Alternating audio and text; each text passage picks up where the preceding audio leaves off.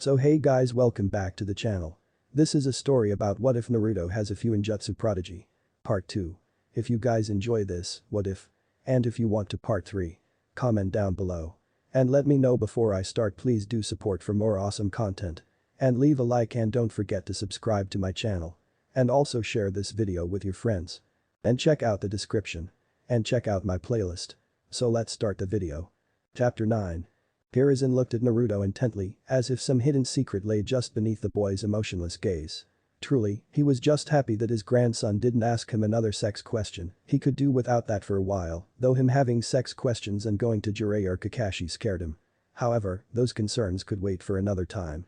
Naruto had requested Hiruzen's advice on something the professor was quite experienced in, teaching. As Naruto explained it, this Haku girl wanted to be his assistant as well as a reservist in the ninja corporation. One condition was that Naruto would teach her. A reasonable request and a skill that would take years to master, unless that is, Naruto was also a genius at teaching. Hiruzen didn't know if he should hope he was or pray that he wasn't. As Hiruzen gathered his thoughts, he reminisced about his time teaching his team. It was truly one of the best times of his life, even if it ultimately ended in one of his greatest regrets.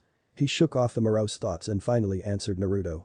Well, Naruto-kun, teaching is truly one of the most difficult tasks to undertake, and it is often the case the easier you find a subject the harder it is for you to teach it. Your intuitive grasp on the subject blinds you to the areas other people struggle with. It can take time to find your teaching style, but also learn to be adaptive enough to the learning styles of your students. It shames me to say this, but I initially was not a very good sensei to Jiraiya-kun because of that very dynamic. What should I do? Communicate. Explain things as you understand them, but listen to what Haku has absorbed. It is often the case that what we are teaching and what our chargers learn are not the same, but if you are patient with each other and diligent, I believe you can be an excellent instructor.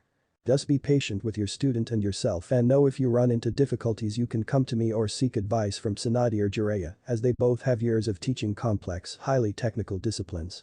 Or Haddock-sensei. Yes, even him, Hiruzen replied with a chuckle. Naruto nodded. Now, how is your other project going? Not well, Naruto said evenly, but Hiruzen could read a level of frustration in his words. It had only been 2 weeks, but even with Tsunade's help, they hadn't been able to find a counteragent to the compound. He patted Naruto-kun. I know you want to help Anko, but don't burn yourself out in the attempt, okay? I'll try, Oji-san. Good, my boy. Now, as you know, you'll be touring the facility that makes your bracelets at the end of the week. The rest of your team will be taking a C rank during that time, but I have a special Jounin assigned to escort you. Naruto had requested to see the facility, and Hiruzen figured the boy could update the security while there. He would send Jiraiya, but the man was out collecting intelligence. Besides, Hiruzen had seen the tension between his student and grandson and figured Jiraiya was giving Naruto space. Naruto nodded again and then departed, saying goodbye to his Oji-san as he made his way to Ichiraku Raymen. Haddock-sensei had given him a few days off as he focused on Sasuke and Sakura. Naruto didn't mind, he had plenty of people to train with. One such person was actually sitting at the Raymen stand as he arrived. Hello Haku. Sorry if I'm late. Hi, Naruto-kun, you aren't, I'm just early. As Naruto sat, he saw Am approach with a smile on her face. Welcome, Naruto-kun. What will you have today? Hello, Am-san. Naruto never got to finish as the girl leapt halfway across the stand and grabbed his cheeks, pulling them in opposite directions. Am-nichan, she said slowly. Hi, Am-nichan. Good, now, what will you have? The usual, Naruto said as he rubbed his cheeks. Haku giggled as it was the most childlike she'd ever seen her friend. It didn't surprise her as Naruto frequented the Raymen stand regularly and the young woman before her was also warm and inviting, especially with Naruto. Haku knew there was a story there but would ask later. She just enjoyed seeing Naruto be treated like a normal 12-year-old from time to time. Tsunade entered her office, her mind abuzz. It had been one of several therapy sessions, and she always needed time to decompress afterward. It was difficult to fight the regret of not having done this sooner, as it didn't take long to uncover it was more than just the deaths of Dan and Nawaki that weighed on the last Senju. While she did still mourn them and feel like a failure, there were layers to her grief. She often felt like a hypocrite, not being able to move on from their deaths when she was one of the most prolific killers in modern shinobi history. How many lovers and siblings did she take from people? How many grieving family members did she send to the bottom of an endless bottle because drunken stupors hurt less than sobriety? How could she be lauded as a medic with so much blood on her hands? She'd existed in a duality, one most medics after her could avoid. She felt alone in many respects, as the fractured parts of herself were in constant conflict. At least, they were before. It was not fast, healing the mind didn't happen instantly, but slowly Tsunade was finding a way to become whole again, to accept all of her, good and bad. She'd already almost overcome her hemophobia, projecting a return to surgeries soon. She'd even been seriously training with Shizune again, allowing herself to feel genuine joy and not have it torn asunder by overwhelming guilt. Senju started on her paperwork, thankful her burden wasn't anywhere near her sensei's. She worked methodically, paying attention to the budgeting reports, preliminary plans for the medic training program and the new security clearances. Those had been slow, medics taking a backseat to the frontline Jounin and Anbu, but progress was being made and most of the senior staff had been cleared. Tsunade heard a knock at the door and gave permission to enter. She smiled to see it was Shizune on the other side, with Taunton strutting in at her feet. "I figured you might want some tea before you started your day, Tsunade-sama," Shizune said before placing the mug down on the desk of her longtime teacher. "Thank you, Shizune." "Boink." "And you, too, Taunton," Tsunade said with a laugh. "How was your session?" Shizune inquired. "Hard but good. I only wish I'd done this sooner, things could have been different," Tsunade lamented. "Things can be different now, I like to focus on that." "That's very wise, Shizune, how'd that happen?" "I had a good teacher. She showed me what not to do." "Har har har. Keep it up and I might start telling people how you cried when you couldn't revive the fish." "Tsunade-sama, that's not remotely true," Shizune protested and Tsunade simply shrugged. "It doesn't have to be true to be believed." Tsunade expected Shizune to back down, but the dangerous glint in her student's eyes warned that wouldn't be the case. "Do that and I'll tell you that I've started reading Icha. You wouldn't?" "I would, Tsunade-sama." "Fine, but one day I will get legitimate blackmail material on you." Tsunade threatened, frustrated that throughout their years she'd never caught Shizune doing anything legitimately embarrassing.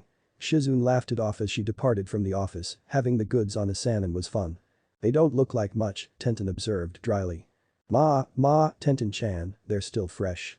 You remember when you were just a few months out from the academy, yes?"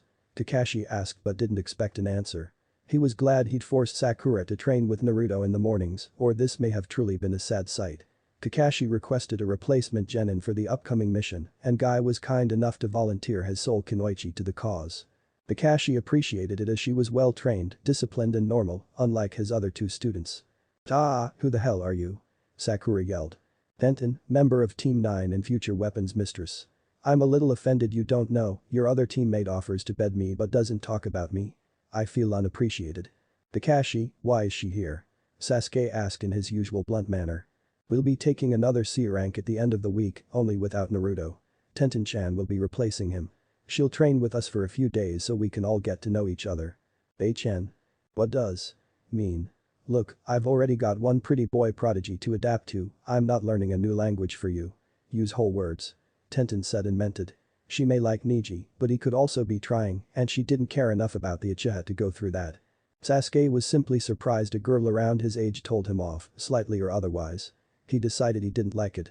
"I don't take orders from second-rate Kunoichi." Sasuke immediately felt something cool move swiftly across his cheek and then the sting associated with a cut while hearing a thud. He turned to see a kunai lodged into the tree behind him.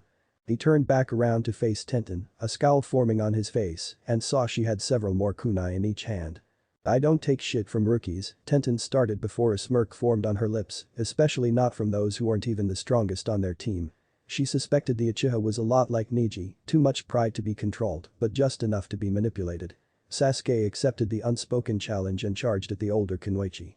Kakashi allowed them to hash out their differences, but would prevent serious injury to either party, should the need arise. Until then, he had a book to read. A minute into the impromptu spar and Sasuke was frustrated. Tenten negated his speed into jutsu by keeping him at a distance. Every strategy he used to get closer was negated and he was littered with small nicks and cuts. It was as if she'd seen it all before and just knew where to throw those damn kunai. He was losing his patience and considering unleashing some fire to teach her a lesson.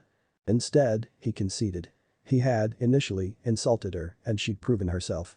He hated losing, but there was no point in escalating this further, not when he was wrong. "I give, you win.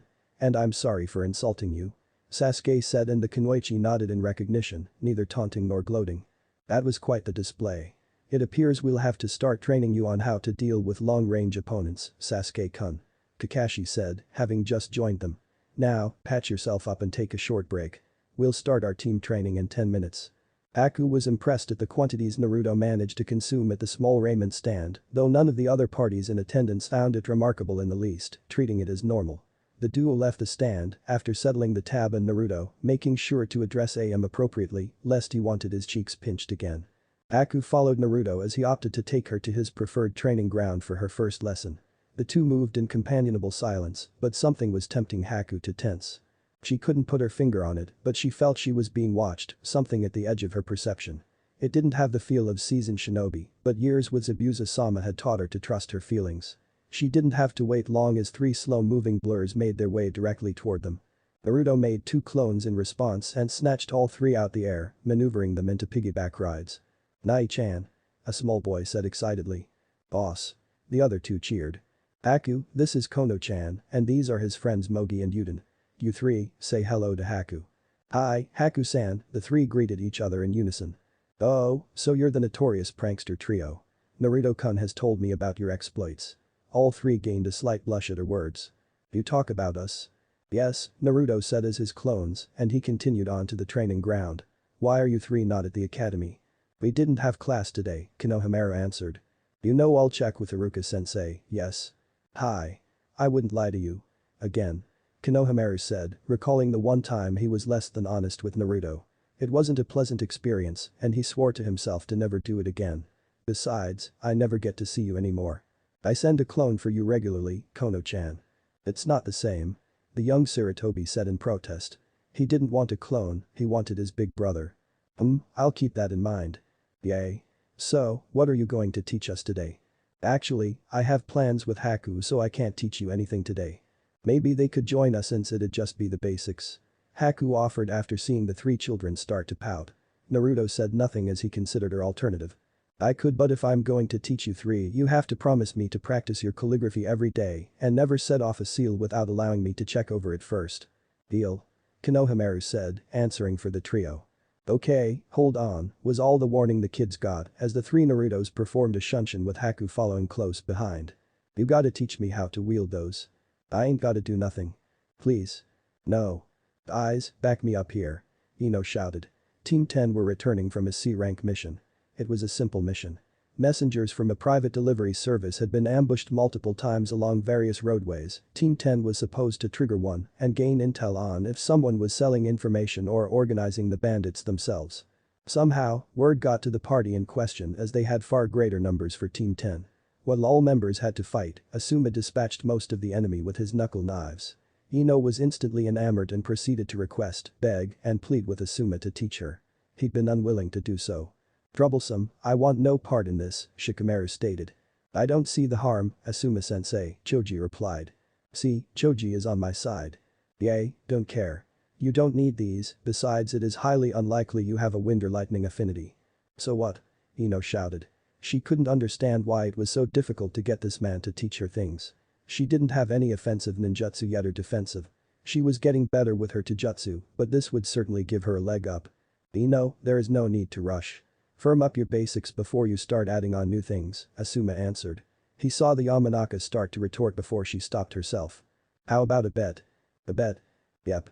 If in our next training sessions I can beat both Shikamaru and Choji at the same time, you'll teach me how to use those knives." "And what do I get if you lose?" "What do you want?" "You have to clean my apartment for a month, laundry included." "It's a deal." "I have no incentive to participate in this," Shikamaru points out. "You only think I'm troublesome, Shika. You want to see what that looks like when I try?" Ino asked threateningly. "What a drag. Buy me some barback and I'm good," Choji added. "I'm sorry your lesson got interrupted, Haku." "It was fine, Naruto-kun. I feel I still learned a lot even with you helping them, besides it's cute how much they look up to you." "They do?" Naruto asked in mild confusion. "I think so, especially Konohamaru. It wouldn't surprise me if he wanted to learn simply because he knows his big brother is good at it. But shouldn't he want to do things he's good at?" "Yes, but sometimes when you care about someone and admire them you want to do some of the things they do. I'll never be a user, but my stealth and silent killing skills are due to Zabuza-sama. I wanted to learn the things he excelled at." "Oh," was all Naruto could say to that. He could somewhat relate, his Oji-san was his inspiration for wanting to be the Hokage someday, but he just assumed he had to do it his own way, although the more he thought about it, the more he realized his various sensei weren't just teaching him skills, but the skills they trained hard to perfect, the things they felt were important. "So, it's like a legacy?" Naruto asked. Exactly, and no matter what you do, a small part of you lives on through your students and their students. Because of you, there may always be people who understand chakra as a way to communicate with the world and not just as a method of fighting. I think I like that, Naruto said after giving it some thought. Would you teach me something? I can, but why? Because that way, no matter what, I'll always have a part of you and spread your legacy. That's very sweet, Naruto-kun. Naruto looked back at her mildly puzzled. He wasn't trying to be sweet, but he shrugged. He'd have to ask his Oji-san about that later. The two continued until they reached their respective apartments, both bidding farewell. Haku would spend the day thinking about what to teach Naruto. Naruto would split his time preparing for the new mission and trying to unravel the last mystery of Anko's cursed seal. Green eyes stared into blue, neither blinking. Inoichi was not at all pleased to see the Uzumaki darken his door. That the boy seemed completely unbothered by Inoichi's stern gaze only added to his annoyance, but what put Inoichi over the top was Naruto's answer to Inoichi's question. I'm here for your daughter, Yamanaka Inoichi-san. Oh, and would you like to pay a visit to my wife after you finish up? Inoichi questioned, sarcastically. Naruto, however, didn't answer, wondering if Mrs. Yamanaka had a sealing or medical-related need, but simply walked past the clan leader. Hinata messaged him saying Ino was in need of assistance, so he came over immediately. Seeing he wasn't going to answer, Inoichi spoke again. Ino is in her room, upstairs and to the left. Thank you, Yamanaka-san, the Uzumaki said before departing to his final destination. When arrived at Ino's room, knocking at the closed door, he was mildly surprised when the door flew open and a near-frantic Ino pulled him into her bedroom and deposited him on her bed. He saw Hinata give a smile, but it wasn't her normal smile, so he didn't know if this was amusing or what. I am glad you're here, Naruto-kun. I'm in need of assistance, and Hinata-chan said you would be able to provide it. I said Naruto-kun might have an idea to help you since your mouth got you in trouble, Ino-chan, the Hyuga corrected. Same diff, Ino replied while shrugging, and then immediately returned to her near-panic state. As Hinata said, you're my only hope. Said declaration caused Hinata to stare at Ino blankly, wondering if the girl had the power to deny reality as she saw fit. Naruto simply sat in silence. Ino, having gotten a little more familiar with Naruto's speak, which included a lot of silence and blank stares, concluded he was waiting for her to tell him the actual problem, as his presence signaled his willingness to try to help. She learned Naruto didn't state the obvious. Okay, so here's my problem. On our most recent C-rank mission, some things went pear-shaped. We handled it, but during combat, I saw Asuma-sensei using these knuckle knives, and it looked so cool. Of course, I begged him to teach me. I mean, I'm so behind. Even forehead girl might be getting ahead of me since she trains with you, right? Sakura-san's rate of progress has been within the range of expectation. See, that's totally Naruto-kun speaking because the walking billboard is getting stronger. I just want an edge, an ace that no one suspects, and it would aid in my taijutsu. These are all good points, Ino-chan, but I don't see how I can convince Asuma-san to train you. Oh, no, that's not what I need help with. I challenged Asuma-sensei. I said if I could beat Shikamaru and Choji at the same time he'd have to train me and he agreed. The problem is, Shikamaru is sick smart, maybe even smarter than Sakura and you. Choji is a sweetheart, but he's a tank. I could wail on him all day and he wouldn't really feel it. Only Sasuke-kun, Kiba and you were able to actually hurt him in the academy. Separately they'd be a challenge but together. I'm totally screwed. I was hoping you'd have some advice or maybe a super seal to win it for me. So what do you say? Want to whip out that ink and paper for your dear Ino-chan? When is your challenge? Naruto asked. 3 days later, Asuma-sensei gave us 2 days off and we settled the bet on our return. So, will you help me? Yes, Naruto started, only to be interrupted. Aw. But I won't give you any seals, the Uzumaki finished. What? Why? Come on, you could totally trap them in something or other, it'd be easy, Ino whined. Possibly, but this is not my challenge, Ino-chan, it is yours. This is a chance for you to improve and I wouldn't be a good friend if I took that away from you. Ino wanted to beg some more, but the slight hint of smugness on Hinata's face told her all she needed to know. You knew he'd say no, didn't you? Yes, Hinata answered, not hiding her pleasure, but it doesn't mean we can't help you, Ino-chan. We just won't solve your problem for you. Ino huffed before resigning herself, fine, what can I do? What are the rules of this challenge, Ino-chan? Probably just standard sparring rules, Asuma-sensei didn't stipulate anything before we left. Oh, okay. Then the challenge has already started, Naruto observed, causing Ino to look at him in apparent confusion. No, Naruto-kun, we fight Friday. No, you only have to appear to win on Friday, Ino-chan. That doesn't mean you can't take steps to secure your victory in the meantime, ideally, both Shikamaru and Choji should be doing the same. But it's just a spar. No, Ino-chan, it's an assassination mission with the requirement that the client watch you make the kill at a specific time. Wha? Outside of your agreement with Asuma-san and the laws of Konoha, you are free to act without violating the terms of your agreement. It would be irresponsible of you not to seek every advantage, Ino-chan. As my Oji-sense says, if a shinobi finds themselves in a fair fight, they've done something wrong. Ino gaped at Naruto's words, wondering if this is how he thought about things, seeing training through the lens of future missions or the ethics of a shinobi. The statement was brief, but the effects would be profound. Ino felt small and immature, wondering if that was why Asuma-sensei didn't want to train her more. She was too linear, too small in her thinking. She was worried about winning on the day of the spar. It was stupid, the reasoning of an academy student. Of course, he wouldn't want to teach her intermediate skills, she was still pretending to be a ninja. She should have seen the fight as occurring the very moment Asuma-sensei agreed to the bet. And worst yet, she expected her friend to just solve her problem so she could get what she wanted. The Yamanaka heiress hung her head in shame, much to Naruto's confusion. Hinata, however, knew exactly what was happening as she was quite familiar with the looks of shame and self-criticism present in Ino's body language. Ino jumped a little when she felt arms encircle her, but quickly eased into the hug. It's okay, Ino-chan. Of our graduating class, Shino-kun is likely the only other one to come to such a conclusion. We're still learning and you've done nothing wrong. I didn't mean to make you feel bad, Ino-chan, Naruto added. He had thought he was helping but was concerned he might have done the opposite. You did, you have. I'm just embarrassed I've been so immature about this. Could you stay a little bit and help me brainstorm a plan? Of course, Ino-chan. The trio would stay in Ino's room and listen to her formulate plans, only offering feedback. This went on for 20 minutes before Naruto's eyes briefly glazed over. That was followed by Inoichi storming into the room, red-faced and breathing heavily. The man looked apoplectic. Get out you damn brat. Get out right now. The Yamanaka clan head started shouting, only to be cut off by his wife. Inoichi, you leave that sweetheart of a boy alone. Daddy, why are you yelling at Naruto-kun? He's been here the entire time. He was in my bedroom with your mother. The two heiresses turned to look at Naruto who didn't seem all that concerned about the jounin yelling at him. He assumed his friends wanted an explanation and he didn't mind as he'd only done what Inoichi-sen asked of him. As Naruto got to the top of the stairs he created a shadow clone. If Inoichi-sen's wife needed help it wouldn't be due to make her wait. Assuming Inoichi-sen's bedroom was at the opposite end of the hallway, Naruto sent the clone that way and continued on to his initial destination. The clone traveled the short distance to the presumed bedroom and knocked. Why yes, was the pained response. Hello, Yamanaka-san, I'm Uzumaki Naruto, and Inoichi-san requested that I see you. Oh, then come in, she responded and Naruto entered.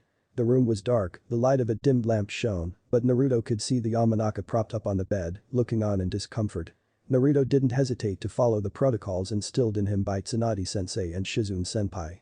As I stated, I am Uzumaki Naruto and am currently a C-rank medical ninja.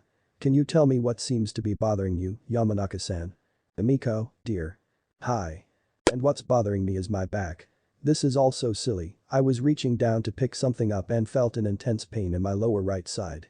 It was agony for the first 2 days, now it is simply mind-numbing. I told Inoichi-kun I just needed a few days rest, not a trained medic. Not even one of Ino's cute friends, saying the last part with a wink. Naruto smiled in response before continuing. How long ago was the initial incident? 3 days ago. Do you ever feel a numbness or shooting pain in your legs? Only if I stand too long. I know this will not be comfortable, but do you think you could roll over on your stomach so I can check your back? Amiko, with Naruto's help, removed the covers from her, revealing she was in a floral print nightgown. She winced as she rolled over but managed to do so. Naruto activated his diagnosis and it confirmed his suspicion. You've herniated a disc in your lower back, Amiko-san. Oh, can you do anything? Yes. It is not severe enough to require surgery and is therefore within my current skill level. One problem is that while bed rest is initially good, after a day or two it becomes harmful. The muscles in your back have tightened and tense, making you stiff. That will prolong the recovery time. I can help with that too, but I would need you to expose your back to me. And I'll feel better when you're done. Hi. I would only suggest you follow up with another medic tomorrow, as they may undergo further healing or recommend physical therapy. Okay, let's do it. Would you like a towel or a sheet to cover your lower body? And no, that won't be necessary. Naruto said no more as he gently lifted the back of Amiko's nightgown and exposed her lower back and cotton panties. Naruto noticed she had 2 dimples above her butt and thought it an attractive feature. He made a note to apologize to Haku for being skeptical about her aversion to showing her lower back. He also, idly, wondered if Ino-chan would develop similar features as she aged, assuming she hadn't had them already. None of these thoughts lasted long, nor did they delay Naruto from his responsibilities. He started treatment immediately, engaging in healing, though not the fabled mystic palm technique, as he hadn't received the proper rank to learn it yet. However, due to the potency of his chakra and the enabled fine chakra control, even basic healing worked faster for him than most. In only 10 minutes the disc had been repaired and Naruto started relaxing her muscles with a therapeutic massage. Naruto started on Emiko's lower back before slowly sending his hands up the outside of back and gently down either side of her spine. He did this for several minutes until he felt the muscle groupings in her back had warmed up and then he focused on any sources of tension or knotting he could find, gently working them loose. He knew he was on the right track as Emiko would offer hums or coos of pleasure. When Naruto ran across a particularly tough knot at her shoulder blades, Emiko encouraged the blonde to be a little more forceful. "Yes, right there, Naruto-kun. Don't be shy," were the words Inoichi heard as he entered his bedroom only to be followed by an "ah." As his wife sounded as if something deeply satisfying had occurred. Seeing a small blonde on top of his wife was the final spark to Inoichi's temper. "What the hell are you doing to my wife, boy?" "Paying her a visit as you requested," Naruto said neutrally, a little confused at Inoichi's surprise. That only further incensed Inoichi who was about to start yelling at the blonde. Naruto, remembering Shizune-senpai, told him that sometimes family members would delay treatment as they became emotional and decided to restrain the confusing clan leader. Inoichi didn't notice the paralysis and suppression seals forming in the room until after they had latched onto him. The part of him that was still objective was impressed that the boy could manifest seals with his feet. Every other part of him found the little blonde bastard to be smug and arrogant. Naruto returned to his patient, asking her about her current pain level, there was none. He requested she stand and she did with no problem. He then repeated his request to seek another medical ninja tomorrow before dispelling, ending the restriction seals placed on Inoichi. The man wasted no time charging into Ino's room, ready to strangle Uzumaki. It took Ino and Emiko both to calm Inoichi down, as the respective Yamanaka women believed he was being irrational. This feeling was only solidified by the fact that Inoichi asked Naruto to go to Emiko, and the blonde did help her. He, begrudgingly, apologized for his behavior as he escorted Naruto and Hinata out. Naruto then offered to walk Hinata home, and the Hyuga gladly accepted. The pair walked in silence for much of the way to the Hyuga compound until Hinata spoke as they turned on the final street. "Naruto-kun?" "Yes, Hinata-chan. It was nice of you healing Emiko-san, but you shouldn't give your services away for free." Hinata watched as Naruto tilted his head to the side in thought before donning a small smile briefly. "In a sense, she did pay me." "Oh, and what's your going rate?" Hinata asked, the duo approaching the main entrance to her compound. "She let me see her panties." Hinata stopped right at her gate, the Hyuga guards holding their greeting.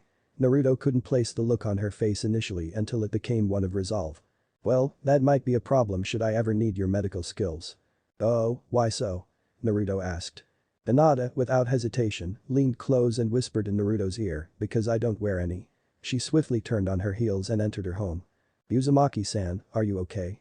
One of the guards asked as the boy merely stood before them with a half-lidded gaze.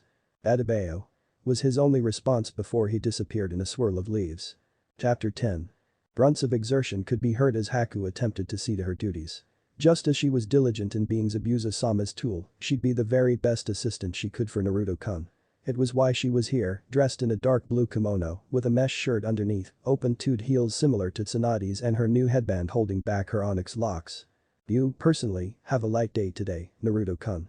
After training with Sakura-san, you have a couple of hours free before your first meeting." "Ugh. Haku, as a shadow clone, needs Sakura in the stomach."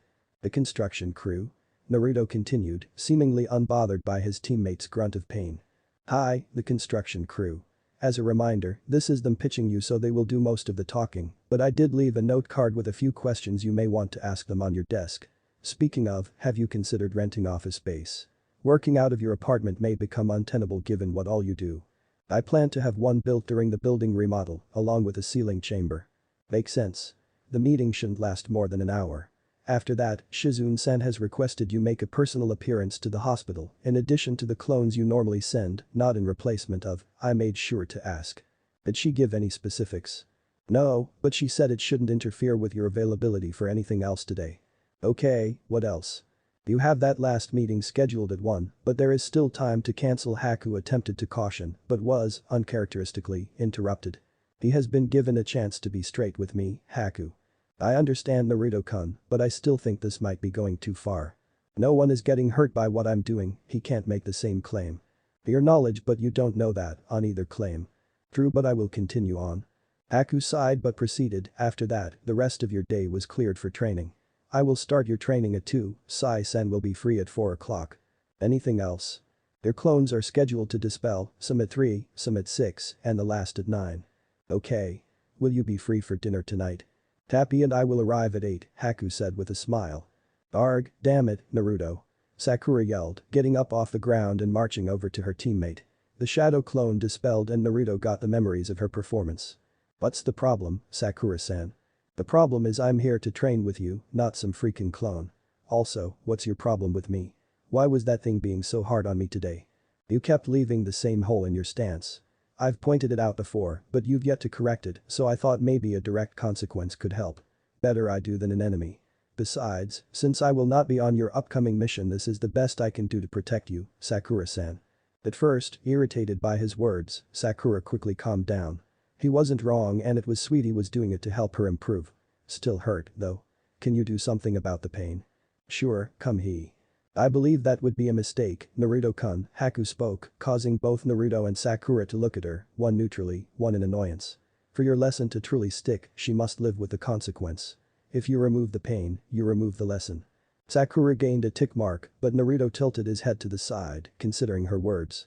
Haku's point seemed sound, and Naruto didn't want Sakura-san to backslide because he was misguided in his kindness. With a firm nod, Naruto spoke. I agree with Haku, Sakura-san. I know my clone held back so well it may hurt you aren't injured and can continue with your duties. What? Naruto, just come heal me. Sakura-san, I suggest you lower your voice and never raise it to Naruto-kun in my presence again, Haku said with a warm smile, but Sakura saw a threatening glint in her eyes.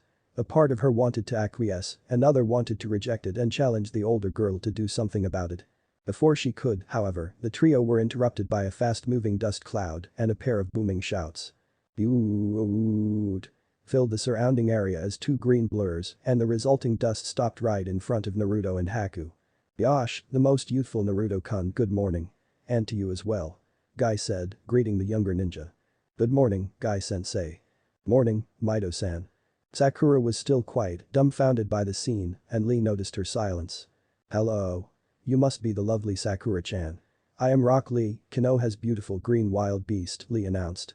Would you like to go out with me? I'll protect you with my life. This is way too much, way too early. I'm sorry Lee-san, I'm interested in someone else. Lee looked down for a bit before his eyes started burning with determination. Naruto-kun has clearly taken the lead for your heart, and while that may never change, I look forward to showing you my worth. And no, it's not Naruto.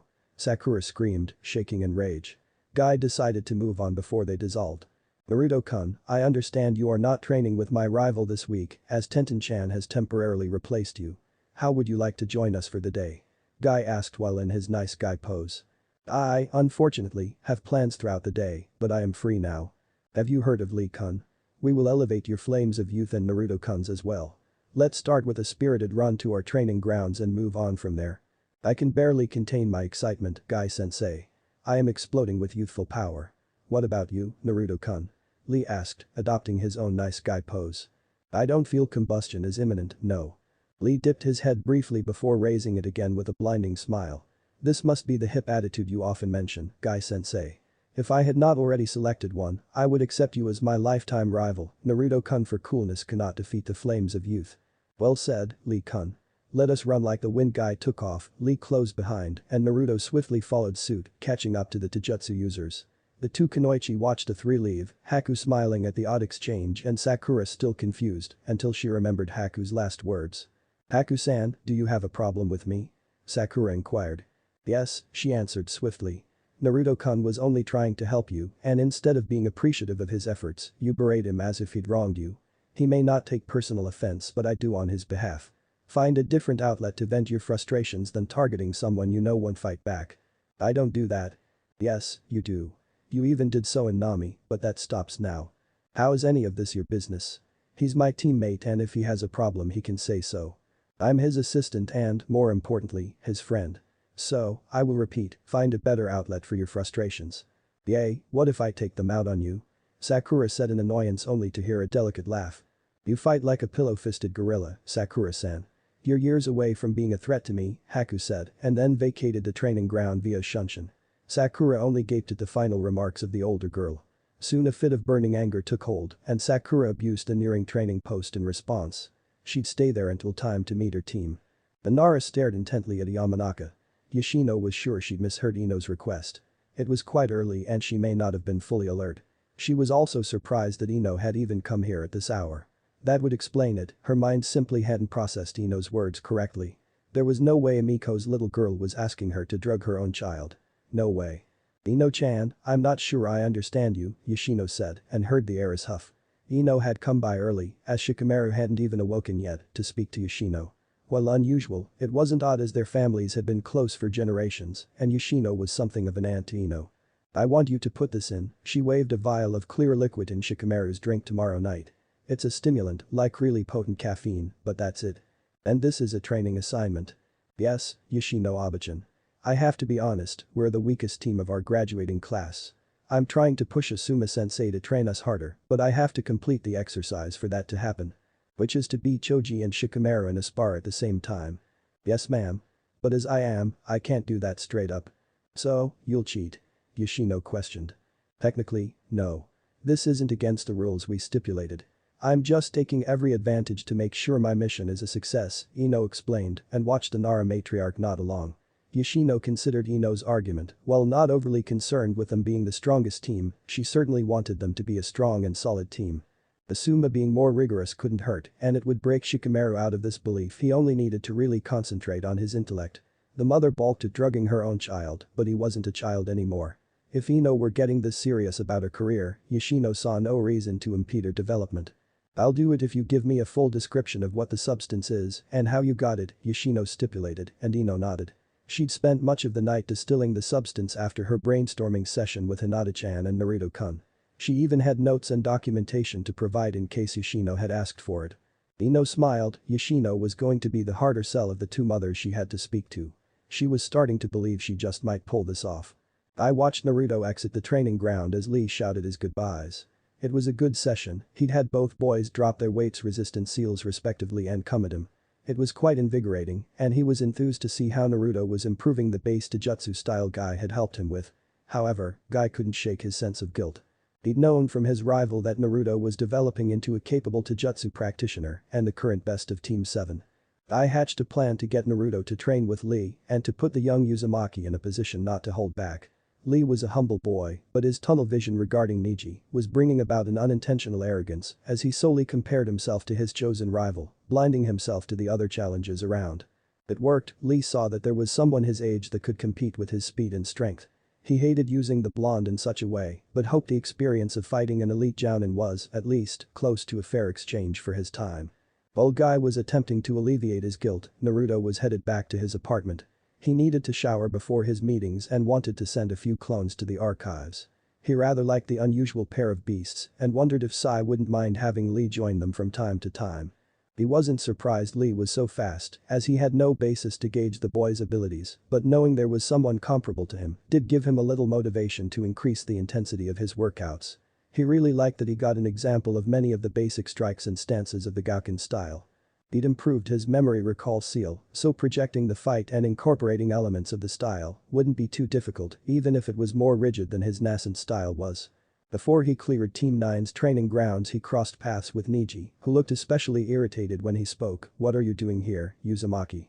Naruto simply looked Neji in his eyes for several moments before giving his answer, leaving. He then continued to walk away, wondering how the alleged prodigy couldn't pick up on something so obvious. Neji took the answer as a dismissal, and it only agitated him further. You would do well to speak properly to your betters, the Hyuga spat. Naruto turned to him, considering his words. He did have a point as Oji-san had stressed the value of politeness, which is something he then taught to Kono-chan. However, the phrasing of betters left him perplexed as Naruto hadn't known of some objective ranking system, but he felt he should, at least, acknowledge Neji's attempt at good advice. If I find some, I will, and continue on his way.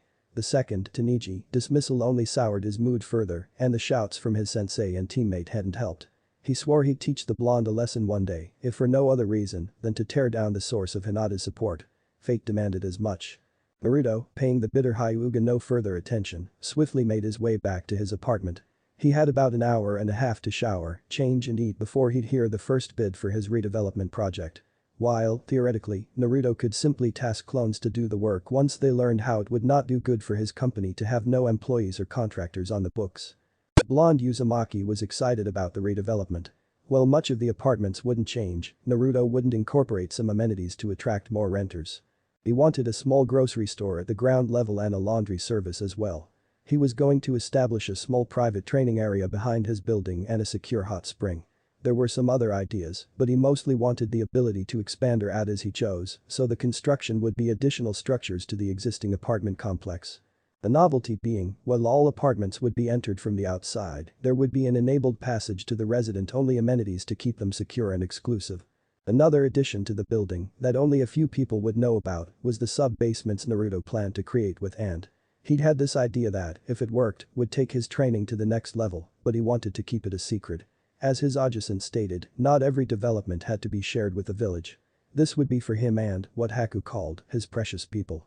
The Uzumaki had busied himself with so many projects, Anko Seal, learning medicine, battle and other areas of training, that he'd stalled on his initial focus, the information systems. His short-range communication seal worked, but he wanted something better that could handle audio, video, and text. Attempts hadn't been to his liking as the images would just be blurs. How to transmit the information was the problem, and one of his clones had the thought that the data of the desired transmission needed to be broken down into smaller packets and then reconstituted in almost an instant once received. Even Naruto had spent much more time with his mother's barrier information, creating the theoretical framework hadn't been hard, though coming up with a new coding language was onerous. The last hurdle was the method of transmission, which would require a space-time technique. To realize his goal, Naruto knew he had to finally begin to learn his father's signature, the Hiraishin. He also had to then surpass even his father's mastery, as the Hiraishin was an assisted ninjutsu, and Naruto needed an entirely instant transmission method. The Uzumaki hummed as he exited the shower. He had a lot to do, even with his clones, it often felt like he was nearing his limit with how much he could multitask. He'd finished his preparation for his upcoming mission, but he still needed to make some things for his teammates. Just because he wasn't going to be there didn't mean he couldn't be helpful, and as his replacement, Tenten-san, was alleged to be really good at, he knew just the items to give her. He completed his hygiene rituals, dried off and changed, a black v-neck, long-sleeve shirt over a mesh shirt, black pants and sandals to match. Not his usual shinobi wear, but since it was for business, Haddock-sensei and his Ajusan both recommended a change in wardrobe. He sat down at his table, a clone having prepared omuris with miso soup. The Uzumaki ate quietly, enjoying the small moment of inactivity. Kurenai overlooked her team with a small smile on her face. The team had just completed one of their recurrent training exercises, hide and seek. 2 members would search for one party, but the stipulation was, none of the genin could use the abilities their clans were infamous for. Kurenai had to put a special salve under Kiba's nose to achieve this, as the boy couldn't simply turn his scent smell off. They'd struggled initially, as she assumed, but they'd grown over the months in and out of the exercise. Kiba had to learn to be more observant and thoughtful, qualities that were slowly bleeding into other facets of Inuzuka's life. He'd still charge ahead, that'd likely always be his style, but he was getting smarter about it. Shino was learning to treat the environment and people around him as things to engage and interact with, not merely objects of observation and assessment. He was, in turn, talking more with his teammates about non-shinobi matters, and his teammates were all too happy to talk in return. Hinata, too, initially faltered, but she was learning to rely on more than just her eyes and getting more and more confident. Kurenai couldn't be more proud of her team. While not the combat focus like Team 7, they had enough power to not fall victim like other tracker-focused teams, while also learning to be multidimensional in their ninja abilities. She was even ready to start them on some studies outside of how to detect and break them, which she drilled into their heads early on. None of them may specialize, but they'd all know how to do something in the illusion arts. Kurenai's focus was disturbed by the presence of a hawk circling the team, meaning they were being summoned to the Hokage tower. She wasted no time getting the genin's attention and leading them to the tower. If they were being summoned, it was likely a time-sensitive C rank. There was always a hint of concern when she took them out of the village, but she chalked that up to just the natural concern a teacher would have for her students, as she was also confident they could handle themselves. They were solid individually and even better as a team. The mission was a search and rescue, if alive, or confirmation of death if not. It would take them 2 days to reach the mountainous region they were traveling to, so Kurenai gave her team an hour to pack and report to the main gate. Teammates separated as they exited the Hokage tower, each attending to their own mission prep. Kurenai chose to go with a standard Jounin uniform, taking into consideration the weather conditions of the mountains. She resolved herself to barter with Uzumaki-kun to get some of his temperature control seals. Hinata already had them in her mission wear, and it had been a mental lapse to not procure some as well. She may make it a team buy as Shino and Kiba could both benefit, but she'd have to consider what would be a fair trade for his services. Maybe some lessons, and even she wondered as she finished packing. After having a light lunch and rechecking her gear, Kurenai left, arriving just as the rest of her team did. She smiled briefly as they were neither too early nor late. She spared them some brief words about their expected travel duration, and after officially checking out, teammate departed. Movement, she realized, was going to be her key to success. Any traps she erected needed to keep her teammates moving, off balance and guessing. Shikamaru likely couldn't use his shadow possession while moving, and his stamina wasn't the best either. He also didn't strategize the best when on the back foot, situations not in his control. Choji was different, he was all motion. The tank that could barrel through opposition when needed, but she'd use that against him, and without Shikamaru guiding him, the boy would lose confidence. Ino realized she'd have to work with Choji on that. He shouldn't use Shikamaru as a crutch, but it'd have to wait. The Yamanaka heiress was planning out her battle, that is why she was currently in her team's training grounds. She wanted to get a real feel for the area, looking at it through new eyes. She wouldn't put up any of the traps until tomorrow night just in case, but it was good to have a working schematic now. After getting Choji's mom to agree, Ino didn't feel as confident as when she left Yoshino. It was starting to feel real now. She had a brief moment of doubt as she wondered if she really could do this on her own, outside of the help she'd be receiving from her surrogate aunts. Ino immediately shook away those dark thoughts. She knew how many saw her, the vapid fangirl heiress, the girl that would rather gossip than train. While some of those things were true, she was a sincere and vocal admirer of Sasuke. She wasn't some dimwit. She's been the one requesting more training, pushing her limits. She's the one trying to diversify her skill set. She had to win. This single victory wouldn't change people's perceptions of her, but she could start with Asuma-sensei. She could prove she wasn't just playing ninja, she was serious. From there she didn't know, but she had people to help figure it out. Yamanaka simply knew she'd only accept the best from herself and push her teammates to do so as well. Dublon sat in the observation deck of his surgical suite overlooking a team performing. From above it looked so orderly, a choreographed dance that belied the split-second decision-making and potential consequences should one misstep. Tsunade wasn't concerned, though. She'd trained Shizune well and had absolute faith in her longtime apprentice. Her visible discomfort was only due to the remaining vestiges of her phobia. Watching surgeries was to be an immersion therapy, a way to safely confront the symbol of her deeper issues. Tsunade hadn't told Naruto she had hemophobia, and he never inquired as to why she wasn't performing surgeries. He was, however, a very observant boy, and while he may not understand a lot, he does know the signs of discomfort and the periodic flinching of Tsunade's shoulders. Recalling some advice he read in a book once, Naruto simply reached out and held her hand. He missed a small smile she donned at his gesture, his focus having returned to the surgery. Being a combat medic is like fighting a war on all fronts. Time is against you, your conditions aren't sterile, and you often have enemies to worry about. Do you have enough supplies? Are you rested enough? Focused enough? Is there enough light to see? What if you have multiple patients? Who gets how much time?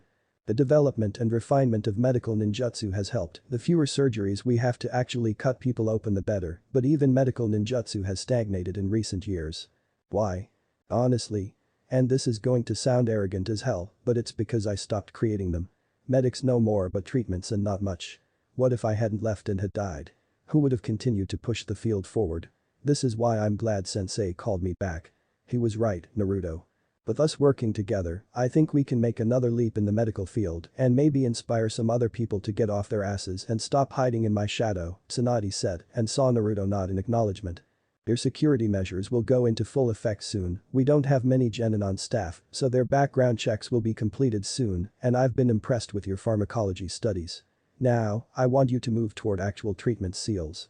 After you get back from your next mission, I want to start your surgical rotation in earnest, which means you'll need to be here in person until I say otherwise. Your clones can do rounds with our diagnosticians. Though you are to no longer have them henge into other people. The transformation of the clones was initially agreed upon to not draw attention to Tsunade taking on a new student. It just looked like she was testing out a pilot program. It was also an attempt on Hirazen's part, as it was his suggestion, to insulate Naruto from beast staff or even patients. Tsunade was of the opinion that people either dealt with him being there or they could get the hell out, but ultimately deferred to her sensei's wish. But if he were going to be seeing more and more patients, there had to be a level of trust, so the deception had to end. Okay, was Naruto's response. Henge, no henge, it didn't really matter to him. Good. Now, as I was saying, unsterile environments and live combat zones are one of the more enduring issues. Do you think you could develop some type of medical room barrier? Tsunade asked and watched as Naruto stroked his chin lightly. Barriers, be they ninjutsu or required a good deal of chakra.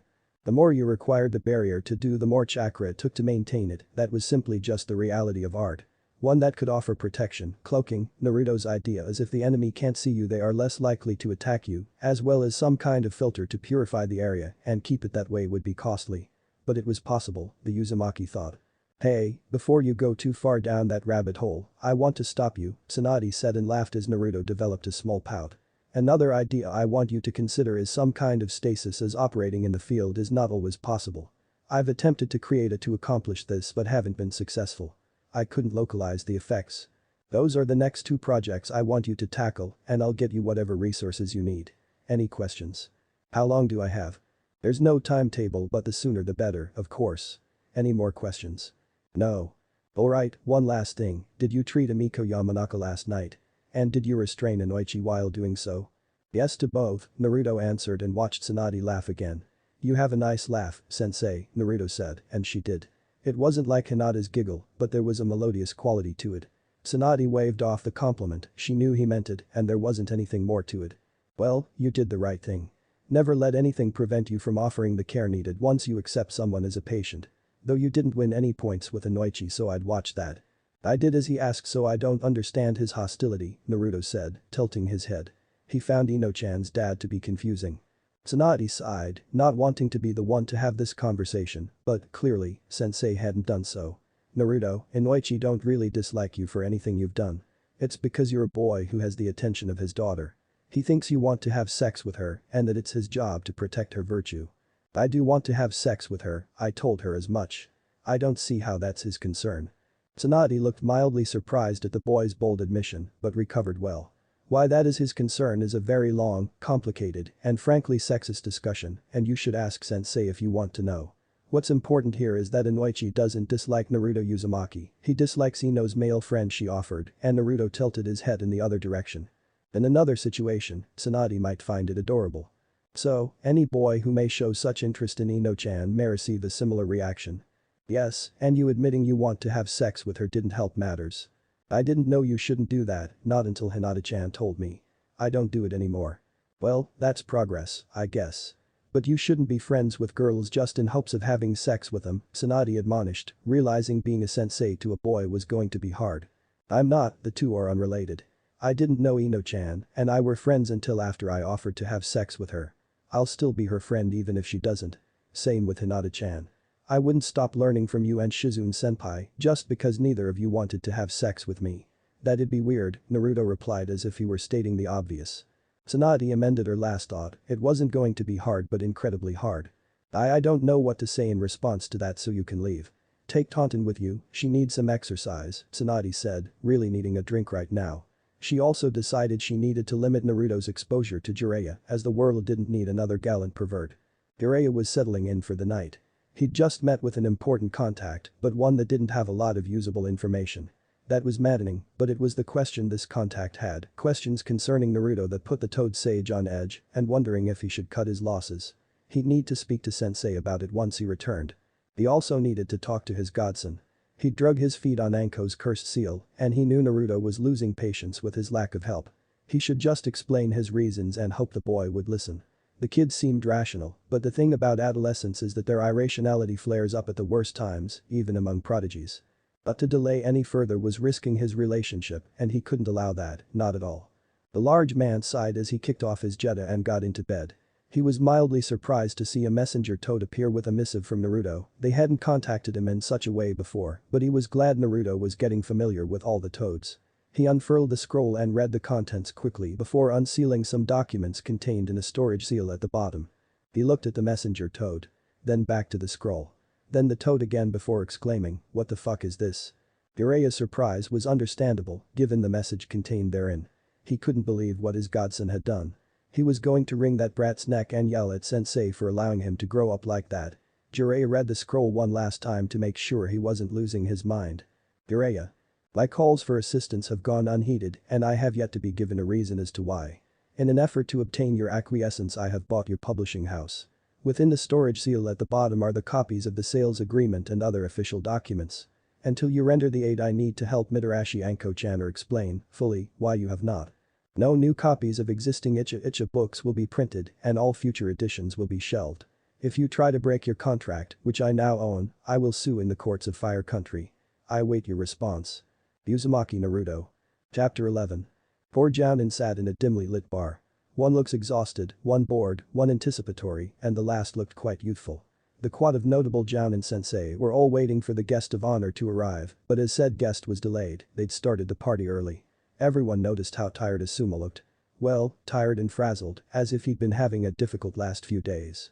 I was the first to remark. Your youthful flames need replenishing, Asuma. Asuma grimaced at Guy's booming voice but couldn't deny the observation. He wasn't feeling the least bit youthful. I'll be fine, although if any of you are interested in trading Kunoichi I'll gladly consider it. Kurenai frowned at Asuma's statement, having learned a little about Ino from Hinata. She was under the impression the Yamanaka heiress had been taking her training and vocation more seriously. She didn't get a chance to voice it, as Kakashi beat her to it. What has Ino done? Naruto talks about her often, and she doesn't seem all that bad. 5 days ago I would have agreed with you. She was just an eager genin wanting to learn new things and train to be better than the girls of her generation. What happened to change that? Well. Sarutobi was surprised to see Ino there so early. She looked calm, ready but entirely too calm.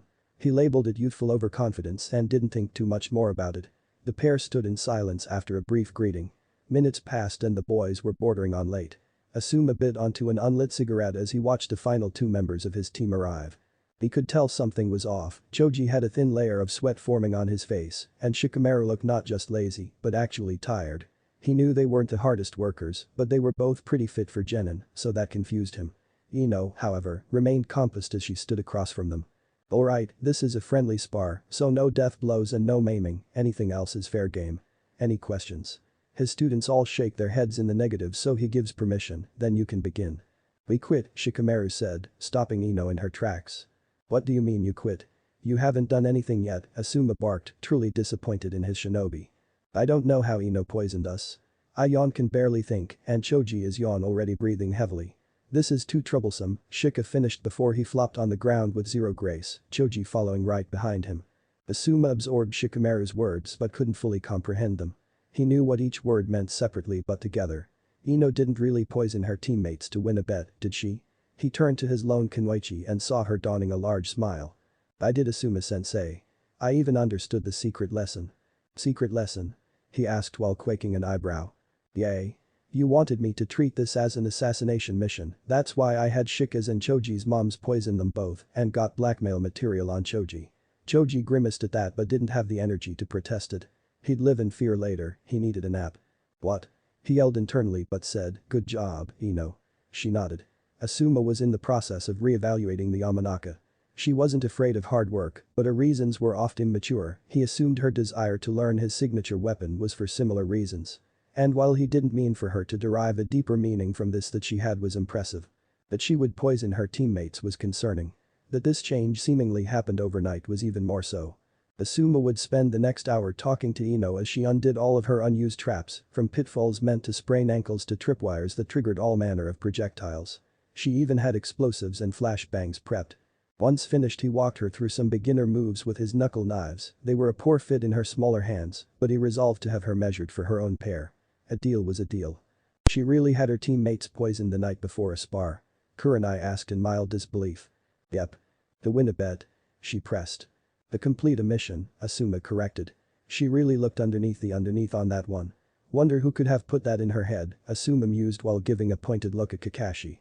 I've never spoken to Asuma in a day in my life. Oh, not you. That blonde brat of yours. Ma. Naruto-kun is far from a brat, Kakashi said with an eye smile.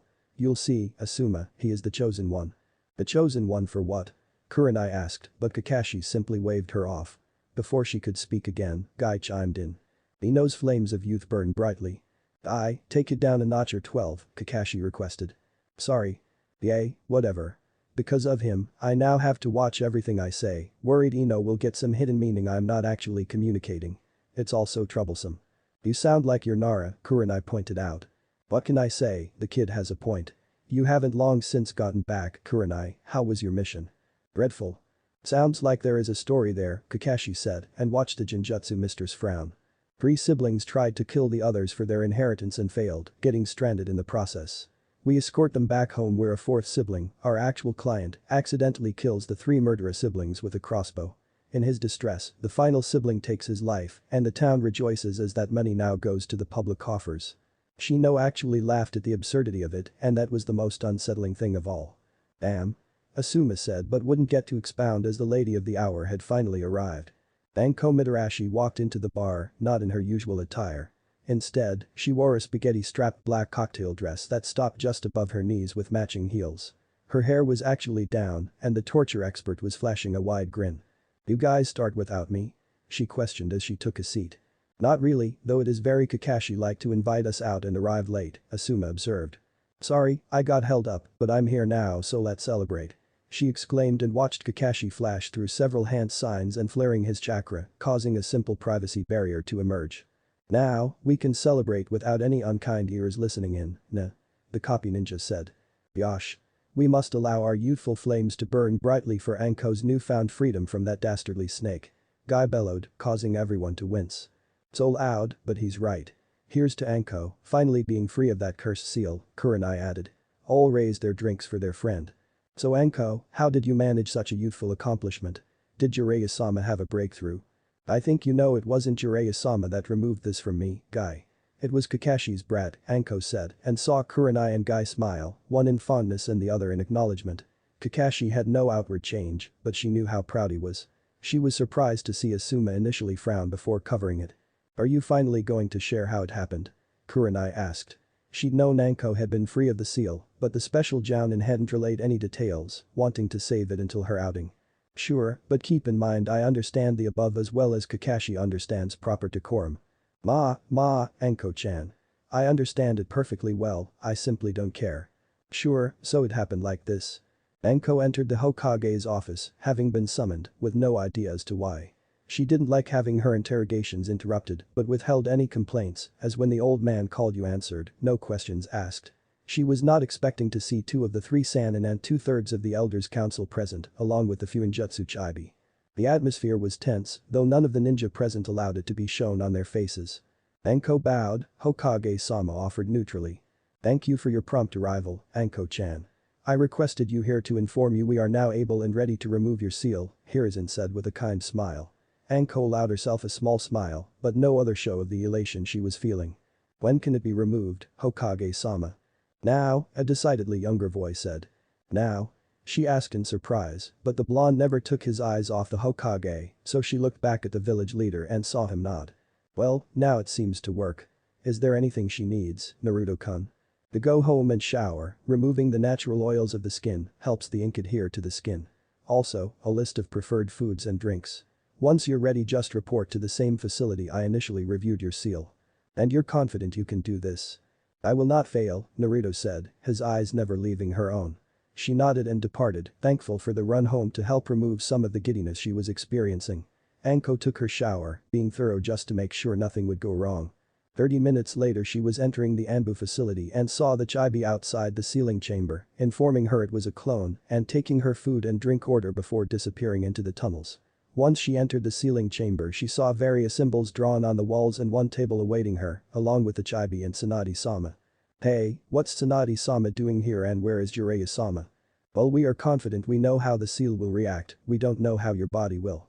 I am here to ensure any complications that arise can be seen to immediately. As for Jiraiya, he is not needed. I have walked him and 2 other adept seal users through my designs and each have cleared its use. Would you like me to walk you through the process, Anko-chan? Yay, sure. The main array will consist of 3 layers. The first is to remove the independent consciousness, sending it to a pocket dimension that will implode with said consciousness. The second will siphon off that energy contained within the seal into an independent storage seal. Lastly, all other functions will be dismantled and the seal will be unraveled. Anko listened intently to Naruto's words, nodding along, but something occurred to her. You said the main array, is there more? Yes. I will graft a partial, supplementary chakra circulatory system onto yours. It will be how the seals for the errant consciousness and the unstable energy will be removed. I also have developed seals that will keep your body still and relaxed. The calmer your chakra flow is the easier this will be, and stillness will aid in that. Finally, Tsunade-sensei will use medical ninjutsu to anesthetize you, but if you need to awaken immediately, I have a seal for that. Okay. That's a lot. But how did you manage it? We were alerted to a substance that can produce a special kind of chakra ink. It will make it possible to trigger the seal in a controlled way and ultimately remove it, Tsunade answered. Anko nodded at the small blonde again. What do I need to do? You have to remove your clothes so I can paint the seal, Naruto instructed and then stepped out of the room. Why did he bother to leave? He's going to see it all anyway. Anko asked and watched the slug Sanin shrug. It's pretty standard at the hospital to give your patient some privacy. Being naked and getting undressed in front of someone can feel decidedly different. Oh, when he called you sensei. Yep, he's my student for the time being. It is going to give me a complex. I really need to up my training, Anko said, removing the last of her clothing. She was considered talented, it's what drew Orochimaru to her, but clearly, the blonde was operating on another level. Anko heard Tsunade knock on the door, a signal Anko was undressed, and the uzumaki returned. He wasted no time drawing the seals on her, utilizing a team of clones, the ink felt cool against her skin. After about an hour she was lying on her back, drifting off thanks to Tsunade's medical ninjutsu. Her last image being of unbelievably blue eyes looking into her own, not an ounce of apprehension or doubt to be seen. When Anko awoke, it was 5 hours later and her senses returned in sequence. First, she felt and not how she expected to. She felt warm, intoxicatingly warm. And heavy, but that too was pleasurable. She thought she could just curl up and sleep forever, but her sense of smell came back and the aroma of dango called to her. Not even the promise of endless sleep could match the seductress known as dango. Next came the sound as she could hear someone gently shifting around her. Finally, she opened her eyes, the bright light making her squint. Welcome back, Anko, Tsunade said. Did it work? Anko asked. She was alive so the seals couldn't have completely failed, but that didn't mean she was free and her chakra felt too chaotic to check herself. Yes. Naruto removed the cursed seal. Anko willed the tears away from her eyes, she was internally joyous, but she refused to cry even in happiness. She'd wasted too many tears over her sensei and promised she'd never do it again, not even at the severance of their final bond. She hastily moved on from thinking about him, she no longer had to think about him at all. She was untethered. Unencumbered. Free. Her life was truly hers once again. Anko listened to Tsunade as she gave her a medical rundown. Apparently, it'd take a few days for her chakra system to settle, but once it did she'd have her full chakra capacity back and outside of maybe needing to train her control again, there weren't any significant issues Anko would have to contend with. When Tsunade asked if Anko had any questions, she only had two. Where's the? I sent him home. Removing the natural energy from your system required your chakra and it be in near balance, but your reserves weren't large enough for that, so Naruto had to transfer some chakra to you. Transferring raw chakra to someone safely is incredibly taxing, even when he had a seal prepared to aid in the transfer. Once the cursed seal was removed he was wiped and needed rest. I can't believe he did all of this for me, Anko said. Tsunade laughed, momentarily confusing Anko. I know it may not be obvious, but if you really get to know him, you'll find he's a very caring young man. He simply doesn't express it as most others would. He reminds me a lot of my great uncle. No offense, Tsunade-sama, but I was always told Nidame-sama was emotionless. Oh, he could appear to be. But he also used to sneak me sweets behind Midoriya-sama's back when I was little. People like that, they show they care by what they do. Why would he care about me? We'd only met once before Jiraiya-sama had him check my seal, and it was more confusing than anything. You'll have to ask him yourself. Now, is there anything else? Yay, why do I feel so warm and kinda weighed down? The effects of it, Tsunade snorted. Yay, Fuinjutsu. It's the blanket, it has weight and warming seals on it. He said you could keep it if you like it. I really do. Count yourself lucky, I'm still waiting on mine, and I'm his flipping sensei, Tsunade said in annoyance. I did let him see my tits, Tsunade-sama. Tsunade gained a tick mark, wondering if the little pervert had bumped Anko to the front of the line for that very reason. And I've just been taking it easy for the last few days. But it's gone, it's really gone. That sick fuck was bested by a 12-year-old and it makes me smile every time I think about it, Anko concluded, causing Guy to shed manly tears of youth. Kakashi sat there, listening intently and realized Anko didn't know the whole story. If she had, I wonder how she'd feel about Naruto blackmailing a Sannin for her. Jiraiya, he recalled, was not amused at all by his godson's ploy, nor the immediate response when confronted. Where's Kushina's brat? Jiraiya barked at Kakashi, confusing the copy ninja. Jiraiya looked genuinely angry, and that he referred to Naruto as Kushina's and not Minato's was a sign his favorite student did something. I don't feel I can, in good conscience, lead you to my precious student when you're like this, Kakashi replied lazily and saw Jiraiya's facial features tighten. The brat is threatening Icha, Kakashi, this is serious. And Jiraiya was right, this was serious. How could Kushina's son do that? How had he done it? Kakashi didn't care, he just needed to find Naruto and set things right, maybe levy some punishment for this grievous act. Fuchius no Jutsu, Kakashi said, slapping his hand to the ground. Without ceremony, his entire pack was there, awaiting orders, not threatening his Icha. Find Naruto and once you do, one of you alert me, Kakashi ordered and watched his summons depart. We'll set this straight, Jiraiya-sama, don't worry. I'm not worried. I'm going to wring his little neck, Jiraiya replied and continued to mutter several more threats. 5 minutes later Bull returned, ready to lead Kakashi to the betrayer's location. They moved rapidly toward Naruto, arriving after a short commute and watched as Kakashi's summons turned on him. The no-good mutts were lying on their backs, getting belly rubs from shadow clones as, he assumed, the original Naruto was speaking to Sai.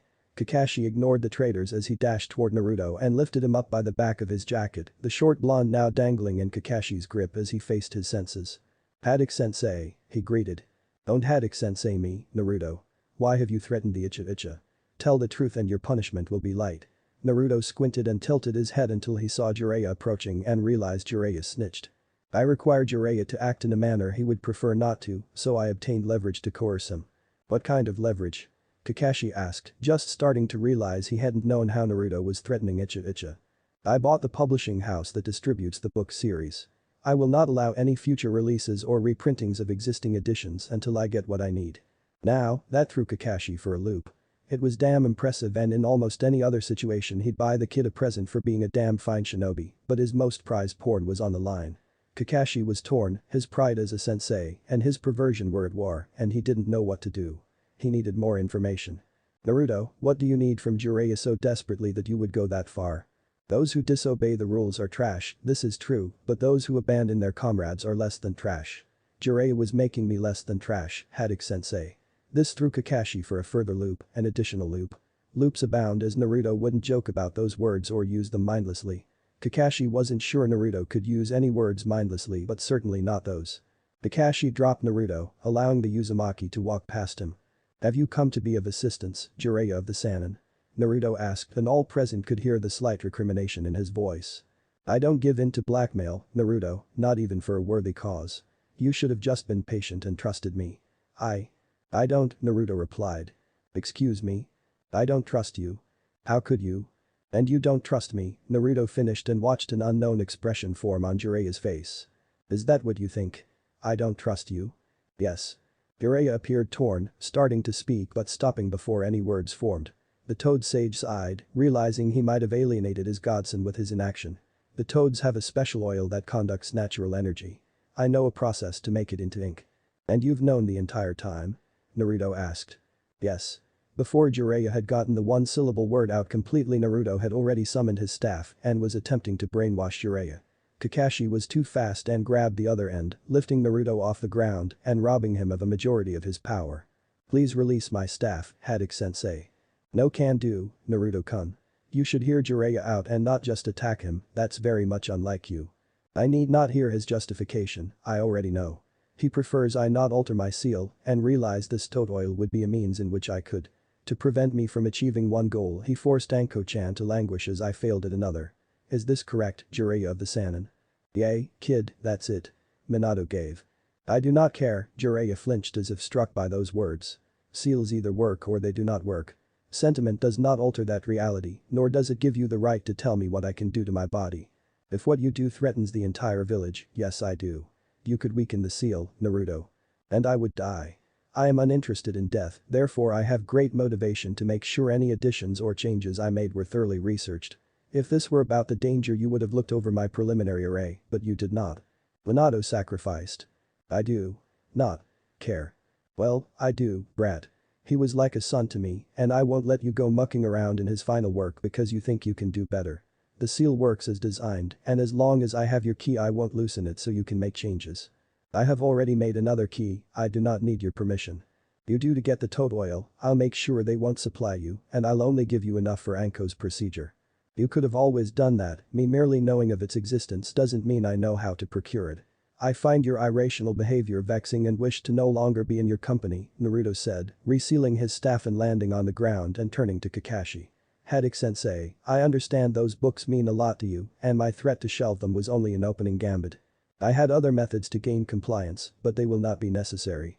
As it is within my rights, I name you the editor of all Icha manuscripts until further notice. I request, in return, 2 of beer ink. Sigh, I will see you soon, but I find myself in need of solitude. Good day. Naruto didn't wait for any response, simply departing in a shunshin. That was a real dickless move, Sai said to Jiraiya, and the toad sage sighed and departed, his shoulders slumped as he did. Hey Kakashi, are you still with us? Anko asked. Ma, did you say something? He asked in response. So hip. Guy said and Anko merely snickered at the Cyclops. Anko, you never told us why you were late, Kurenai reminded her. Oh, I wanted to thank him as I hadn't seen him since he removed it. It seemed he was in the middle of a sleepover of sorts. I know I saw at least 3 girls in his apartment. Unseen by all was the last Haddock doing a small fist pump. He knew he had chosen wisely, Minato-sensei's son couldn't fail. The gentleman pervert was well on his way. Haku sleeps with me sometimes because she gets cold, Naruto said to his guests.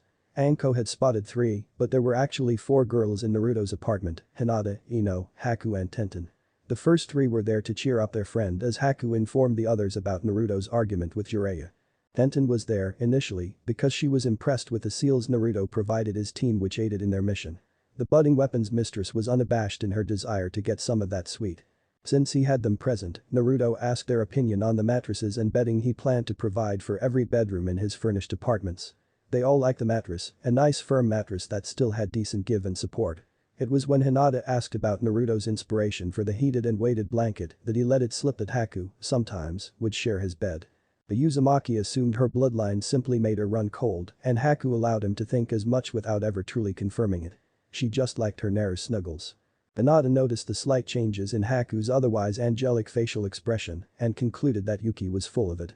Not one to come in second or be denied, she hastily called for a sleepover, rushing out with Ino to get some new sleepwear as well as inform her clan she would be visiting a friend for the night. She was lucky her father was out himself so she didn't have to answer too many questions, as was the same for Ino. The 2 heiresses were walking back to Naruto's apartment when Hinata had a minor realization. This could be considered an impromptu celebration of your win, Ino-chan. Yay, I guess so. I haven't done something like this since Sakura and I ended our friendship, Ino said with a hint of regret. There is time for you 2 to make up, Hinata reassured her. Besides, you need to show me the ropes, I've never done this before. The Yamanaka hated how not surprised she was by that. She had responsibilities and expectations as an heiress, but not to the degree as Hinata, only worsened by her early shyness.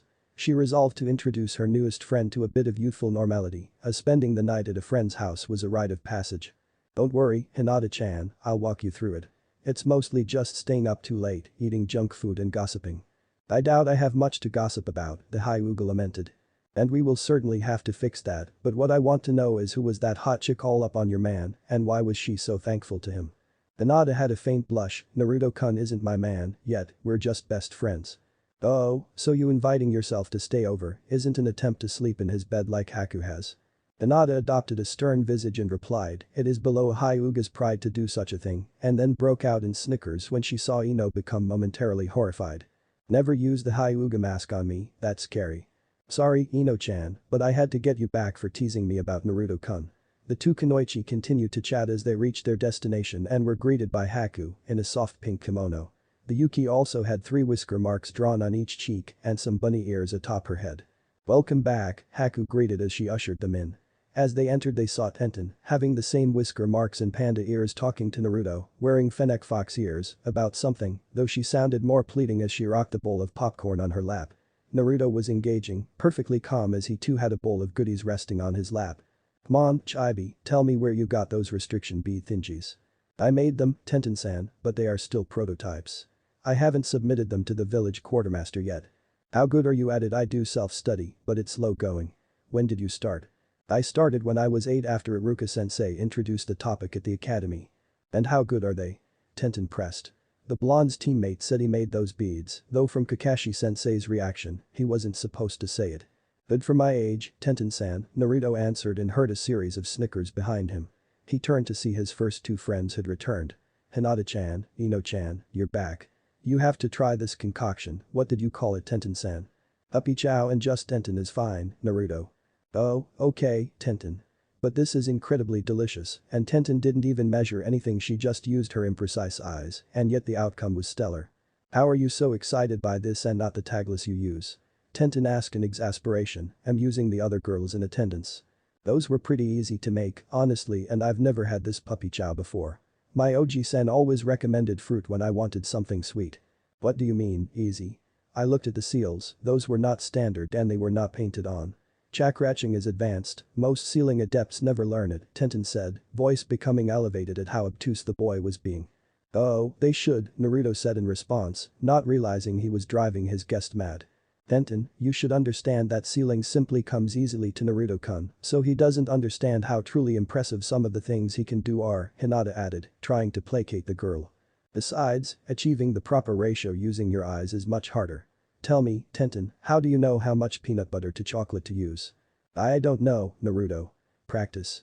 The Team 9 Kunoichi spoke to the boy who seemed more enthralled with a simple party snack than any normal person should be. What's with the whiskers and animal ears? Ino asked, seeing a lull in the conversation. Haku chose to respond, Tenten said that these types of things often have themes, and given Naruto-kun is hosting, I just thought it would be fun to mimic his adorable whisker marks. There are two more in the bedroom for when you get changed, and taking the hint, Hinata and Ino exited to the bedroom.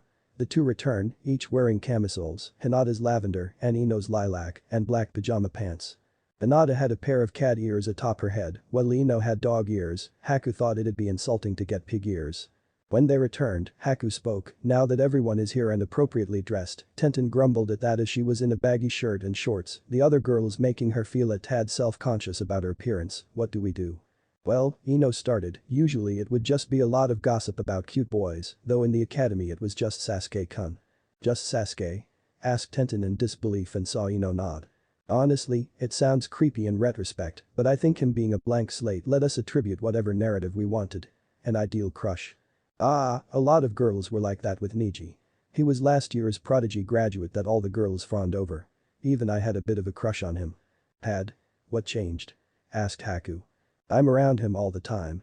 He's talented and will be an amazing ninja one day, but he treats too many people around him like they are less than, including our teammate Lee. Cute looks and talent don't wash away being a jerk. If he ever resolves his crap, who knows, but for now the spell is broken. What about your other teammate Lee? Inquired Into. Tenten chuckled, Lee tries harder than anyone you will ever meet. He gives his all at everything, including being a supportive teammate and is a great friend. I just wish Guy-sensei would encourage Lee to be his own person and not a carbon copy of himself, Tenten finished with a huff. What about you, Hinata, how's your team? Good. Shino-kun is really smart and level-headed, Kiba can be brash, but keeps our spirits up. They both work well in teams so we mesh really well together. Do you just see them as teammates or is there some potential there? Tenten asked.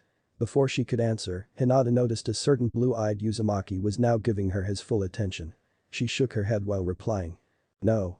We'll be good friends, but I don't see either of them like that. She suppressed a giggle when Naruto returned to munching on the puppy chow. You're both lucky. My teammates are so unmotivated. I get it with Shikamaru, he understands everything so fast that it's nothing to move through life without much effort, but one day he's going to come up against something he can't understand or outthink. Toji is so passive and he lets Shika do his thinking for him.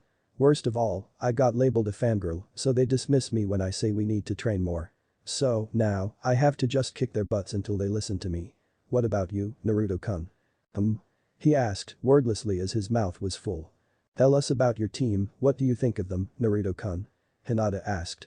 Naruto quickly swallowed and then began to stroke his chin and thought, we are not close as a team. The dynamic between Haddock-sensei and I is good and I enjoy his teachings and presence. Sasuke-sen often seems bothered by me, but as he won't vocalize the issue nor how he feels I cannot say what the exact problem is. Sakura-san can sometimes be quite amiable, but other times seems upset with me, given she shouts at me, but I am unable to deduce a pattern and therefore a reason why. She also seems reluctant to defy Sasuke-sen which makes her distant during missions. We work well enough together, but we often require Haddock-sensei to unilaterally resolve disputes. There is no real synthesis between us and I often feel cold on the inside when in their presence for prolonged periods. I think I am the issue, but I do not know how I am the issue, so I can't help resolve it. I wish, like each of you, I could find friends in my teammates, but outside of Haddock-sensei, I doubt I will. All the girls frowned at Naruto's words, Hinata more than the rest. She admonished herself for not asking sooner, sometimes forgetting that simply because he does not complain doesn't mean nothing is bothering him. His team's dynamic is clearly off, the team lacking the bullheaded loud mouth she has in Kiba and Ino provides for her team. Instead, it seems each person just works around the others and does it long enough to complete missions.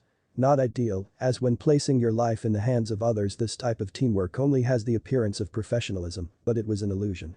Once you make Chunin you can change teams, Naruto-kun, Hinata said in response, and saw a spark of something in his eyes. Do you think I could work with Sai? It's a possibility, Hinata answered. I would hate to leave Haddock-sensei, he has a lot left to teach me, but I think it would be enjoyable to work with an actual friend. We still haven't really hung out with Sai, Naruto-kun, Ino said. Oh, well Haku has, but I'll try to arrange something. Maybe a training day and a picnic. That's what we normally do.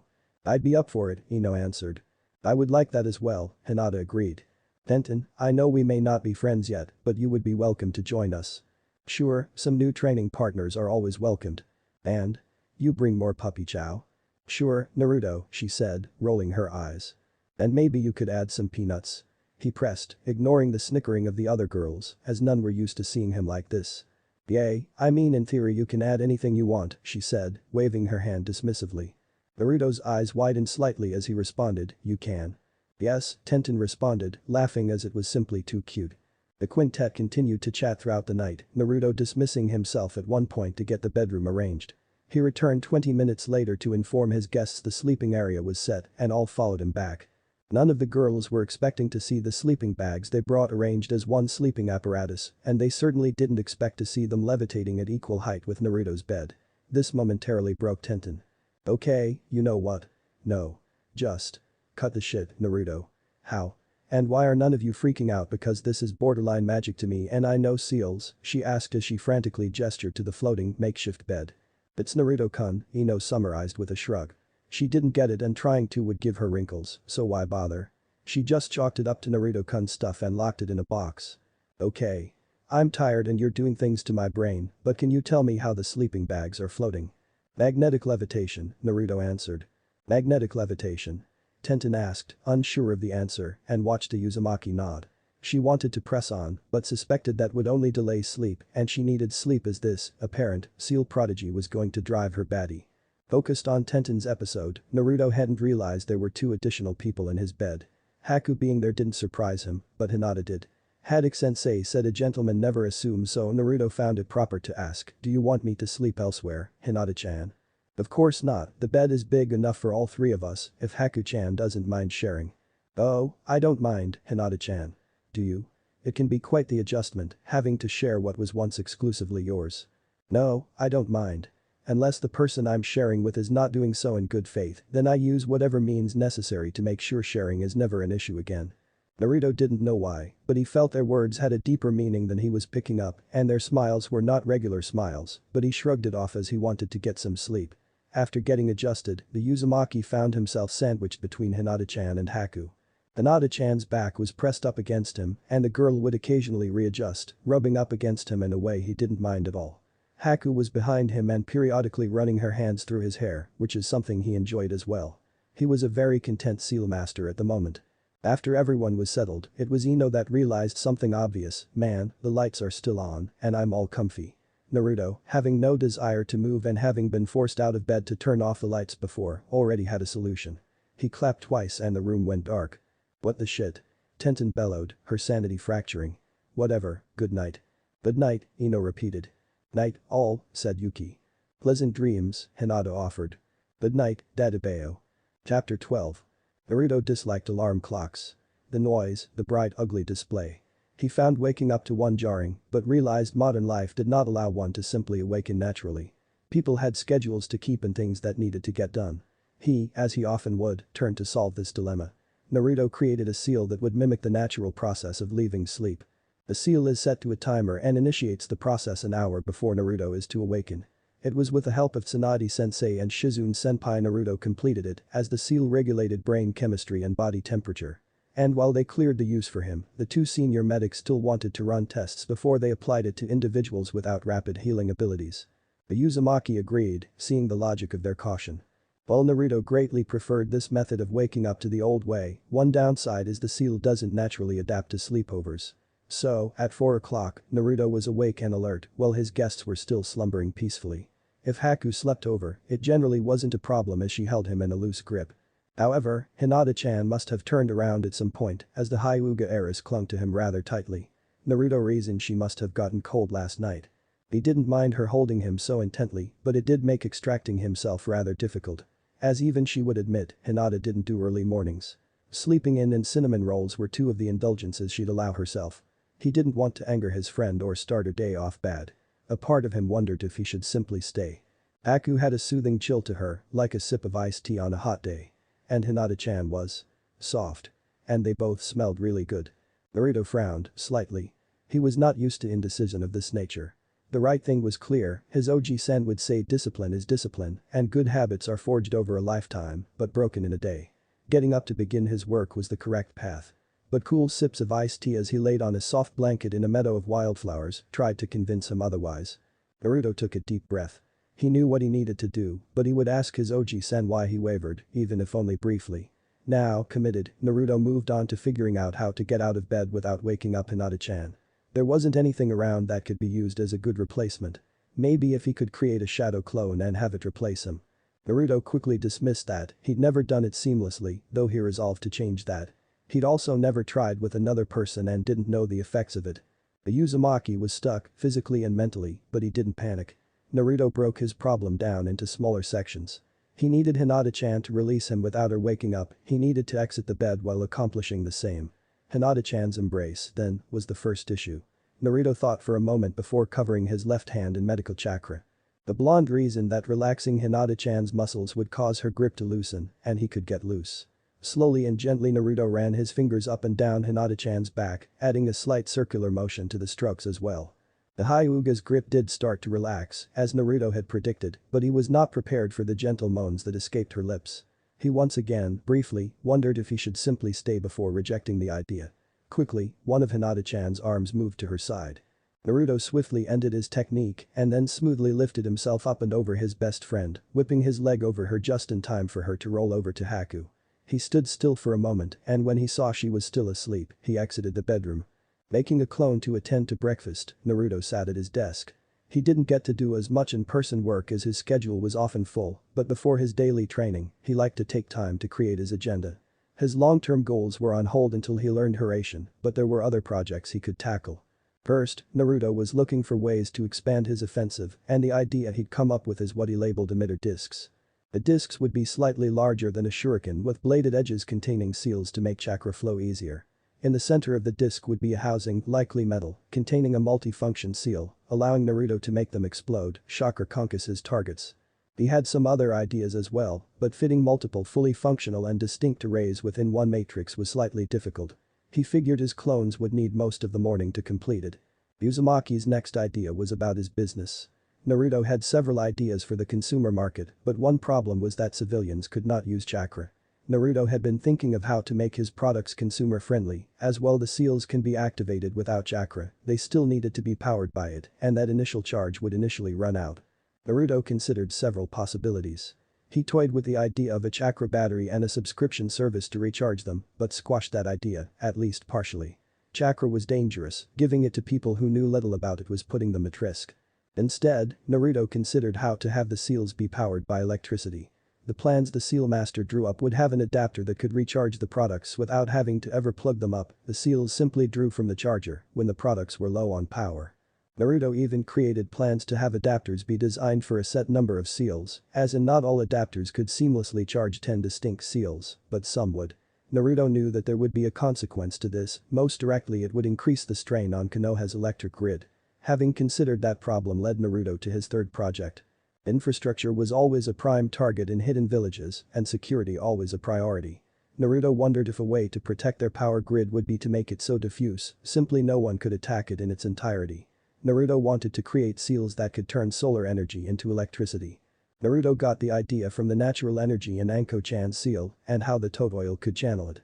If he could design such a seal, the resource would be renewable and best yet is that said seals could be applied to the surrounding trees of Konoha's expansive forests, on the very buildings, or an apparatus designed specifically for that. Seals for battery storage could be applied so people didn't simply lose the power they didn't use, and the best thing of all, no one would really have to know where the real source of power came from. The old plants could remain, giving potential threats a target that wasn't as valuable as they assumed. Lastly, as he did every morning, Naruto wrote down Haku's lesson plan for the day. Her calligraphy was already good, so she'd likely be at a level to draw basic seals in a few weeks. She was also very smart, so she was understanding much of the introductory theory. Naruto did as his Oji-san advised and tried not to go too fast or confuse her with too much detail. It was hard, but Haku was really patient, so his clones did their best. With his plans drawn for today, Naruto sat at the table to eat a light breakfast of oatmeal with berries, 2 hard-boiled eggs, and some green tea. Naruto ate his meal in silence as the clone cleaned up. Once finished, Naruto slipped back into his room to grab a change of clothes, changed in the bathroom, and then departed for his workout. When he stepped outside, the air was brisk and he could see his breath. Naruto applied his resistant seals, slightly increasing the level from the day previous, and then took off. He raced across the rooftops, the wind rushing through his hair. Naruto enjoyed his morning runs, he'd enjoyed running since he was a boy. Moving faster and faster, changing levels as he moved from the center of the village to the training grounds. Being able to not think about anything but still aware, ready to react if need be. It was peaceful. Approaching rapidly, Naruto could see something in the distance. As he neared, he realized it was a person and someone he hadn't expected to see. Naruto slowed into a light jog before stopping right before the individual. "Haddock-sensei," Naruto greeted.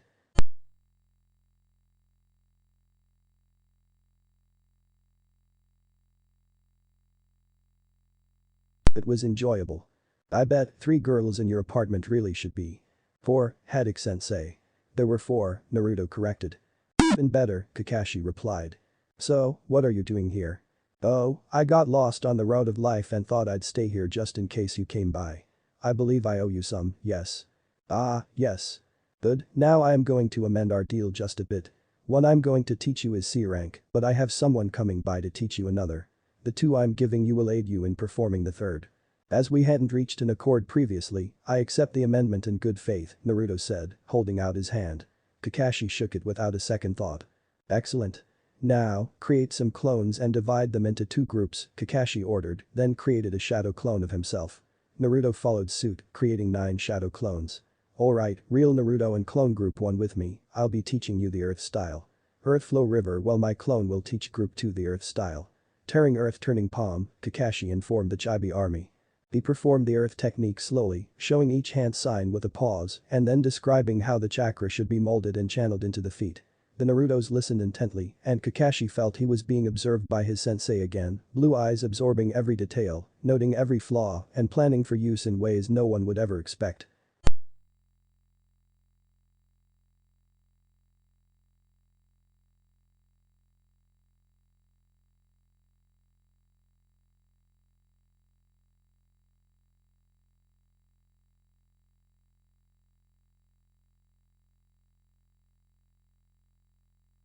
"Odd, you really start this early every day, kid?"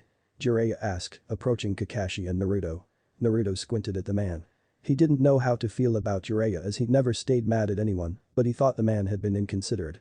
Jiraiya saw Naruto's face and took it to mean his godson was still cross with him. "Hey, before you lay into me just let me talk, okay?" Naruto nodded, not bothering to correct the man. "I overreacted. You were right, I don't want you to adjust the seal. I am terrified that if you do, you will harm yourself and the village. I should have told you that instead of delaying your ability to remove Anko's seal.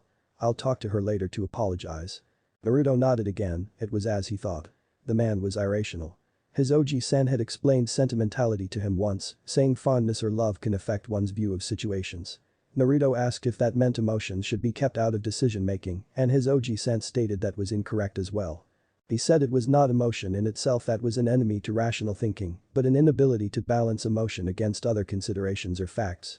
His Oji-san said humans were emotional beings, and to ignore that would be no more logical than ignoring the sky is blue. "What would you be teaching me today?" Naruto asked. "So, we're good." Naruto tilted his head. He didn't know what the Sannin was expecting. "Yes." Jiraiya speedily performed his hand signs and watched as the training ground became a mud pit. This is the Earth style.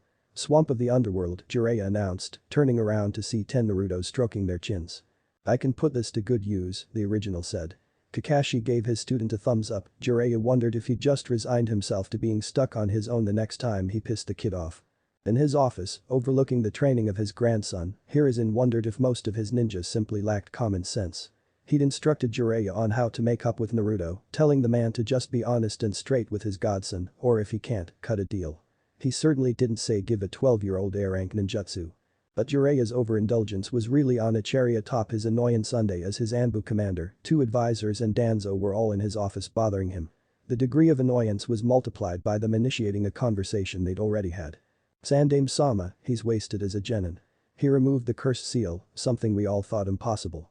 That has to be promotion worthy, his Anbu commander argued. The upper tiers of the village heard rumors of Naruto's sealing ability, but a lot of what would make a seal master gape in awe was simply too advanced for others.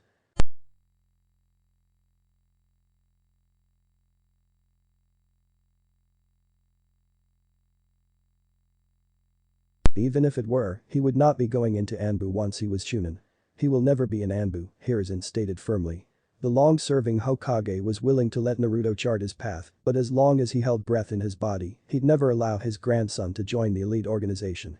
According to Kakashi, he has the maturity and mindset for it.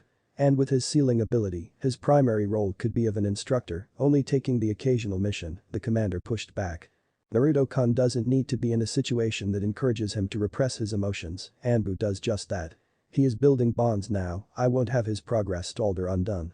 You are thinking of a grandfather, Hiruzen, not a Hokage. His skills could be put to better use, and Team 7 could find someone else to better balance them, Koharu argued. Sasuke, Naruto, and even Kakashi were all VIPs as far as the village was concerned, and it irked Koharu they were all on one team. If something went wrong during a mission, the lost potential would be tremendous.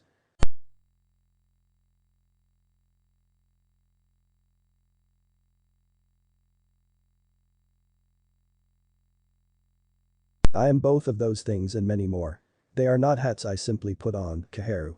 But what you don't seem to understand is I am thinking about the village and its best interests. Anbu is limited by its nature. I take pride in all my agents, but they are not encouraged to interact with the world. Naruto's many developments are, at least partially, inspired by him being able to do just that. Think of how many advancements we'd miss out on because he was in Anbu HQ or running Black Op missions. Maybe, there is a compromise to be made, Hamura offered as he was always the peacemaker of the foursome. It is the consensus that regardless of if you will or not, Naruto-kun is deserving of rank other than Genin. The Chunin exams are fast approaching, so it is understandable you'd want him to participate in them. It is also the case that the team is unbalanced. Maybe, well we assign a different Genin from the other teams to sub in with Team 7, we put Naruto-kun on a different team. One led by Jiraiya. And who would his teammates be? We can't just pull Genin from the reserves, Koharu pointed out, they'd still be unbalanced. Why, the former apprentice to the Demon of the Mist and Danzo's student.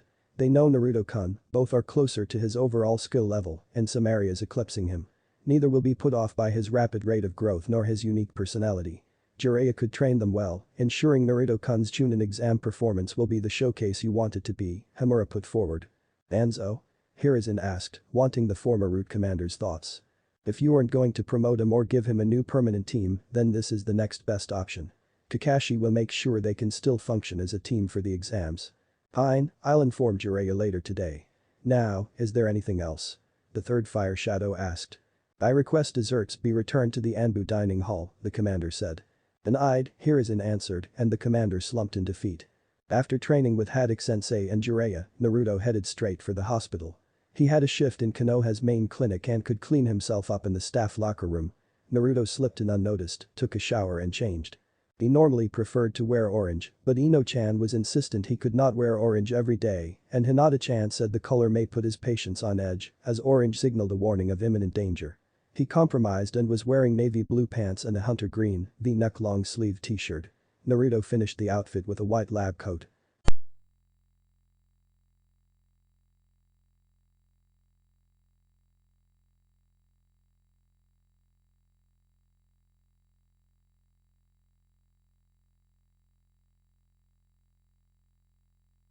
Several long-serving medical ninjas ran to Tsunade for confirmation. They did not expect to be in a closed-door session with Tsunade, the Sandame, and a platoon of Anbu. The Hokage confirmed nothing, but said if what they suspected were true, it would be an S-rank secret and unknowingly sharing S-rank secrets could still get them executed. None of the staff dared inquire further. Naruto didn't know about the session, didn't know the effect his clothing choices had. He did see people looking at him with weird expressions, and when they caught him looking at them, instead of turning away they smiled. They were also more talkative than he was used to, but he liked listening to people talk so he didn't mind.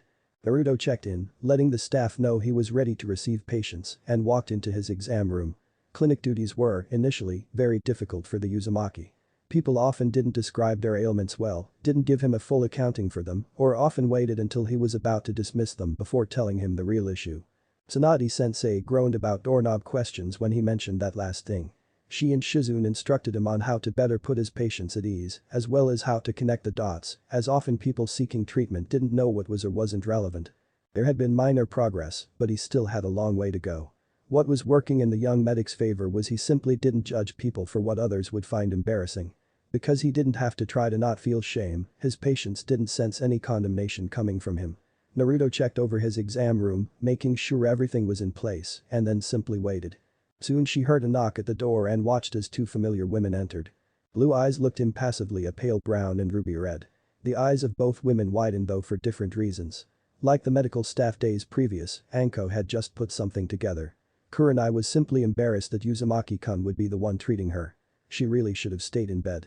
45 minutes before their arrival at the hospital, Kurenai awoke with a searing headache and a pronounced feeling of nausea. The room was spinning and she was sure if she tried to move too fast she'd fall off the planet. It was clear she'd overindulged again. Taking some deep breaths and fighting through her discomfort, Kurenai realized she was not in her bed, which meant she was not in her home. The room didn't have any sense of tobacco or sandalwood, so she knew she couldn't be with Asuma. That left one person and Kurenai hoped her friend wouldn't do what Kurenai knew she was going to do. This is your glorious wake-up call from the sexy and single Anko Mitarashi, sweet cheeks. Anko shouted and then cackled when Kurenai winced in pain. Good, the snake mistress thought, her friend needed to learn not to drink so heavily.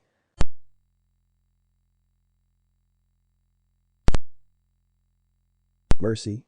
The FFT, I ain't had that since my balls dropped. Anko, you don't have those. You're a lady, remember? Kurenai said, patronizingly. Anko-chan might be a damn fine woman, but she ain't never been no lady, dig it? Anko said, fist pumping in the air. Kurenai simply covered her head with a blanket, hoping Anko would go away and let her die in peaceful misery. The Jinjutsu mistress knew she wouldn't be so fortunate when she felt the mattress sink slightly under the weight of Anko joining her. Anko, please leave me be, Kurenai pleaded. No can do, toots. I have one more day off and I wanna spend it with my sister from another mister. Which means we have to get you dried out in a hurry. Fine, just let me get showered and borrow some clothes, Kurenai said, and Anko nodded vigorously, then stepped out of her bedroom. It was slow going, but Kurenai did manage to shower and change. He even made it to the hospital's clinic without losing her non-existent lunch.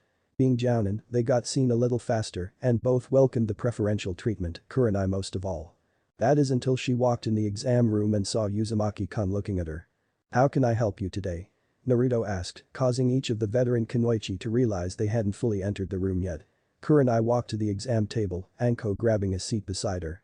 Kurenai-chan got overserved last night and needs help managing her hangover, Anko said.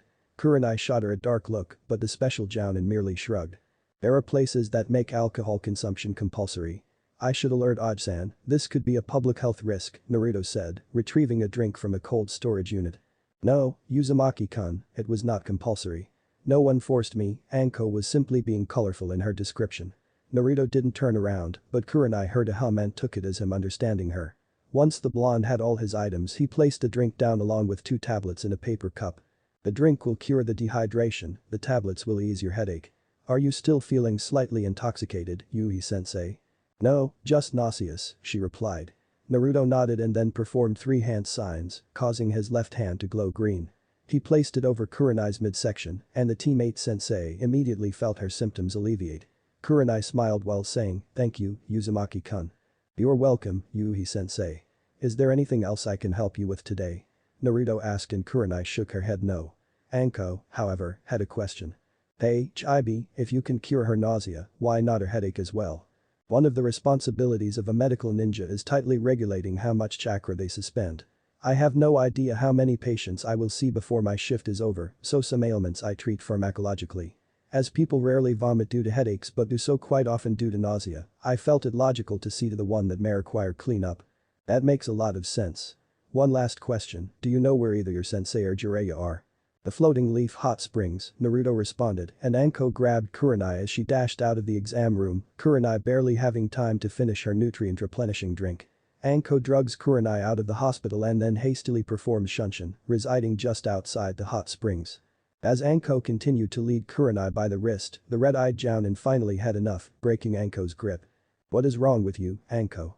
I think I know something about Chibi, but there are only a few people that can confirm it, Kakashi and Jiraiya would be on that list. Now, come on. Kurenai was tempted to refuse, but let her curiosity override the impulse. Neither Jiraiya or Kakashi were hard to find, the two hiding in some bushes, giggling like schoolgirls. Yo, Kakashi. Anko called out, getting the man's attention. He, along with Jiraiya departed from the bush, both tensing as they expected a beating. Anko recognized the body language and scoffed. I'm not here to beat your perverted asses, I have a question about your student. Oh, which one? I have 3, Kakashi said with an eye smile. The only one I would give 2 shits about, Haddock. Now, stop being funny and one of you throws up a privacy barrier. The Toad Sage looked at the dog summoner in brief confusion, but Jiraiya complied. It should be safe to speak now, Anko-chan. What is it about Naruto? I'll cut to the chase, is he the Yondame's S? Anko didn't even get to finish, as she had a kunai poking at her right lung, Kakashi's eye smile seeming more predatory now. Both Kunoichi tensed, Kurenai still out of the loop. Ma, Anko-chan, Kakashi said as Jiraiya was palming his face. Time needs to make that kid change his damn hospital uniform, Jiraiya grumbled. Kurenai, still slightly addled, was trying her best to figure out what was happening. It took her a few moments of deep concentration, the fog of the hangover, a real impediment before she came to the conclusion Anko had and gasped. No, that's Kurenai didn't finish her thought or couldn't, she had too many running through her mind. She wondered how different he would be if people had known or if he would have even survived long enough for it to matter. Is that why he was able to remove Orochimaru's seal from me? Anko asked as Kakashi finally removed the kunai from her. I can't answer that.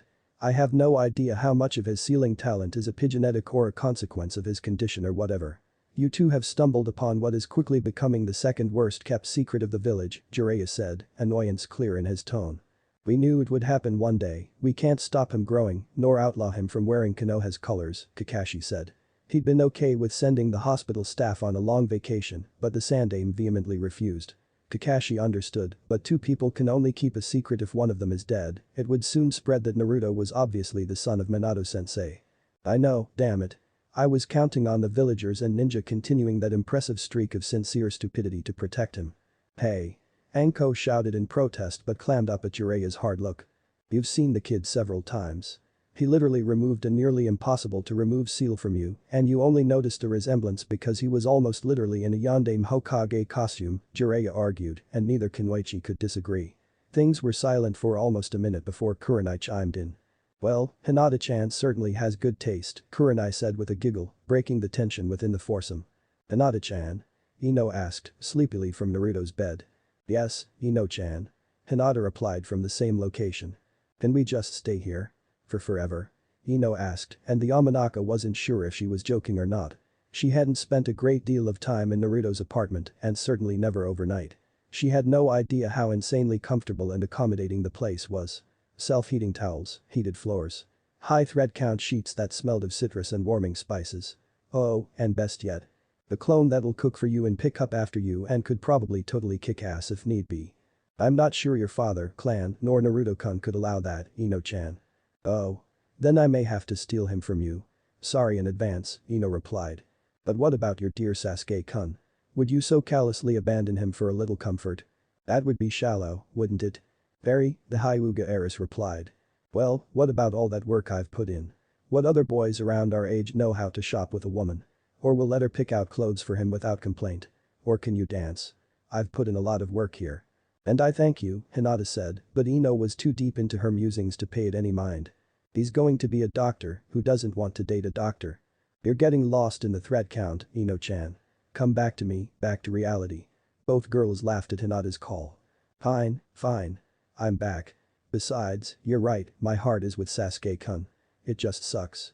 I've liked him for so long, I've been friends with Shikamaru and Choji for years, and I think Naruto-kun has paid more attention to me the few months we've been friends than any of the others. "By the time, Ino-chan. I'm sure Sasuke-kun will notice you eventually," Hinata said. "Yay, I won't lose to forehead," Ino exclaimed. "Indeed. Then, I'll steal you away from him." "Yay. Wait, what?" "It is fate, Ino-chan. You cannot fight fate," Hinata said as she began to tickle Ino relentlessly. The Yamanaka heiress tried to fight her friend off, but her counters were ineffectual. It was not Ino's pleading that stopped Hinata's assault, but the loud thud they heard from outside the bedroom. Both were up and out of the bedroom in speeds befitting their rank. When they entered the main room they saw Tenten with her head on the table and a clone Naruto rubbing her back. "What's wrong, Tenten-chan?" Hinata asked in concern. "Oh, just a technique I spent months learning and perfecting, Naruto improves it in like 5 minutes." "She said she'd make more puppy chow if I did," the clone added, while the other clones, all reading books on electrical engineering, nodded in agreement. "Oh, what did you do, Naruto-kun?" Ino asked and Naruto looked at Tenten as if requesting permission.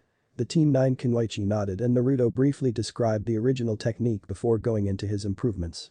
So with just a few additional components, the projectiles can hone in on a specific chakra signature for a short duration and distance. "I didn't know you could do something like that," Ino said. "Well, chakra signature recording isn't new and it was only a few steps from making an object track said signature." "Pretty straightforward," the clone said, and Tenten had to fight the urge to grab at her hair while shouting if it were so freaking simple she'd done it already. But she was going to follow Ino's advice and put it in a mental box labeled Naruto things. The trio of Kunoichi continued to talk about things as the Naruto clones studied until they were interrupted by a knock at the door. One clone opened it to see someone he would not have expected. "Hello, Mizuki-san," the clone said. "I believe you mean Mizuki-sensei, Uzumaki," the Chunin said frostily. "No, I neither like nor respect you enough for that. What can I do for you?" Mizuki sneered at the little demon's response, repressing the urge to strike him. "It's about Konohamaru," Mizuki started and then subconsciously took a step back when the demon approached him. "Has he been harmed?" the demon said, trying to fake a showing of concern. "I will explain on the way, come with me now. I am a clone, I will alert the original, and he will meet you at the academy, where a full accounting of events will need to be provided without delay." The sentence ended with the closing of the door and Mizuki bit back several curses as he returned to the academy. What Mizuki hadn't noticed were the steely gazes of the Kunoichi within Naruto's apartment, nor the cruel smile of the Yuki observing from above. Back at the hospital, the original received the memories of the dispelled clone. He created one to stay at the hospital while informing the check-in station of his need to leave. The attendant gave him permission and Naruto shunshin to the academy, entering with due haste. He arrived at Iruka-sensei's classroom and saw Konohamaru and 3 other boys, each having visibly been in a fight. Naruto marched over to Konohamaru, not even acknowledging Iruka-sensei, tending to his little brother's busted lip. "Please explain," Naruto said to no one in particular. "Konohamaru-kun got into a fight," Iruka said, and felt dumb when Naruto simply looked at him to remind the academy instructor that it was quite obvious. "I don't know why, but Konohamaru threw the first punch. He's refused to say why, however fighting like this is unacceptable." "What happened to Kono-chan?"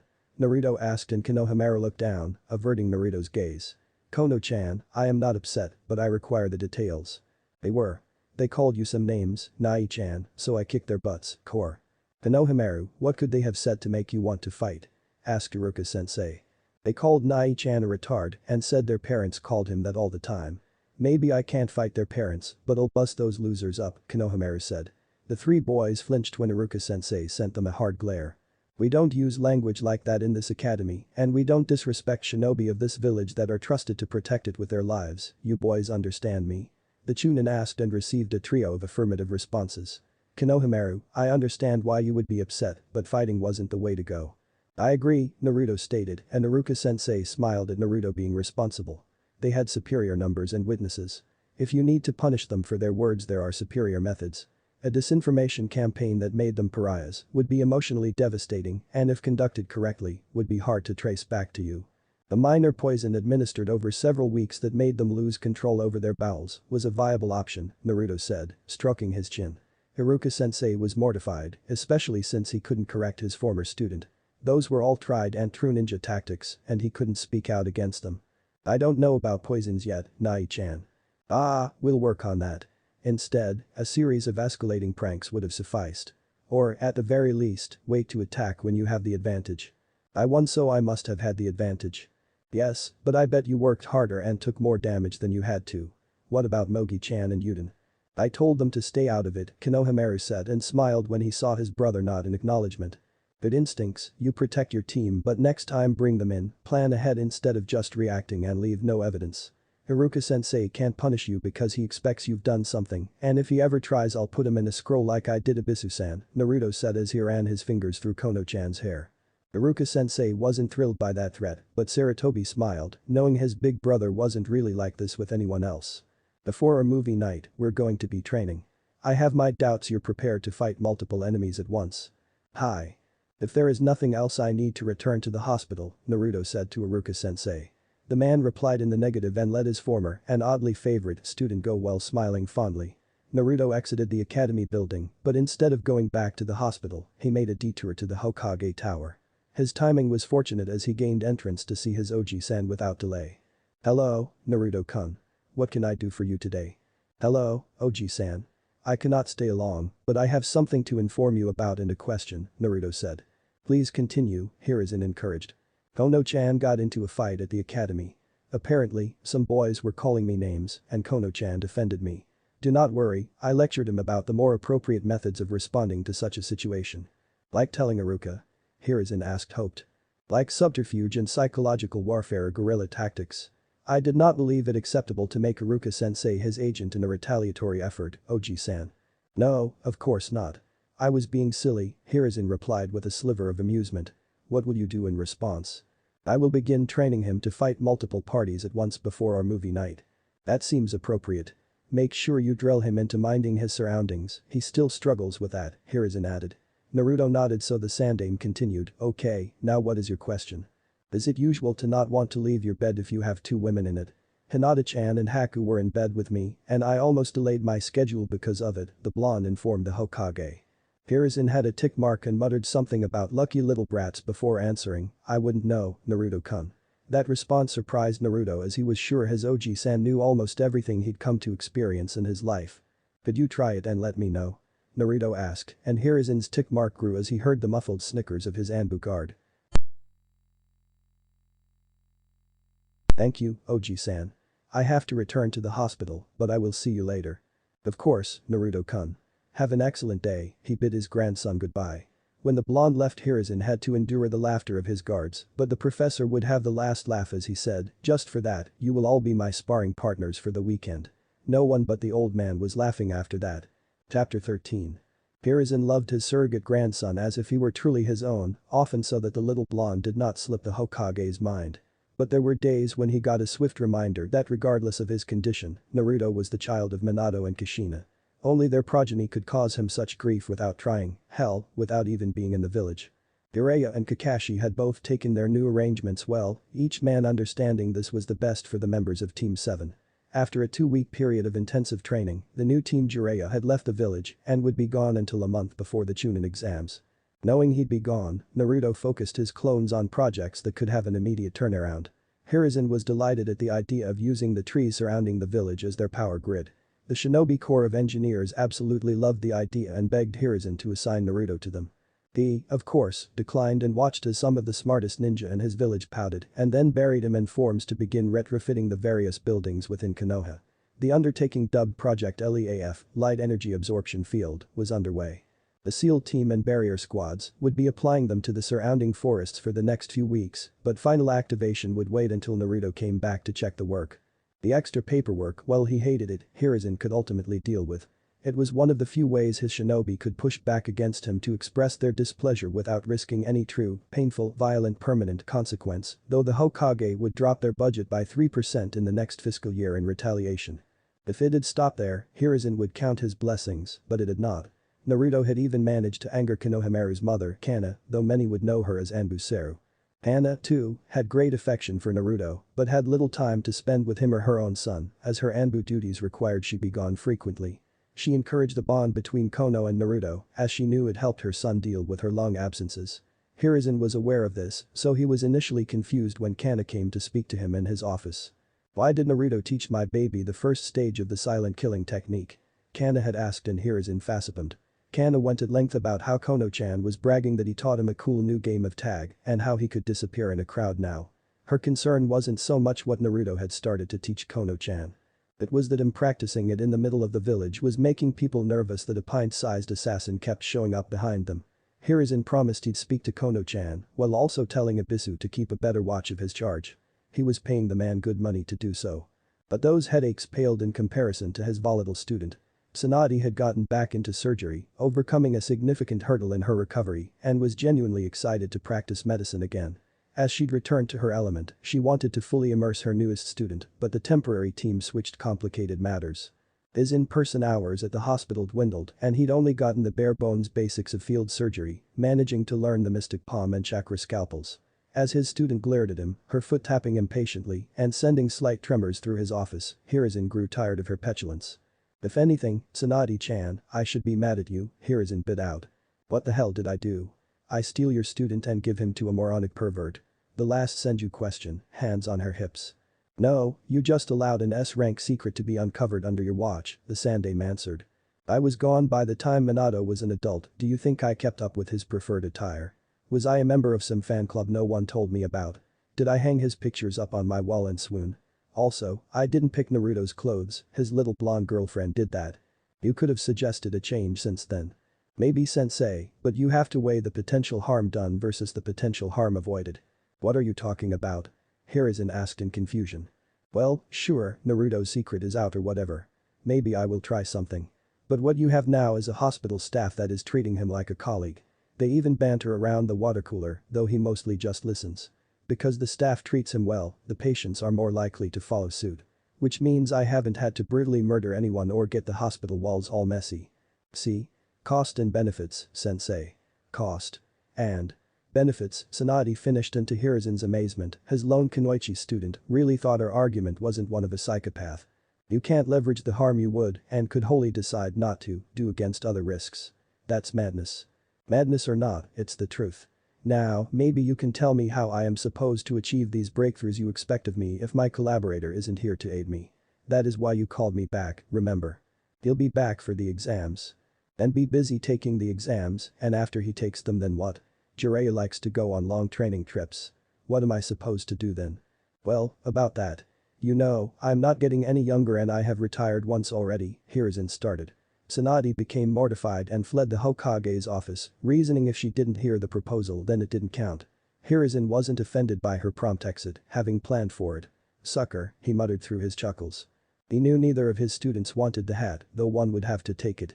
It was time for some new blood to lead the village. Meanwhile, elsewhere in the village, Asuma was diligently training Team 10. Well, one member of Team 10. His lone Kunoichi had just recently received her knuckle knives, but she was dedicated to learning to wield them. Asuma was not at all reluctant to admit he'd been wrong in initially denying Ino tutelage in his signature weapon.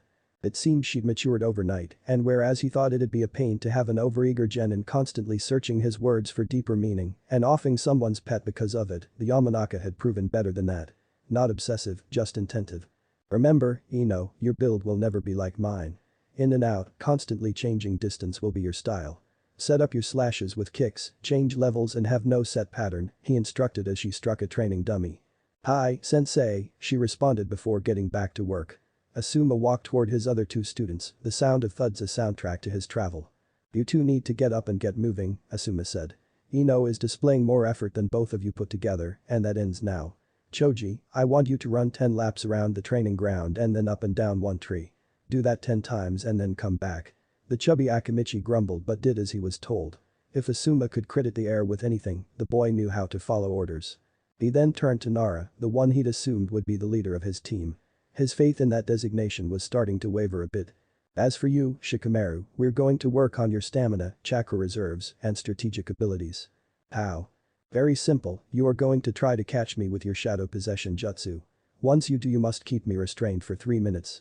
For however long you fall short of that goal that time gets added to your next attempt." "Troublesome," Nara complained. Making it 3.5 minutes, Shikamaru, Asuma amended and shot his student a look daring him to complain some more. The boy, smartly, did not. He, instead, selected to follow Asuma into the clearing. Soon, Asuma called a start to their game of catch and release as the elite ninja gave the Nara workout he wouldn't forget. In a nearby training field, another Jounin sensei overlooks her team as they train diligently. Kurenai had already run her team through the day's tracking exercises, drilling them on chakra control. Now it was to jutsu sparring and then missions. The red-eyed beauty watched as her most brash student engaged her, once, most shy one. It was not going well for Inuzuka. 2 palms, Hinata exclaimed, Byakugan active and the 2-finger jabs landed swiftly. 4 palms, she said as the strikes came faster, speed enhanced by her natural grace. 8 palms and Kiba felt each of them. 16 palms. The Hyuga heiress yelled as she dispatched a user, his body making a disconcerting thud as he hit the ground. Yay. I'm the princess of Juakin and you better deal with it. Hinata said in triumph. In reward, today's special guest greeted her and she picked him up and cuddled him without hesitation. Did you see the chappy-kun? Next time he won't let Akamaru-kun pick on you, will he? Kiba simply groaned while he remained on the ground. He didn't tell Akamaru to do anything to the damn rabbit, but he is a dog. A special, chakra-using, well-trained dog but still a dog. Kiba would be unwise to dull those instincts, so Akamaru chased the damn critter around for a bit. It was all in good fun, Kiba thought. Clearly, his teammate reached a different conclusion. The pain in his body was subsiding, enough for him to gather his wits once more. He took a breath before speaking. I know you only call out the number of the strikes to be a dick, Hinata. A smile was Hinata's only response. I think that's enough to jutsu for today, but what have we learned? I need to increase my speed and evasion techniques, Shino said. He was not the strongest in close-quarter combat, so being able to create distance was vital for him. Kurenai nodded, figuring her most analytical student would come to that conclusion.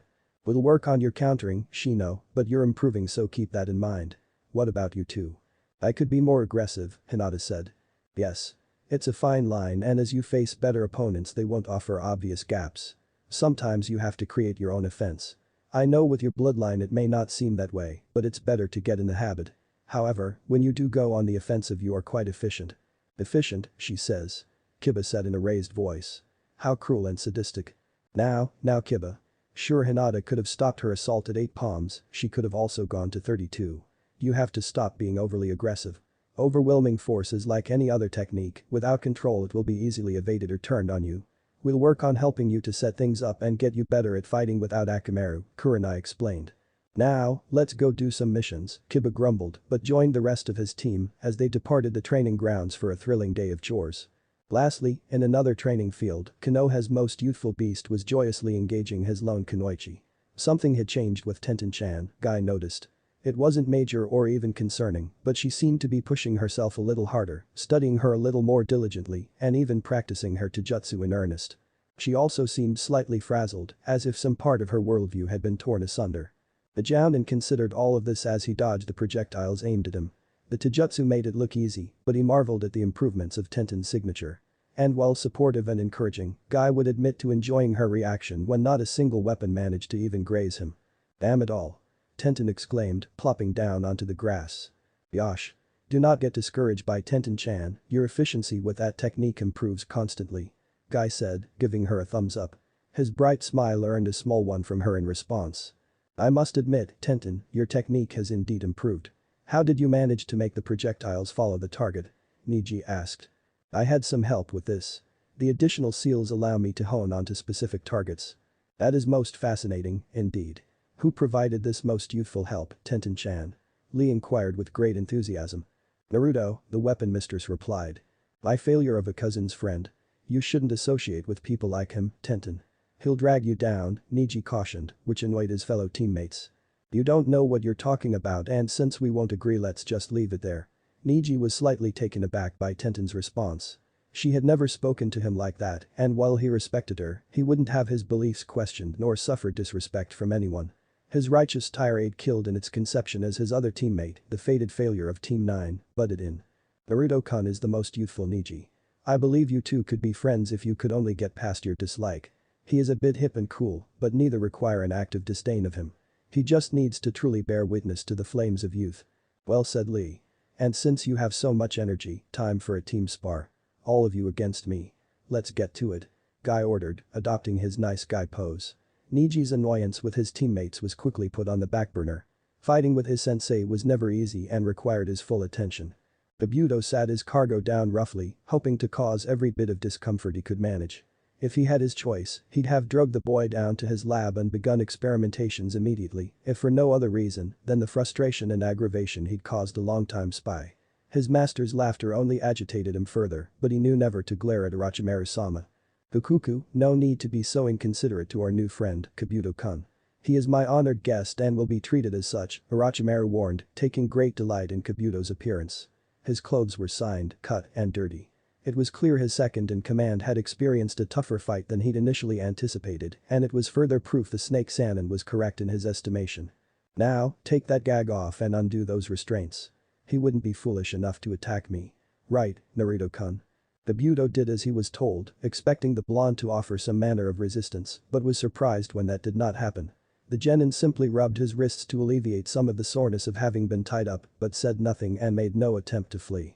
It was almost as if he didn't care who was sitting at the table across from him. The Odo medic adjusted his glasses, a tell of his current emotional state. Naruto surveyed the room. There was one visible exit to his left, and he was currently separated from the Sannin by a long dining room table. The room was well lit, lights hung above and candles decorated the stone walls.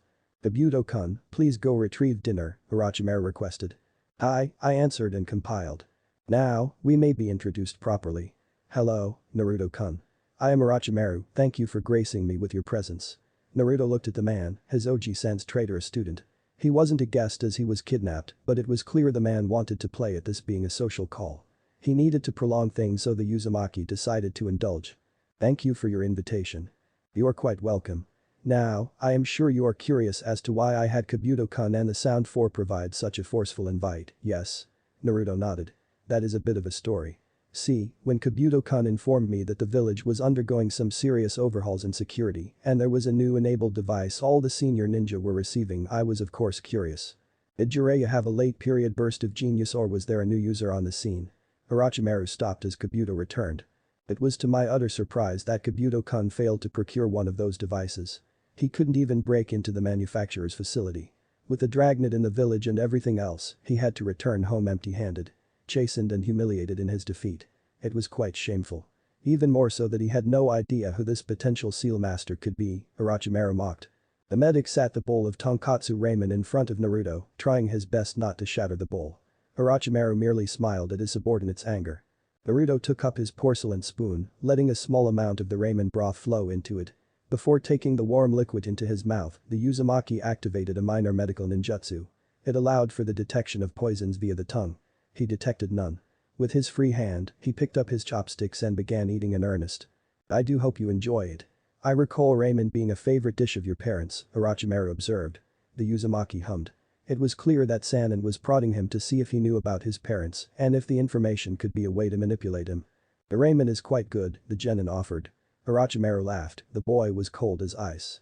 "Now, as I was saying, I'm now presented with this mystery and have little to go on. So frustrating, not to know. But luckily a foolish toad brought me all I needed," Orochimaru said, incredibly pleased with himself.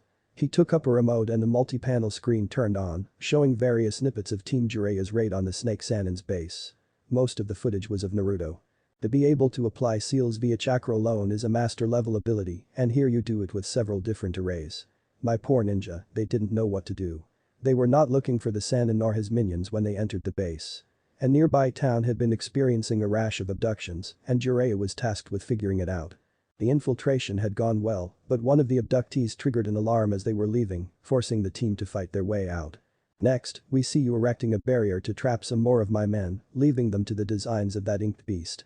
And lastly, we have you using that special shuriken to behead one of my prized experiments. The half-stoned berserker beast was not easily put down, beating Haku, Sai and him. It was fast and durable.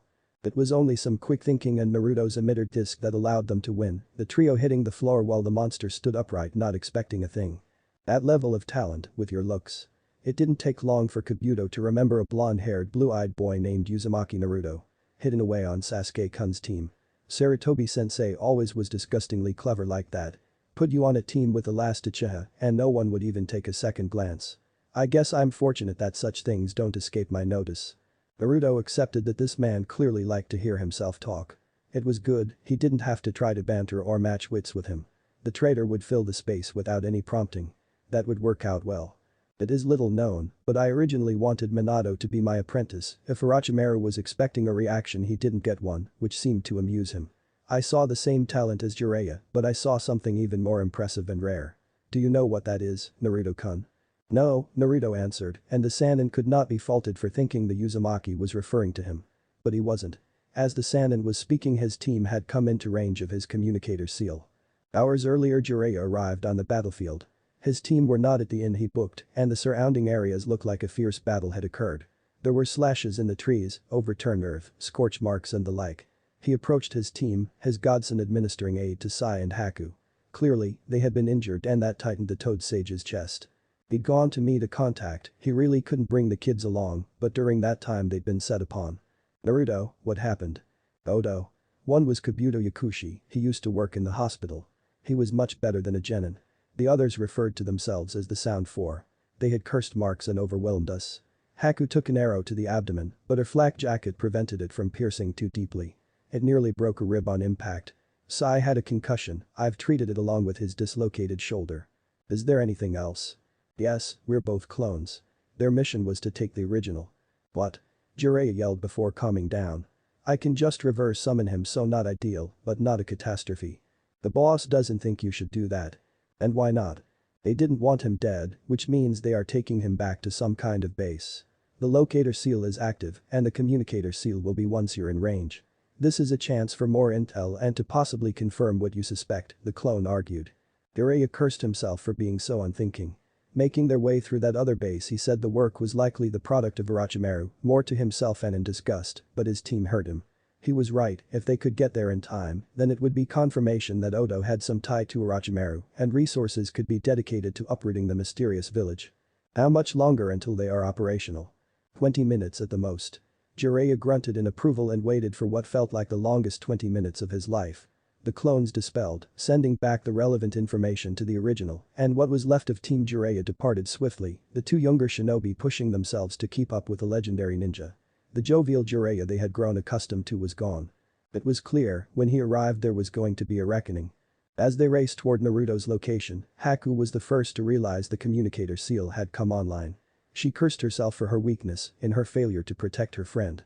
She'd hesitated when she had to open to kill and it cost her. The bitter taste of regret lingered on her tongue and she promised herself she'd never allow her weak heart to endanger Naruto or anyone else again. Naruto-kun, are you hurt? No. We're 7 minutes out, just hold on, the last known Yuki vowed as she continued to pace, prepared to do anything to rescue her friend. 7 minutes, the Uzumaki thought. It wasn't long, but it'd have to do. He had a mission to complete and he'd listened to the weird snake man talk long enough. Forming the ram sign, a seal started to glow in Kabuto's arm, something that was not missed by Orochimaru. Nor did he miss that the seal seemed to be traveling up his subordinate's arm toward his body. Removing the hidden kunai he kept in his sleeve, Orochimaru cut Kabuto's arm off and formed an earth-style mud wall. The construct protected them from the predicted explosion. When the smoke cleared and the ringing in his ears subsided, Orochimaru realized his guest had departed. He turned to Kabuto, on the ground and writhing in pain. He could replace the boy's arm so he hadn't lost all value. Not that he'd be that upset if Kabuto had been killed. If he could be duped by a genin, which he almost had been, then he wasn't the caliber of ninja the Sanin needed anyway. He went to the door and was shocked when he attempted to open it. He laughed at being trapped in the room, curious to see what Naruto-kun was going to do. Just after Naruto vacated the dining room, he placed a timed barrier seal on the door. It wasn't extremely complex but it would do. He summoned his black flak jacket and zipped it up, having removed it before Kabuto finally captured him. He didn't have much time, but he'd allow his Oji-san's words to guide him. If you are ever in an enemy's territory, remove all traces of mercy and doubt. Do not expect to be shown any, so show none in kind. The raid of the first Odo base had been Naruto's first kills. He wasn't sure how he felt about it. It gave him no great thrill, but didn't fill him with sadness either. He hadn't had a lot of time to figure it out and that wasn't about to change. He activated his projection seal, having managed to tag each of the Sound Four. If all went to plan, each would die tonight. The enemy will often see their numbers as a strength, but when caught off guard, when truly surprised, numbers are a weakness. People can be irrational, the larger the group the greater the effect. Cause maximum damage, sow the greatest amount of chaos while you accomplish your real mission. He could hear several people approaching him from either side of the corridor, all racing toward the dining room's entrance. Naruto removed 2 emitter discs from his flak jacket and tossed them in opposite directions. Holding the tiger seal, the discs exploded. At first he heard screams and then silence. The Uzumaki created 10 clones, they would go in the opposite direction to sow discord and secure his exit. As he ran down the hallway he saw how effective his explosion was, but resolved not to dwell on it, he needed to focus. The base was a labyrinth of long hallways and multiple underground levels. He couldn't be too rash, but he had to be swift. The first target was approaching fast, and in their haste, Naruto could hear multiple hastily planted traps and then merged with his surroundings. "Hurry, you idiots. We need to get to Orochimaru-sama now," Seiken yelled. He and the 6 others continued down the hallway, the strongest of the sound 4 bringing up the rear. None of the ninja realized they triggered a seal, but were simply blinded and deafened by a flash bang. Naruto took advantage of his opening, descending from the stone ceiling, slapping a chakra restriction seal on Seiken and stabbing him in the brain. He knew the man was actually 2 people, but without chakra they would share one fate. One was down. Naruto looked at the others. He performed 4 hand signs and placed his right palm on the ground. A seal emerged and surrounded the downed ninja, and Naruto departed. He still had 5 minutes left. The ninja were still disorganized, and it allowed Naruto to make it to the next level.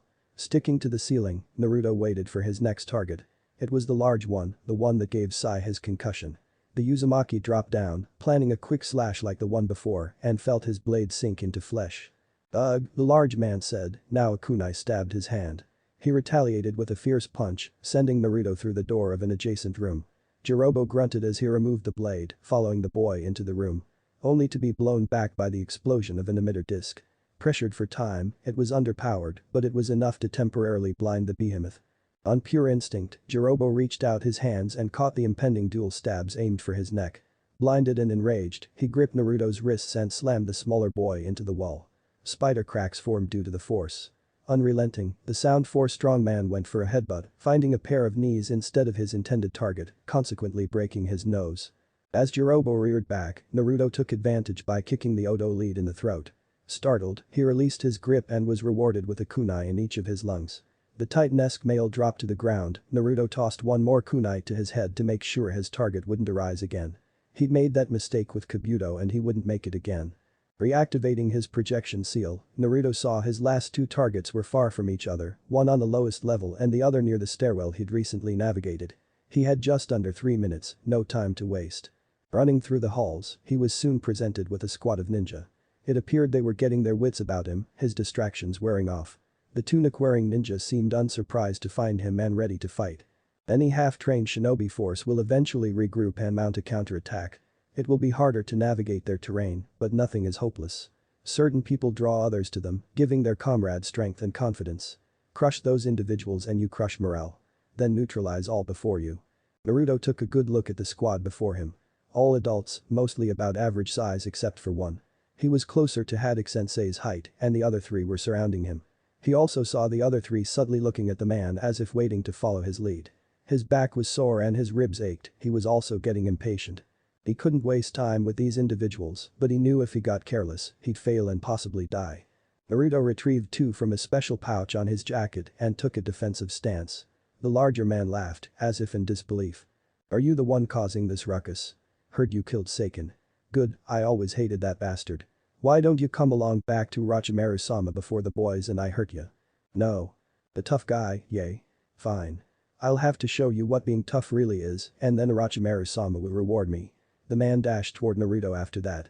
His speed was moderate and his stance was all wrong for fighting a much smaller opponent. Once he reached Naruto he found the 2 in a knee each. Stunned from the pain, he didn't block the dropkick delivered by the kidnapped genin. The other 3 showed the depths of their disbelief that this child had managed. It was a mistake. Their other mistake was going toward their downed leader instead of attacking Naruto, but they wouldn't get the chance to amend it. One flare of chakra later and the 2 exploded, taking out the entire squad. Ignoring the gore and smell of burned flesh, Naruto charged through the door. Pain soon followed. Immense pain and the feeling of being forcefully lifted from his feet and, again, tossed through a door. From his back the Uzumaki looked down to see a golden arrow penetrating his protective wear. He could feel the cracks in his ribs as breathing became more difficult. He could also feel the injury slowly healing, but he had no time to wait for completion. Naruto ran through the doorway again, this time leaping over the railing, down to the next floor, narrowly avoiding being impaled by another arrow. As he grabbed onto the metal frame he grunted in discomfort. "This is as far as you go, Blondie," Kidomaru said, hanging from a web, aiming his bow for Naruto. Not having a moment to breathe, Kidomaru continued his game of cat and mouse, rapidly shooting arrows at Naruto's position and the Uzumaki barely dodging them. This man was a target, but he had the high ground and other advantages. No matter how he moved, the spider boy was simply prepared to attack and leave no time for a counter. Naruto accepted he didn't have the time to see him personally, the only benefit of being under constant assault is that he was nearing the bottom level. Letting go of his current position, Naruto retrieved 3 pellets and threw them upward. Soon, the stairwell was engulfed in smoke and Kidomaru pulled himself up so as to not be ambushed. The 6-armed ninja's instinct was correct as a series of wind-style air bullets rocketed upward. He evaded them but frowned as the smoke was still rising and his vision was blocked. The sound 4 Archer heard more than saw items cutting through the smoke. He had just enough time to escape the immediate blast radius but still suffered some damage. When the smoke finally cleared, Kidomaru saw roughly a dozen copies of the little bastard he'd abducted earlier. He was already tired from the previous fight but realized this kid was intent on trying to kill him. He released the first level of his cursed mark and got ready for round 2. The original landed silently and made his way toward his final target. He was nearing the end of his time limit, having to forgo stealth for speed. Naruto darted past the prison cells, the detainees too beaten and terrorized to give away his position. Most didn't even bother to look up. He stalked the last of Orochimaru's bodyguards and would not have needed his seal to find her. The Kunoichi was busy berating some prisoners, using a host of foul language and insults. Naruto removed and took a calming breath, recalling another piece of advice from his Oji-san. Never be afraid to go at someone's strength. Shinobi can be prideful about our skills. If you go to a specialist with a weak iteration of their skill, they may be too busy boasting to realize the opening they left you. Take full advantage of it. Naruto recalled the girl used auditory but wasn't much for direct combat. He didn't know many properties, but he did have one that would fit the situation. A quick series of hand seals and Naruto cast a demonic art. Hell viewing jutsu. Taiya knew immediately she was under and tore through it with little effort. As she turned to berate the idiot that would dare attempt such a useless technique on her, a shin met the soft cartilage of her nose, breaking it easily. As Naruto approached the downed Kunoichi, he heard a vehement shake of cell doors. Sensing it was a warning, Naruto ducked to all fours, the kick aimed for his head sailing over him. But he didn't have enough time to avoid the follow-up kick to his injured ribs. The blow, strong and fast, sent the Uzumaki back several feet. "So, this is the trash that interests Orochimaru-sama?" Naruto heard a voice ask. He looked up and saw it was an older, white-haired teen with loose-fitting clothes. The kick hurt, undoing any progress his regenerative abilities had accomplished. "Yay," Taiya started, pinching her nose, "that's the fucker." "Good, you leave and I'll handle it from here," Kimimaro ordered. The normally vulgar girl did as she was told and departed further away. The Uzumaki tossed a kunai toward the girl, but Kimimaro caught it and tossed it to the side. Naruto felt frustration rise within him. He barely had a minute and a half left and he had to get through this person to finish his mission. Kimimaro attacked without warning. With his injuries, Naruto was forced to be more defensive and evasive in this fight, utilizing the moves Shizune taught him. He was dodging most of the older boy's blows, but still getting clepped occasionally. The pair looked caught in a dance of death, the flourishes of agility eschewing the deadly intent. Naruto could admit the person he was fighting was better than him, but he wasn't deterred. He remained patient, learning his enemy's pattern and timing.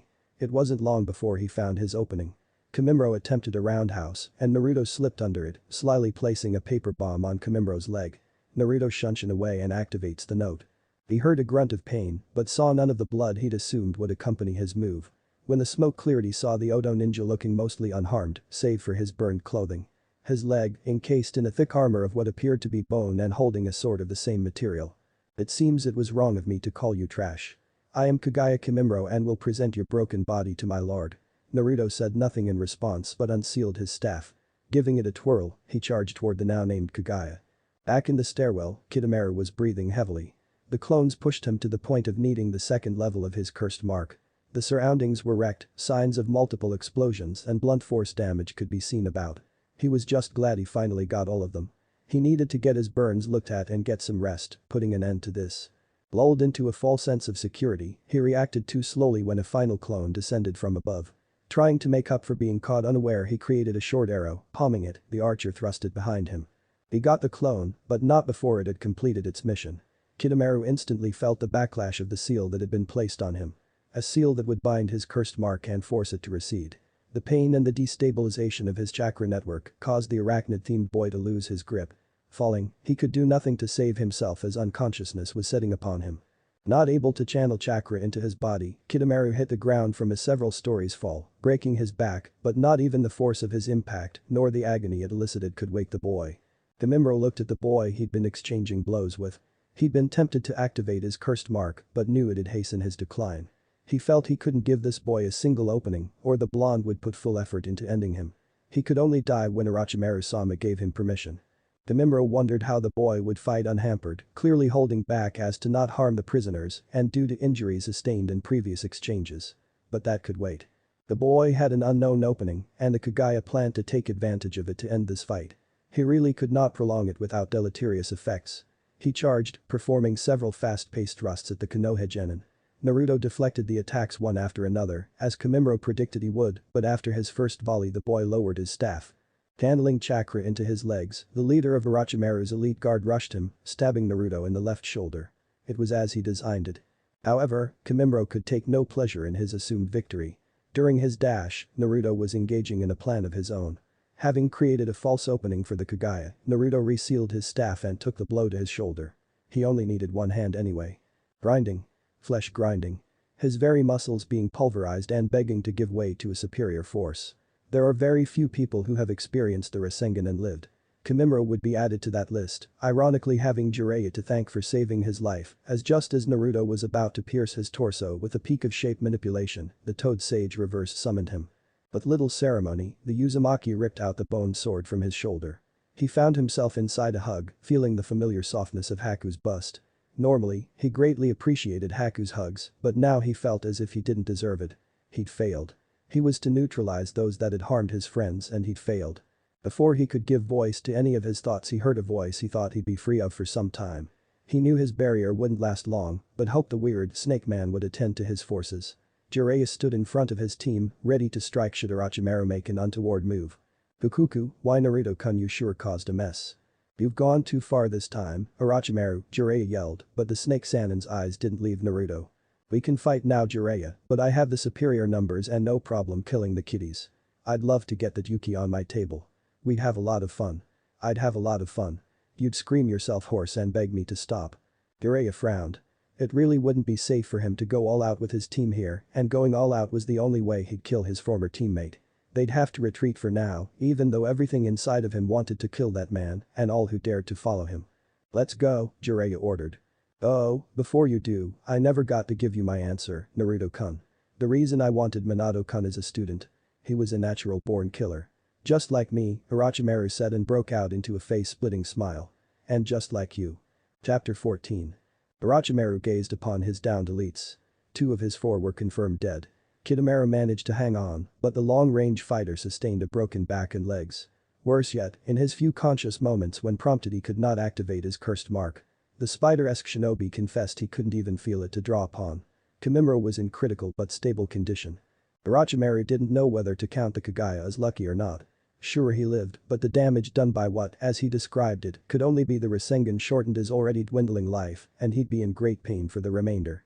The Budo, by comparison, was better off. The arm he lost could be replaced and would be in short order. That the medical ninja was clearly suppressing rage at having been maimed and, more importantly, nearly killed by a child, amused the snake Sanin. He was aware that Kabuto would try to kill the Uzumaki at his earliest opportunity. If he managed it, the Akatsuki would bring down the full force of their wrath. Orochimaru was a genius, but he knew he couldn't defeat the entirety of the Akatsuki. Still, he held no concerns for Kabuto's attempt. If his assumptions about Naruto were correct, the Uzumaki had seen enough of Kabuto's fighting style and techniques to get an accurate measure of him. Kabuto didn't currently have anything in his arsenal that would alter that conclusion. In short, Kabuto had likely been figured out by the boy. He may be faster and more experienced, but it wouldn't matter. If Kabuto tried to strike at Naruto, he'd lose his life in the process, and if his second wasn't perceptive enough to realize that, then he'd come to the end of his usefulness anyway. All in all, the murdering and crippling of his elites, the loss of dozens more and having to abandon a base were small sacrifices. If Naruto had even half of his father's potential, and his facility with seals would put the estimation well above that, he'd be a once-in-a-generation talent. What did displease him was what the surveillance footage showed. The Chibi assassin hadn't shown one sign he was enjoying himself. It was all business. While admirable to a degree, it simply wouldn't do for his student. He would teach the Uzumaki how to have fun while he worked, to extract every ounce of pleasure from his deeds. Life was too short to not love what you did. But Naruto would learn. You seem happy, Orochimaru-sama, Gurren said, having just entered the medical wing. More excited than anything, Gurren-chan. I believe I have stumbled upon something interesting. The boy. Yes, indeed. Naruto-kun seems to have the talent and inclinations of his father along with something else truly magnificent. What is that? A bloodline. Will he be your next host? she asked, managing to repress much of the bitterness in her voice, but Orochimaru heard it all the same. No, nothing like that, and he couldn't be my new host even if I wanted him to. First, he knows how to completely seal up the cursed mark, so I'd be wasting my time even trying. Secondly, I suspect he is the Jinchuriki of Kyuubi. Guren's eyes went wide for the briefest of moments before she regained her composure. Is that how he was able to defeat them? She asked. Fukuku, no. I don't know if he can use the Kyuubi's chakra, but it was clear he didn't need to. There is a lot of potential in him. The very prospect makes me giddy. How shall I be of use? I want you to backchannel with our remaining assets in Konoha. Get all the information you can on Naruto-kun. Jiraiya knows of my connection with Odo, so some things will need to change, but the invasion will still commence. Hi, Guren said as she bowed and departed. The pieces on the board hadn't changed, but the game had. The Snake Sannin just had to get them all lined up before the game was afoot. Finally, things were getting interesting. The purple-haired, long-term Anbu kneeled in front of her Hokage. The wizened leader was making quick work of her report. When Jiraiya submitted the details of Naruto's kidnapping, Hiruzen wasted no time ordering a full platoon of Anbu to the location. He knew his wayward student would have likely departed, but if there was even the slim possibility he would be there, he wanted his best on the scene. By the time the elite operatives arrived, the base had been cleared. The forensic specialists, of which Kat was one, swept through the place anyway, paying special focus to any of Naruto's leftovers. The boy had been detailed about his various seals and traps, which was fortunate as he saved the Anbu from tripping any. The damage inflicted should not have been possible by a rookie genin, and it reflected in her report's conclusion. The Sandaime read speedily, pride and worry warring within him.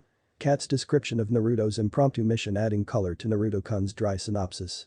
As described by Genin Uzumaki, Anbu squad found several examples of his motion-activated explosions. Trapping shows, while Genin Uzumaki may not fully understand the subjective elements of emotions, he understands as sensory inputs that elicit predictable reactions. Seals placed on incapacitated Odonin were linked. If someone went to aid a downed comrade, the seal would trigger multiple simultaneous explosions. Genin Uzumaki also showed great practicality in his seal design and placement. Some traps were created to take advantage of basic shinobi formations. Pressure seals triggered by a lead ninja would take out members behind without the lead knowing, leaving the lone shinobi confident in numbers that were no longer present. It is my conclusion that Genin Uzumaki, by attempting to carry out a 5-target assassination mission behind enemy lines, with 2 confirmed kills and 2 possible to likely, as well as providing information on Nukin and Orochimaru, should be promoted to Chunin and drafted into the Anbu Black Ops. No, Sandaime said. There is safety in anonymity. You utilized this logic for most of his life, Hokage-sama, Kat responded, neutrally, but Hiruzen felt the acidity of her words. An anonymous orphan and an Anbu are hardly the same. Rise, Kat, her leader ordered, and she obeyed. Anbu would not aid in his development. Anbu would make him strong just like it did for Kakashi. Like me. Even Itachi. We don't need another Itachi, the Hokage observed. Naruto-kun wouldn't be like Itachi, their psychology is fundamentally different, and Naruto-kun would never turn on Konoha unless you ordered him to, Kat countered. Hiruzen felt pained at how close to the truth Kat unknowingly was about Itachi. Naruto-kun will never be an Anbu as long as I draw breath. Then send him to cryptanalysis or the engineering divisions. Create a real division, place the barrier core under it, and promote him to special jounin, Kat argued. She was growing frustrated. Sandaime was one of, if not the smartest man in the village. Clearly he could see Naruto was attracting attention that outstripped his development. It would only get worse, and the blonde wasn't prepared. I know you worry about him and you honor Kushina, but Naruto-kun must be allowed to grow. I believe he is something special and will do great things. Just like Minato left his mark on a student, Kushina had as well. Mostly informal, her pregnancy delayed things, but Kushina had mentored the young Anbu Kunoichi, and Kat admired the woman. But like Kakashi, she simply wasn't a viable option for adoption, as her work with the Black Ops organization was too vital. He has to be alive to achieve those goals, Kat stated. Yes, he must. But he must also be tested. Fate and foolish old men have not been kind to Naruto-kun. And as much as it pains me to say it, Orochimaru will simply be one of many challenges he will endure in the future. He has no choice but to be strong. Better than even his father, and at a much earlier age. He will be at his best in the light, reaching only a fraction of his true potential as an Anbu. That's not a reasonable expectation, Hokage-sama. Minato-sama was considered more than a genius. I know. Many saw him as the perfect shinobi, but he wasn't. He was just a man. Indescribably talented but not perfect. He can be surpassed, and I believe he thought Naruto-kun would be the one to do so. Sandaime-sama, that is even more reason to draft him. He'll get dedicated training and experience. Kakashi, Jiraiya and Tsunade do what they can, but all have to split focus to other duties or charges. My decision on this is final, cat. Naruto-kun was meant for the light, not the darkness, and if you've spoken to Tenzo then you know he is building bonds with many. He's not that lonely little boy you used to watch play in the forest. Besides, Naruto-kun doesn't need cat, but I bet Yuga would be a fine addition in his life. Did you really think I allowed Kakashi-kun to be his sensei, bring Jiraiya back, but deny you? I honestly assumed I wouldn't have to tell you. He knows about his parents so you can introduce yourself. Thank you, Hokage-sama. Haku, secure the perimeter, Jiraiya ordered. The small house they were set to enter was unassuming, but he wouldn't allow himself to be overly lax again. The two departed without a word. He saw his other student making the cross-shaped hand sign, and Jiraiya swatted his hands apart. What do you think you're doing, Naruto? Creating clones to add security seals to the house, he answered. Team Medic doesn't do that. Team Medic treats injuries. And what are you? Experiencing a great deal of irritation caused by you, Naruto replied, neutrally. The Team Medic, yes you are, Jiraiya spoke, answering his own question and ignoring his godson. He knew he was being hard on the boy, but what Naruto did was stupid. Jiraiya didn't care if it worked out. It was an unnecessary risk. That he had to admonish Naruto for doing something stupid in a similar way to how he once admonished Minato didn't help things. He'd lost him way too soon and he would not lose Naruto. But the Uzumaki was hard-headed, insistent he took the correct course of action. Jiraiya needed him to understand it wasn't okay to deceive his team leader, even for a just cause. And revenge, which is what Jiraiya would chalk this up to, would never be just. The Sannin knocked on the door and immediately heard scurrying about. What's the password? He heard a Kunoichi timidly ask. Jiraiya rolled his eyes as there were a lot of passwords, and how you knew which one to give was set up by the first person speaking. They start the phrase, you ended. The password is I'm Jiraiya of the Sannin, now open the door Missy. And no. Jiraiya facepalmed. He could hear how rattled the girl was just by her voice. Still, had she not been trained on how to verify support? He wondered what Kakashi was teaching his team. Sakura-san, I offered to have sex with you once we reached 16. You did not seem receptive to the offer. The door opened and Naruto was ensconced in a hug.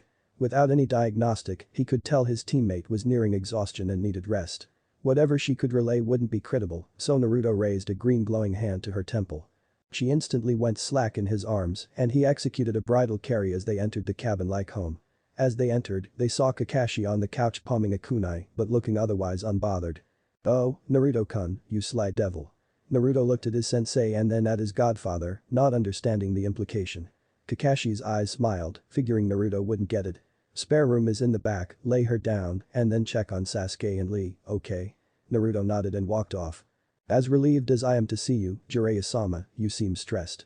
Jiraiya scoffed. I'm beyond stressed, Kakashi. I am in a storm of shit of which there is no safe passage nor dry land. We raided one of Orochimaru's bases, it was our first mission. The snake responds by having his elite bodyguards attack my team and snatch Naruto while I was in contact. Jiraiya rubbed at his temple, trying to wrench away his headache. Had he paid attention he'd have noticed Kakashi visibly tense, only having seen his student reassuring him the boy was okay. And if that wasn't bad enough, Kushina's brat decides that each of the ninja involved in his abduction had to die. Not for kidnapping him, he by all appearances doesn't even give a shit. No, it's because they hurt Sai and Haku in the attempt. So, what does he do? He goes to fucking war by himself in a base where Orochimaru was in attendance. And he almost pulled it off. He even managed to beat a kaguya. By the time I got there it looked like a team of demolition experts had gone crazy. Sensei and him know he was snatched, now Orochimaru has interest in him. Sensei sent Enma to inform me of his displeasure. Kitsaya tells me Tsunade is creating a new technique just for me. Hell, I can't even reprimand the kid too harshly without Haku wanting to use my nutsack for target practice. She's been his shadow since we got him back. This has just been a mess, Jiraiya finished and finally looked at Kakashi. He didn't not like what he was seeing. I know you were a long time Anbu and your masks got all turned around but do not, under any circumstances, praise him for what he did, Kakashi. I don't want to encourage this kind of behavior, not misleading me nor in revenge seeking. Kakashi didn't bother to fight the pride he was feeling and resolved to get the full report once he returned to the village. I won't admonish him either, not without all the information. Sure, whatever, the Sannin replied. Now, what happened to you? Oh, you know. Came to escort the client to the capital to get her away from the local crime lord. Residents poisoned me and attempted to do the same to the genin out of fear of what would happen if the crime lord doesn't get what he wants. Prime Lord's muscle, made of multiple missing or former ninja attacks and with me poisoned, sustained more damage than we would otherwise while losing the client. Okay, give me everything you know and I'll complete the mission. But the rest of your team? No. My bastard of a former teammate pissed me off and I need to cut loose. Can't do that with the kids around. Besides, Haku and Sai will be more than enough to guard this place.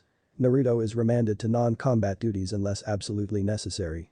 Are you sure you want to provoke him like this? As you say, he is Kushina's child and you remember she always got even. Always, the copy ninja stressed. The FFT, I'm a Sannin, what can that brat do to me? He bought your publisher, remember? Well, he can't buy them a second time. I'll be fine. Kakashi didn't bother to respond further as he reasoned Jiraiya would simply have to learn the hard way. Naruto-kun? Lee asked in surprise as his newest friend walked into the bedroom. Both he and Sasuke were on bedrolls. Is Sakura-chan alright? The Taijutsu specialist asked in concern. Sasuke remained quiet, only watching his occasional teammate lie Sakura down on her own bedroll. She is fine, Lee-san. Naruto said once he'd gotten Sakura down, she just needed some rest. She'll wake up in a few hours. Naruto created a shadow clone and sent it to Lee as he moved to and kneeled next to Sasuke. The original and the clone began their diagnosis and Naruto noticed a gash on Sasuke's side. It was deep but bandaged well, so as long as Sasuke didn't make any sudden moves he'd have been fine. He also noticed high levels of dopamine and norepinephrine. There were signs of fatigue and high blood pressure as well. Sasuke-san, can you tell me what happened? We got ambushed. Handled the initial wave, but there were a few missing nin that overwhelmed us. I activated my Sharingan in time to save Sakura from getting killed. Though, who knows what state we'd be in if our team medic was with us from the start, Sasuke said bitterly. He wasn't really mad at Naruto or Sakura for that matter. It did scare him how close he came to dying, to never fulfilling his life's ambition. Reasonable, Naruto replied, taking no offense. He continued his checkup, now focusing on Sasuke's newly evolved eyes. Your Sharingan, what do you experience when you activate it? How did you activate it? I don't know, we were getting overwhelmed and they just activated. Suddenly, everything seemed slower and I could react better to it. It's why I was able to get to Sakura. Hatshepsutsu, trauma-induced Naruto thought and would make note of it in his medical report. Sasuke-san, I would recommend you not activate your Sharingan again before undergoing a full workup once you've returned to the village. The Uchiha wasn't happy about that but didn't protest, still tired and sore from the attack. The clone was attending to Lee and noticing a high degree of muscle strain and tears. The youthful beast explained the 8 inner gates while he regaled him of his fierce battle. It was very vivid and the clone nodded in appreciation of Lee's storytelling ability. The clone repaired the most serious of the damage, making sure Lee could be operational should the need arise, but letting the body finish healing naturally was generally preferable. He'd only need a day or two of rest and he'd be fine. Naruto returned to the front room to render treatment to Kakashi. The boy worked in silence, only humming when he discovered an anomaly. Nothing life-threatening, but something he'd request a more experienced medic look over in his report. Kakashi watched Chibi, debating whether he should ignore Jiraiya's request and praise his favorite student for doing something cool. He doubted Sasuke or Sakura would do anything half as cool until they were Chunin. So, Jiraiya-sama tells me you found yourself in a bit of trouble, Kakashi observed, dryly. Yes, Naruto responded as he was writing his report. And how do you feel about everything? Displeased. I failed to neutralize all of my desired targets. Understandable but not every mission can be a success. How about your team? How are Sai and Haku? Sai has voiced his displeasure at his performance as well. Haku? I do not know. She has, unless ordered otherwise, remained very close to me since my return. That's not all bad, is it? No, I am amenable to it but am unsure of the motivation. She says she is fine, but I do not believe that to be the case, however I am unsure how to proceed. Kakashi thought about the Hyoten user and what he knew of her, not taking long for his vast intellect to reach a conclusion. You know, she defined herself by her ability to protect and be of value to Zabuza. For a long time that's how she understood the world. I doubt she's changed that radically in such a short time. Maybe she believed she should have been better able to protect you and feels bad she could not. We are a team and she is my friend, not a guard, Naruto responds. Yes, but the same could be said for you. Once you confirmed Orochimaru was behind the abduction you could have allowed Jiraiya-sama to reverse summon you. You have to allow your friends to be as protective of you as you are of them. I accept the premise, but I am perfectly fine, and yet she is not. Then maybe she needs some reassurance, Kakashi suggested. Naruto looked at his sensei to see if there would be more, and when there was not, he nodded and began to write his reports. Knowing a secondary conversation wouldn't impede his report writing, Kakashi continued, "So, about Orochimaru, how do you feel about all of that?" "I am unsure. As he is a known traitor and enemy to Oji-san and the Leaf, I am tempted to simply dismiss his words about the Yondaime as empty." "What did he say about Minato-sensei?" "He said he was a natural killer and his interest in me was that we shared that trait." "Is it true?" Naruto asked and Kakashi experienced a wave of revulsion. "No. Orochimaru is mad and his madness colors his perspective. Minato-sensei simply could endure the realities of shinobi life better than anyone I've known. He knew how to make and accept the hard decisions, but when the mission was over he knew how to enjoy life. If I see any comparison between you two it is that. Sensei was a skilled killer, but he didn't enjoy it. He also wasn't racked with guilt. Orochimaru is a psychopath and no matter what he says, I know you aren't that," Kakashi explained to his student. Naruto nodded as he finished his report, submitting it to Tsunade via the shared storage seal. He was going to start on a seal project, but Sai came through the door, an ever-present smile on his face. "We subdued 3 enemy ninja," Sai stated. Excellent work. I'll meet up with Haku, you stay here with Naruto-kun," he instructed the smiling boy. Sai nodded and Kakashi started toward Haku, easily reversing Sai's route through scent. "Is Haku okay?" "She's a sadist," Sai offered his psychological diagnosis. "Physically?" "Yes, ignoring the sadism she is well." Tsunade sat in the cafeteria with her longtime student, enjoying her soup and sandwich.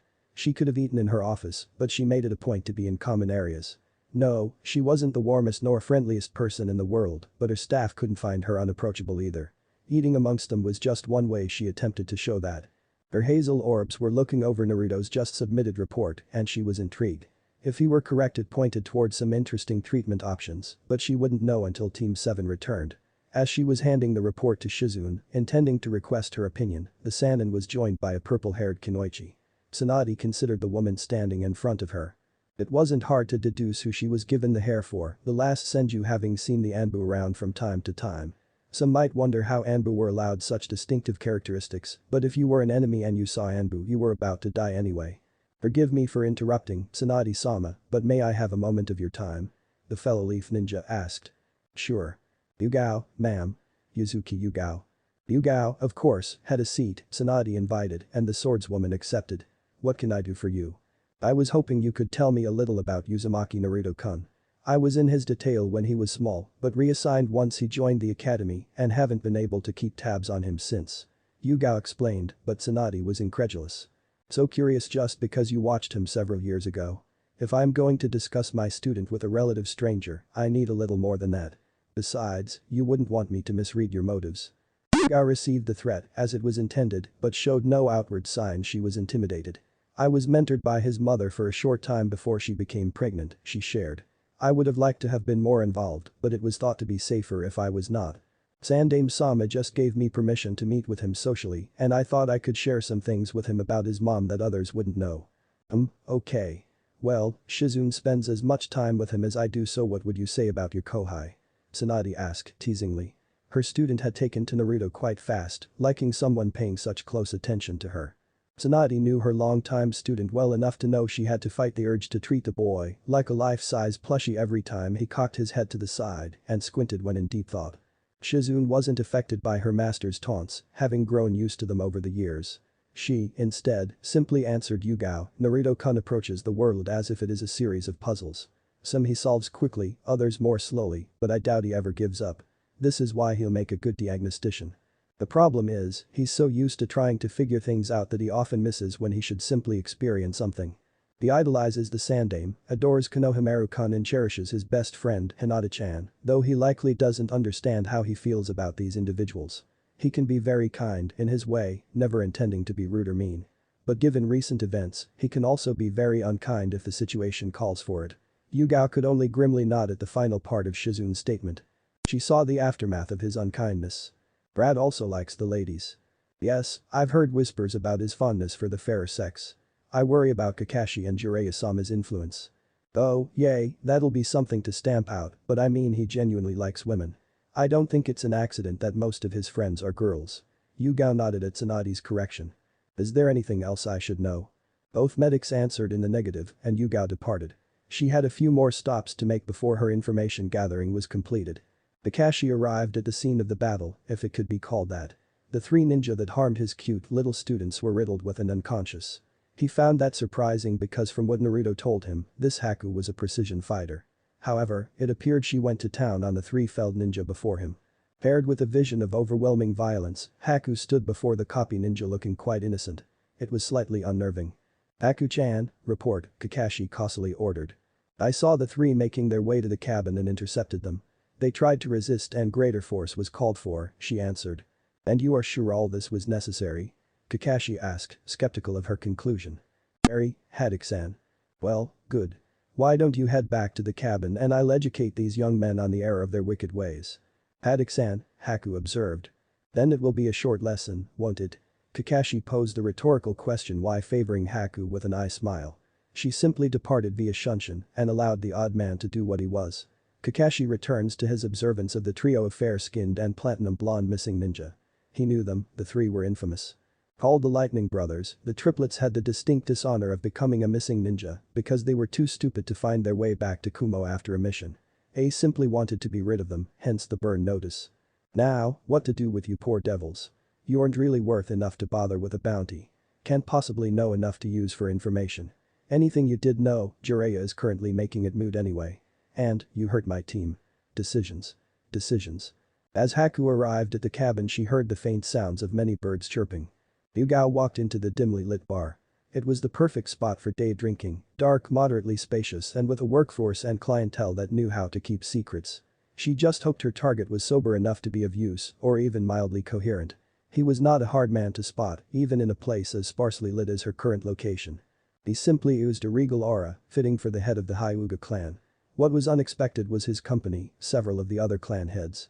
Yugao approached the shared booth and gave a slight bow when the clan leaders turned to her. "Forgive my intrusion, but may I have a brief word with you, Hiashi-sama?" "Yugao-san," Hiashi greeted, "unless it is Hyuga business I am sure whatever you wish to discuss with me can happen right here," Hiashi offered. In truth he was drunk and had no desire to leave his seat. "If you're sure," Yugao responded and the man nodded while Choza offered her a seat. "I wish to ask you about your impression of Uzumaki Naruto-kun. I know Hinata and he are friends and I just wanted your opinion of him. What makes you so interested in the pup?" Tsume asked in curiosity. Hiashi chuckled and said, "Careful, Tsume. If Yugao-san answered that she'd have to kill the majority of us at this table and I like my head where it is. It makes me look regal. You get self-complimentary when you drink, Hiashi. It's too troublesome," Shikaku observed. "Hiashi-san seems to know more than he should," Yugao stated. The directive given to the Anbu and Jiraiya was not widely spread to other shinobi, clan heads or otherwise. How he knew of the Sandame's orders to silence anyone that questioned, investigated or implied anything remotely true about Naruto's heritage was to be removed with extreme prejudice. Some might say it is cruel to have such an order given to the most elite assassins of the village without informing anyone else, but the Sandame reasoned if he didn't tell anyone not to look into Naruto's ancestry, they wouldn't question why they shouldn't. "I wish I could claim some stellar ninja tradecraft, but the Sandame informed himself a few years ago. Now, about Naruto-san," Hiashi started but was cut off. "He's an incorrigible pervert with designs on my baby girl," Inoichi complained. "And he even managed to win my wife over. I don't get how Hiashi allows him around Hinata so much. We should team up, Hiashi. Team up and save our little girls," Inoichi pleaded as he slammed his drink down. "The overprotective father thing would work better if your and my child weren't juvenile soldiers, Inoichi. Have some self-respect," Hiashi chastised. "Yes, there is a whole lot I can't protect my Ino-chan from, but boys. I can do that. And look, I wrote up a psychological profile on Naruto and it made me disgusted with this village for a very long time. He doesn't get my daughter's virginity because of it." "Shut the hell up, Inochi," Tsume barked. "You can't decide who your kid sleeps with when she chooses to any more than you could decide her hair color. And if the genders were reversed you wouldn't even care." "I am comfortable in my hypocrisy," Inoichi said. "Typical male," Inuzuka replied. "Troublesome. Hiashi, you haven't answered Yugao-san's question." "Right, sorry," the Hyuga apologized. Yugao waved him off. "Uzumaki Naruto, our greatest dishonor as a village and mine as a father. I owe the young man. He managed to get through to Hinata-chan when none of my methods worked." "You mean being a hard ass and then a harder ass?" Tsume asked. "Yes. She's developed incredibly well since they became friends and I worry about her less because of it. Am I thrilled that she has designs on a boy with a wandering eye? No, but I know better than to stand between a Hyuga woman and her desire. As for the boy himself, he is honest and polite, though never deferential. I trust if Hinata ever needed him for something he'd deliver it. That must make you anxious given the old Shikaku pointed to his forehead. And it did give Hiashi pause. He didn't know how good the Uzumaki was at seals as far as official ranking, but he knew the boy was incredibly skilled. The only condition he put on Hinata's friendship with Naruto was that she did not try to get him to remove the caged bird's seal. He remembered the visible pain in her eyes when she agreed to forego one of her sincerest desires. "A little," Hiashi said. Hiba said the pup was kinda weird, like emotionless or something. "He has emotions," Inochi corrected. "I'm too drunk to go into it, but he has them. And we're lucky the muted effect is all he has." Inoichi took 2 quick shots before continuing. "Damn kid deserved better. Cursed to have a father that loved the village more than him. Because he believed in the village that would let a no-name orphan be its leader. The will of fire. We were pissed about it." "Hold up, are you saying?" Tsume started, but Hiashi interrupted her before the only sober ninja among them, and Anbu no less, silenced her. "He isn't saying anything, Tsume." "Right, Inoichi. The FFT, whatever. If we'd done the right things it would be different. If either of them were here, I could come back and see what we caused. You couldn't dig the graves fast enough." A collective shudder was had by the table as they imagined chakra chains and teleporting ninja. Getting what she came for, even if it wasn't much, Yugao excused herself and left, resolving to never do that again. Haku looked at the flowers being presented to her, the assortment of red, yellow and orange, meshed with the dusk setting. She also noticed the bouquet wrapped in sealing paper, her rudimentary knowledge telling her the seals had something to do with water. She concluded Naruto created some kind of hydrating seal, removing the need for a water-filled vase. As she reached for the flowers, her eyes moved away from the impromptu gift to the blue eyes of the gift giver. Some would call them blank, but she knew better. Free from judgment, yes, but never empty of meaning. "Thank you, Naruto-kun. What have I done to receive such a lovely gift?" Naruto squinted and leaned his head to the side. Haku assumed it was an expression of surprise, he likely hadn't thought she'd ask why she was receiving a gift. "Haddock-sensei said I should come up with a way to reassure you that I am okay, so you will be okay." It didn't shock the Hyoten user that he'd noticed her change in behavior. She knew Sai was right, she had been clingy as a way to manage her guilt. If she wasn't so insistent on not killing she would not have left herself open to that arrow, and Naruto wouldn't have been taken. "I know you are, I'm sorry for crowding you, Naruto-kun. I do not feel crowded, though I do not know what it is to feel crowded. I do not mind you being close, Haku. And what happened was not your fault. I should have seen to our security and did not. I was negligent and we were ambushed because of it. I subsequently failed to get all responsible, but should the opportunity arise in the future I will not fail again." "We all share responsibility, Naruto-kun," Haku countered. While he could have, placing down security seals post-mission would be paranoid in most situations. It was not unreasonable to think themselves far enough away from the base to be out of the range of retaliation, and with Jiraiya with them that'd scare off all but the most. "Do you really believe that?" Naruto asked, but it couldn't quell the realization Haku just had. "Honestly, no. I was so used to seeing myself as a tool for Zabuza that being a friend is very new. You and even Sai-kun are dear to me, so if you are harmed it feels like I have failed my purpose. However, now I am wondering something else. Isn't it convenient that Sound Ninja attacked while Jiraiya was meeting a contact?" Haku watched as Naruto squinted as he thought, quickly coming to the same conclusion she had, Jiraiya's contact sold us out. "I think it is possible, the timing is too coincidental. And while I've heard of coincidence I've never once seen it." Naruto didn't respond, but Haku knew it was because the next steps were obvious, alert Jiraiya and lay a trap for the burned contact. And as she changed topics he wouldn't go back to her recent behavior. "Thank you, Naruto-kun. You already thanked me for the flowers. Not for those, but they are lovely. Thank you for being my friend and never judging me. Thank you for accepting me." Haku said, but her words were hollow, a poor measure for how she was feeling. "I hope Hinata-chan will forgive me," she said. Naruto was going to ask what she'd need forgiveness for, but before the words could leave his mouth, he felt 2 warm, moist lips on his own. It was over as fast as it began, but the Uzumaki was speechless. He felt an unfamiliar warmth in his face. Haku ran her hands through his spiky locks and giggled, turning away and walking toward the cabin. Not even Kakashi appearing beside him stirred the genin out of his trance. "Your first kiss, and with a cutie no less. You do your sensei proud, Naruto-kun," Kakashi said, favoring his student with an eye smile. Naruto could only respond with a slight smile as his hand rubbed the back of his head. His only thought was that he should try to reassure his friends more often. Chapter 15. The flutter of his eyes as Konohamaru started the day. He looked out his window and could see it was still dark, just a little sunlight peeking over the horizon. The young Sarutobi yawned as he stretched his arms to the sky, then swiftly removed his blue and green comforter. It was time to start his day. Changing out of his monkey print pajamas, Konohamaru put on his navy blue training guy, sandals and headed outside. Konohamaru stared at his pre-dawn foe. The same one he faced every morning. He took up his stance, knees bent, back straight. He approached his enemy and proceeded to strike it relentlessly. The first task of his morning routine was hitting a training dummy, and Konohamaru was diligent in his practice. Rhythmic thuds could be heard as Konohamaru followed the striking progression his grandpa showed him, paying attention to his footwork as well. When he learned that no one woke up his Nai-chan every morning to train, it initially made him sad, but it also motivated him. He believed his Nai-chan must be really dedicated to wake up on his own and start his day. After that, the youngest Sarutobi resolved to do the same. It took time, but he got there, impressing his mother and grandfather both. After 45 minutes of non-stop striking, Konohamaru ends his session. He ignored the dull hum of pain he felt in his limbs, the pain once being more pronounced was only a minor annoyance. A quick shower and change of clothes later, Kono was seated at the breakfast table. His uncle Asuma was drinking tea, looking barely awake. That is, until an unexpected presence joined them. "Grandpa?" the academy student asked in genuine surprise.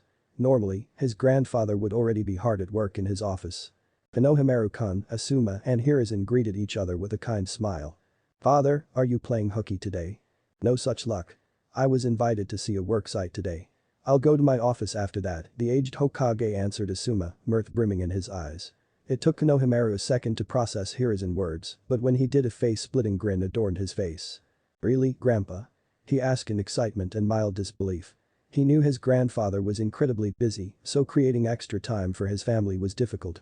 While he missed him and his mom, Konohamaru normally had his Nai-chan around to take some of the loneliness away, along with Mogi and Yuden. However, even his extended absence had the young Sarutobi feeling a little down.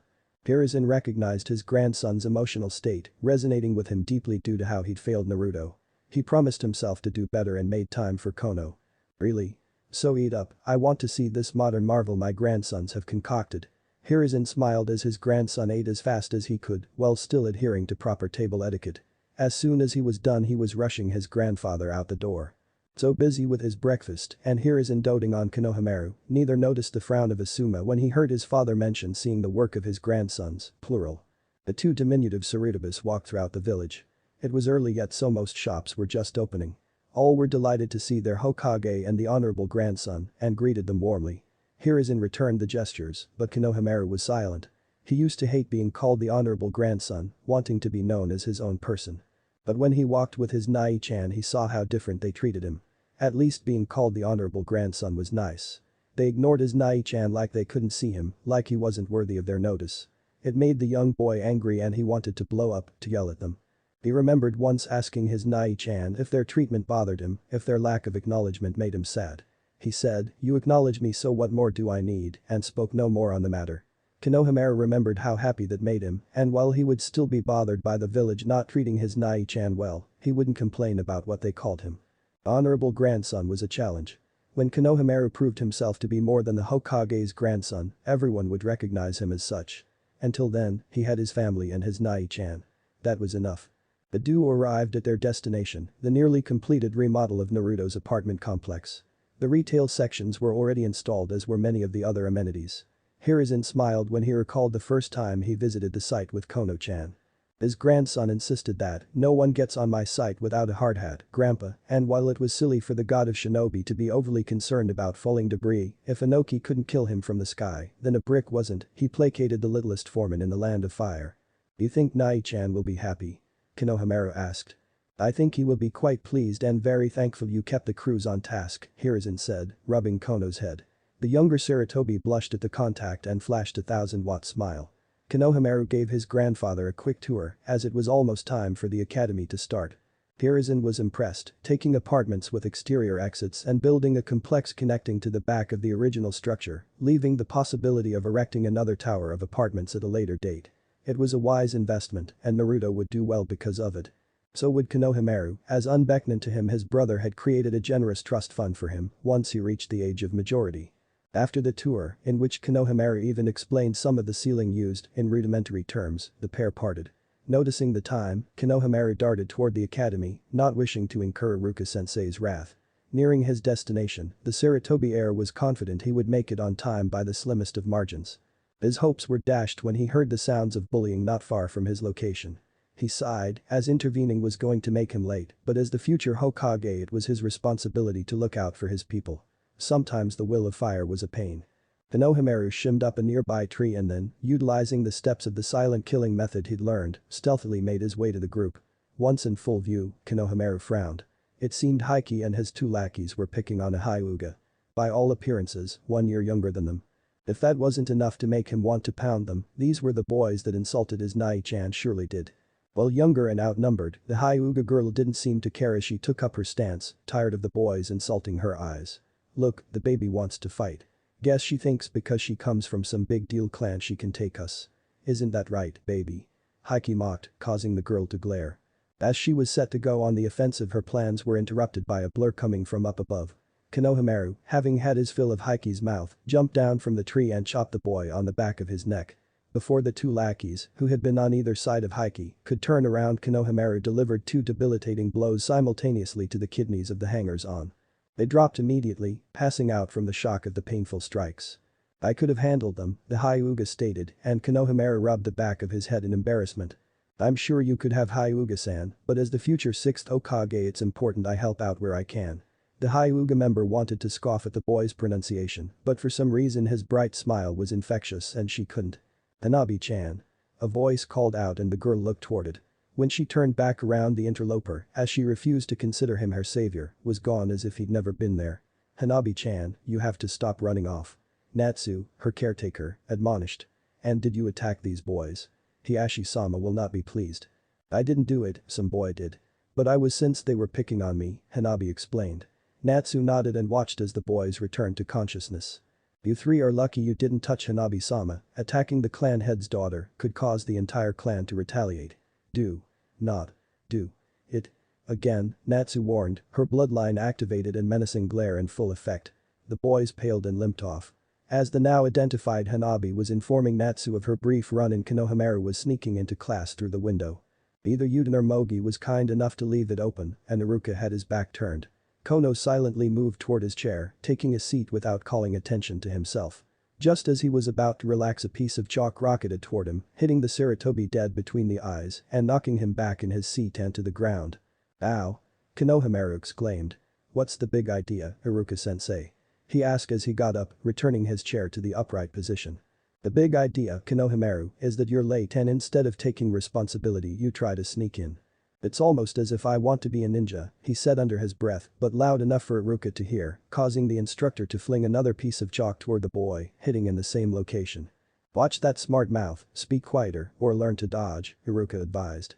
Konohamaru continued to mutter about his sensei, and it is only his long-instilled discipline that allowed the academy teacher to continue his lesson plan, as a part of him wanted to inform Konohamaru that there was no way that could fit there, and then washed the boy's mouth out for such language. When Haki and his crew walk in, the signs of them having been attacked are obvious. 2 of the boys are limping in pain, and Haki looked glassy-eyed. It didn't take much for Iruka to conclude they did something, and Konohamaru attacked them again, though this time he seemed to come away unscathed from the encounter. Why are you 3 late? Iruka questioned and their body language signaled they planned to lie. Tell the truth. We were just messing around and then someone jumped us from behind, Haki explained. Iruka narrowed his eyes at the brown-haired boy. And you didn't see who did it? All 3 shook their heads no. Well, regardless you're late so you'll be running extra laps during PT. Now, take your seats. The morning lessons continued without further interruption. Konohamaru liked Iruka-sensei, but found the man's lecturing style to be boring. When he felt his concentration slipping, he practiced an exercise his mom taught him, a way to half pay attention to Iruka-sensei and absorb the lecture while discreetly scoping out the classroom. It was the most exciting place to survey, as almost nothing changed, but it gave Konohamaru enough of a break so he could refresh himself. Before he knew it, lunchtime had arrived and Sarutobi was thankful for the break. After getting their lunch trays, the Konohamaru Corps decided to eat outside. As they enjoyed the midday weather a yellow toad appeared on the table in a cloud of smoke. It was one of his Nai-chan summons, Kono observed. Amaterasu? Konohamaru asked in surprise. Hi Konohamaru. Do you have any snacks? The little toad asked, causing the 3 students to form a sweat drop. Before that, did Nai-chan send you here for a reason? Oh, yay. He said he'd be back in 2 days. Now, can I have some snacks? Didn't Nai-chan already give you some in payment? Kono asked, knowing it to be the case. That doesn't mean I can't get more, Gamatsu reasoned. Fine, you wanna hang out until lunch is over? Kono asked and the toad nodded in glee. The trio shared their lunches with the summons as they chatted about various topics. It was a pleasant lunch until it was interrupted by the last people Konohamaru wanted to deal with. Hey. Hiki shouted as he marched over to the table, flanked by his usual company. It was you, wasn't it? You hit me before class and I got in trouble for it. I don't know what you're talking about, Hiki-san, the Saratobi responded, feigning innocence. Liar, it was you. Tell me why I shouldn't pound you into the ground. Hiki threatened as he arrived at his destination, having brought the attention of a crowd with him. How about the fact he's already kicked your butt before? Mogi questioned. The schoolyard bully's face went red. That was luck. But you're accusing him of having done it again. Twice isn't luck, Yuden reasoned, angering the boy even more. No longer thinking, he lashed out and grabbed Konohamaru by the collar with one hand and lifted the other to strike him. The firm grip of Iruka-sensei prevented the punch from ever being thrown. Go to the headmaster, right now, Iruka ordered and then turned his attention to the rest of the students and all of you returned to class. All complied except the Konohamaru Corps. Iruka saw the anger in the eyes of the Hokage's grandson and he wanted to avoid Konohamaru lashing out or escalating things. You did the right thing by not engaging with him, Konohamaru. Sometimes it takes more courage not to act, I'm proud of you. Konohamaru smiled at Iruka and gathered his things. It's time to go, Gamatatsu, but I'll see you later. Okay. Make sure to have more snacks, the glutton requested before disappearing. Kono simply shook his head at the weird little toad. At least Gamakichi cared about more than just snacks. Are you really going to let Hiki get away with grabbing you, Kono-kun? Mogi asked out of curiosity. No. Iruka-sensei was right, it was the wrong time to act. Too many witnesses. Besides, one more beatdown wasn't going to solve the problem. I'll break that stupid jerk over time until he begs me to stop. Do you have a plan? Yuden asked. Not yet. But I will and no one will be able to prove a thing, Jiraiya. Jiraiya looked over his temporary team as they walked in the busy village streets. Since his lecture to Naruto hadn't been successful, he decided to take a different tact. He worked with his godson. Morning, noon, and night. The same for the other two, but he planned to really put Naruto through the ringer.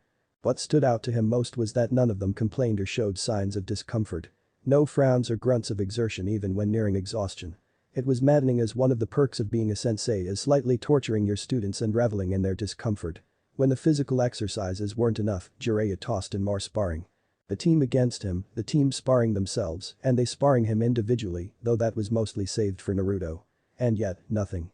Even making Naruto increase his resistance seals at a higher rate only netted him a hum of acknowledgement. When just purely physical work didn't get the desired results, he made them expand their chakra manipulation. He had side drawing different beasts of different species and sizes as fast as he could for as long as he could. Haku was made to practice pulling water out of the air. Naruto was given a beer and katen and told to learn it without completing any of the nature transformation exercises. Sai increased the efficacy of his main, Haku expanded her chakra reserves while maintaining her control, and Naruto had a field-ready version of the fire technique. His intention was to impart the lesson to never cross or mislead him. That he'd work them into the ground if they did. But as the primary culprit remained indifferent to Jiraiya's lesson, all he'd really done is make them stronger, faster, and better. The little shits. Still, he felt pride in their growth. They would only be his temporary team, but it reminded him of his old team while being different enough to not hurt or fill him with regrets. I'll get the rooms at the inn, check in by nightfall, Jiraiya ordered. They were on their last mission, escorting the Kazukija's children and Jounin-sensei to Konoha for the Chunin exams. He cautioned Naruto against revealing anything since they'd be competition. The blonde simply nodded but said nothing in response. Meeting them at the border had been a non-event as far as Jiraiya was concerned, though he found Baki a little stiff and the short child to be weird and intense. As Jiraiya made his way to the inn to secure the rooms, he simply couldn't know what his proximity to the Suna Jounin was doing to the semi-veiled man. Baki was a top man of Suna. Strong enough and trusted enough to steward the Kazukija's children through their paths of becoming ninja. He'd seen war, lost friends, and carried the regrets that came with their profession. He didn't scare easily. Rasa-sama had his respect but did not invoke a sense of fear. Even Gaara was more resigned to wariness. But when he saw Jiraiya, the Toad Sage, was going to be his escort, he swore Suna's planned betrayal had been uncovered and the Sannin was there to kill them all. The trio of junior ninja that followed didn't help matters. They didn't talk. One of them was always smiling and the smallest one looked vaguely familiar. It set him on edge. To make matters worse, Baki knew if Gaara pulled any of his psycho nonsense with Jiraiya, the boy was going to get his head caved in and there wasn't much Baki could do about it. He'd defend his student and village asset with his life, but he had no need to sell himself on a false future. The outcome was known, the resistance offered a mere formality. In short, his life depended on Gaara acting somewhat normally. Even Tsunade Senju wouldn't take those odds. If he survived the exams and the invasion, Baki promised himself a 2-week vacation in a far-off oasis. As the Tsunade Jounin and his most dangerous student followed Jiraiya, the other kids were left alone. Haku was the first to speak, suggesting she go look for a suitable spot for an early dinner. Kankuro opted to go with her. He seemed a little eager in Naruto's opinion, not that he understood why he made the observation. As those two departed and Sai went off to do Sai things, which could include painting the landscape or assassinating someone for Danzo-san, Naruto simply walked up to the nearest person. "Excuse me, ma'am," Naruto interrupted. The woman looked down at the small boy and thought he was cute until she recognized his headband and stiffened just slightly. She'd never interacted with any of her country's ninja before, but she'd heard stories. "Yes. Do you know where the nearest bookstore is? And possibly somewhere to pick up a trinket for a 9-year-old boy?" Naruto asked. He noticed the smile had quickly left her face, but was confused when he returned after his question. "Sure, sweetie. Just go down this main street and take the third left. We have a few shops for souvenirs or toys and a nice-sized bookstore at the end of the walkway." "Thank you, ma'am," Naruto said and then walked away. He noticed that Suna Kunoichi was following him. "Can I help you, Temari-san?" "So you do speak. I was starting to wonder," she said sarcastically. She couldn't have known that Haku, Sai and Naruto had been in constant communication, for them, using the communicator seal. "If you wanted to speak to me, Temari-san, you could have simply spoken to me," Naruto reasoned and saw the cute girl blush a little. "That's fair. So, where are we going?" "I am in search of a book and a small item for my little brother." Temari gained this far-off look as she turned her head away from Naruto. "It's nice," she started, "to think about your little brother while on a mission. Not everyone would do that." Temari thought Naruto didn't follow up on her statement out of a sense of decorum, in truth he simply had nothing to add. As they passed by several shops, Naruto saw various toys that would appeal to a civilian, but nothing that would interest Kono-chan. He saw some porcelain masks that looked vaguely similar to the ones the Anbu wear, but Kono-chan could get that from his Kana-san. Temari watched as the sunshine blonde looked over the items. To a less astute person it would look like he was dismissing things without consideration, but she had a feeling the boy was doing the exact opposite. She watched him categorically reject a multitude of objects until he stopped rigid and pointed at something. "How much, sir?" Temari heard him ask, but didn't hear the price quoted back. The boy retrieved a frog wallet and gave a wad of Ryo notes. The shopkeeper put the item in the bag and finally she saw what garnered the Leaf Nin's approval, a pair of goggles.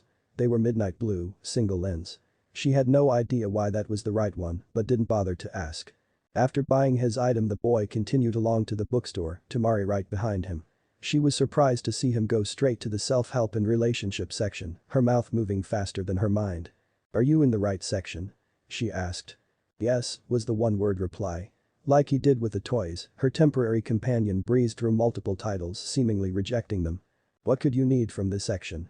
You're pretty young to need a self-help book or one about relationships even." Naruto turned to her, his blue eyes peering into her teal orbs. "I received a kiss from a friend recently, but I'm not sure why or how to gain another. I seek information to that end." Temari was silenced by the response, and Naruto took it as her being satisfied, so he resumed his search. Inwardly, Temari fumed that this pipsqueak managed to get a kiss before she did. If the boys of her village were intimidated by her father, they were terrified of her brother. No one would even attempt to ask her out. Temari felt she had to do something to salvage her self-esteem. "Maybe you're reading too much into it. One of your little friends got crazy and gave you a peck, I wouldn't think too much about it. You're what, 12? It really wasn't that big a deal." "Yes, I am 12. Haku is 15. Even by your logic, her actions would be more considered than my own," Naruto spoke, never looking away from the bookshelf. He missed Temari's reaction of irritation. Haku was the Kunoichi of his team and the Wind Mistress could admit the girl was very pretty. Like, the embodiment of pretty. And she kissed this. So, why not just ask her to be your girlfriend? Seems simple enough unless you're afraid. Naruto grabbed a book and headed toward the front, Temari quickly following behind him. "If I ask Haku to be my girlfriend, it would be inappropriate to receive kisses from other people, and yet there are multiple girls I would like to eventually kiss. I simply want Haku to kiss me, too." Temari gained a tick mark as absorbed the Uzumaki's words. So annoyed she didn't fully notice they had left the stores until a breeze was felt on her skin. "Are you some kind of heir or something?" Temari asked, trying to find a justification for what she read as arrogance coming from the boy. Both my parents are dead and left me an inheritance, so yes, I am an heir, Naruto answered, never breaking stride. Temari flinched wondering if she'd upset him. Sorry, I didn't mean to offend you. I am not offended, Temari-san. My parents died when I was very young and I've had years to accept it. Naruto continued, new destination in mind. So, they left you with a little brother to care for? She asked, remembering how she was expected to watch after Kankuro and little Gaara when her mom passed. No, my brother is not through biology. Oh, you were adopted? No, I was never adopted, Temari-san. She winced. I'm really making an ass of myself, aren't I? She considered just going to the inn to escape the awkwardness. I am not familiar with this phrase, Temari-san, but from your tone I assume it is not a good thing. No, it means I'm embarrassing myself and being a jerk. Naruto fully turned to look at the older girl in confusion. He really didn't know why she'd be embarrassed, but it would be rude to just dismiss it outright. Looking her over and noting current conditions, Naruto came to a conclusion. Oh, how have you embarrassed yourself? Did the breeze catch your skirt? Temari blushed red at the question. No, you pervert. Why would that be your guess? I could see no other reason for your embarrassment, and many would be so if strangers got a look at their panties. Or proof you weren't wearing any. An embarrassed anger surged through Temari as she protested, of course I'm wearing panties. Naruto nodded as he continued walking, but did think deeply about her words. Of course the following words would be obvious. However, Hinata-chan had informed him she didn't wear panties, so it wasn't a given that all kunoichi did. Naruto reasoned it was possible Hinata-chan hadn't told him the truth in an attempt to make a joke or prank him. There was really only one way to know, and as he'd already quoted her his charge for medical services, he'd only have to find a reason to provide them. Naruto continued to consider his dilemma as Temari, and he entered a small tavern. Temari, still embarrassed, never asked how Naruto knew to come here as the rest of his team and Kankuro were already seated. She noticed her brother looked sad for some reason. When the brother and sister pair made eye contact they asked simultaneously, "What's wrong with you?" Each answer is just as fast, "I'll tell you later." Temari's blush continued to recede, while Kankuro's look of depression remained the same. Dinner came and went, Haku made sure to get takeout for the three that hadn't joined, and well before nightfall the ninja arrived at the inn. After checking in with Jiraiya, Naruto went to the roof to read, not wanting to show Haku his new purchase. Sai followed his friend, wanting to work on his own side project. Haku stayed in their shared room while Temari and Kankuro adjourned on their own, with a silent Gaara sitting and staring at nothing in particular. Okay, we're alone now, Kankuro. What happened? Belief Kunoichi. I was giving her my grade A stuff, my best material, and she just turned me down flat. You're depressed because a girl you met hours ago didn't fall for your crappy pickup lines. Seriously? Temari asked in disbelief. She's so hot. Was Kankuro's defense. She's somewhat attractive, don't overstate things, Temari retorted carelessly. When she reconsidered her words she wondered why she was running down a girl she'd already, internally, admitted was incredibly pretty. She's a smoke show and that's a fact. Temari, I'm in love. You're both annoying, Gaara finally spoke. He'd love to threaten to kill them, he'd love to simply kill them and be rid of their company, but Baki made it clear that should he indulge in any such activities before the exam, the tall Konoha ninja would execute him without fail. Something even his father would have difficulty with. It set Gaara on edge, and Mother was being uncharacteristically quiet. He didn't like it, any of it. He decided to go to the roof to be alone before he killed someone by accident. Couldn't you just ask? Sai posed his question as he applied his oil-based paint to the canvas. One of the benefits of having a seal master for a friend was it made packing his art supplies easy and convenient. I considered that approach. I concluded that much like my offers to have sex at a future date, it may be indelicate to simply ask. It also feels cumbersome, Naruto answered while reading the introduction to his new book, Escalation of Affection. A treatise on the transition from platonic to romantic love. Cumbersome? Sai asked as he thought about the dilemma. Are you concerned about rejection? Was her unprompted willingness causal in your enjoyment? It is not a variable I can rule out, but as I was taken by surprise and only have one case, data is limited. Still, we must consider that you not only want future kisses, but you want Haku to want to kiss you. Are you sure this is worth it? Sai asked earnestly. He hadn't gotten his friend's interest in this realm of human expression. It seemed like more trouble than it was worth. I would be vehement in my assurance that it is, Naruto answered, muttering the last part. Neither boy was alarmed when the Redevelopment ninja arrived on the roof. He took to one corner and made no effort to converse with them, so they let him be. As late evening transitioned into early night, Sai packed up his materials and went back to the room. Naruto resolved to stay, utilizing a flashlight to continue reading. In the back of his mind he resolved to find a way to read in the dark without need of a set appliance. Gara had come to the roof to be alone, but once he arrived his attention fell onto the two boys there already. They felt empty and it bothered him. He was not used to apathy and it made him wonder if these people were simply good at masking their intent to harm him. Seeing that the blonde was going to stay he decided to approach him. "Why do you feel empty?" "I don't know what that means," Naruto said as he continued reading, but found the question odd. "You have no emotions, not in the entire time you've been in my presence have you shown any. Is this a trick by my father to lower my guard? It will not work. I thought shinobi were meant to not show emotions. Logically, if you're surrounded by those that do, they must be inferior and your question should be why they emote, not why I do not. Secondly, I do not take orders from your father or any non-leaf ninja not given authority by the Hokage and the daimyo. Finally, the state of your guard is your concern. Getting you to Konoha unharmed is mine." Gara paused. He wasn't sure what to do, his father barked orders and made threats, and almost no one else spoke to him, so someone calmly rebutting him in a rational way was a new experience. He wasn't sure if he liked it. He almost walked back to his corner of the roof, but that felt like a retreat, as if he'd been bested by this boy. He was Gara of the desert, that would not be allowed. He zeroed in on what the blonde was reading, it appeared to be a book about relationships. He wanted to scoff, he was just like everyone else, attempting to validate his existence through others. The strong only needed to love themselves. "Why do you read such drivel?" Gara asked, a sneer on his face. "To seek information I do not currently have. Have you read this book? What makes it bad?" Once again Gara was confused by the response. "Of course not, I have no need. I love only myself and vow to kill all threats to my existence. It's the only validation I need." Gara waited to hear the empty-headed retort about the value of love. "How will you know you aren't a brain in a vat?" Naruto asked. "What? If you isolate yourself how do you know all of reality as you experience it is real? You could be a brain in a vat and this is just a simulation. Or a complex. You'd just be killing fictional people. So, you wouldn't have validated anything, really." Gara stared at the uzumaki in complete silence. He had no response. He didn't know how to feel about the leaf Nina at all. Was he real? Was this all fake? How could he possibly know? Could anything be known? What even is knowledge? If this were all some simulation, why do people hate him? Why did his family abandon and try to kill him? Gara felt unmoored as he returned to his room holding his head. Mother was still silent, so he was alone with his thoughts for the first time ever. As he entered the room he saw his brother and sister. Or were they? The room was spinning and Gara felt unwell. As he slumped down on the floor he could only ask his siblings one question. "Am I real?" Naruto didn't think much of Gara's hasty exit. He, too, disliked much of the philosophy hereat as he found it ponderous and unsuited to falsification. When he posed that problem to Naruto he thought about it for several days.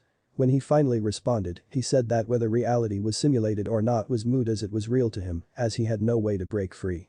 As such, it made sense to simply accept this shared reality, as he lacked the ability to stop things existing with just his own volition.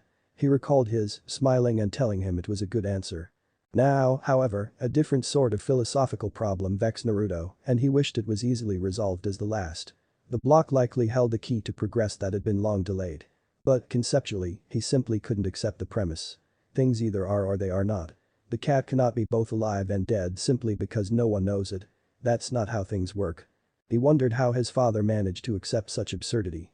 "As I am sure you know, it is time to nominate teams to participate in the Chunin exams," Hiruzen stated to the room of collected Jounin sensei.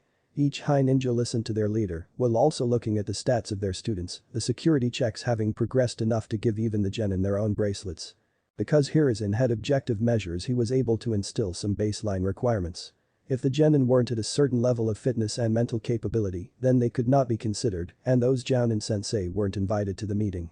The Hokage was somewhat surprised all three of the rookie teams managed to meet the cutoff, though Team 10 just barely passed. Still, it would be a good showing if several clan heirs did well in the exams. And, of course, his grandson. He hadn't gone this long without seeing Naruto-kun, and the old man missed their talks. As he waited for each Jounin to announce their decision he noticed his ninja, while giving him due attention, were all shooting looks at Kakashi. Hiruzen could not blame them as the infamous tardy ninja arrived early. Curbing his tardiness was one of the many changes Kakashi displayed since his last mission and return.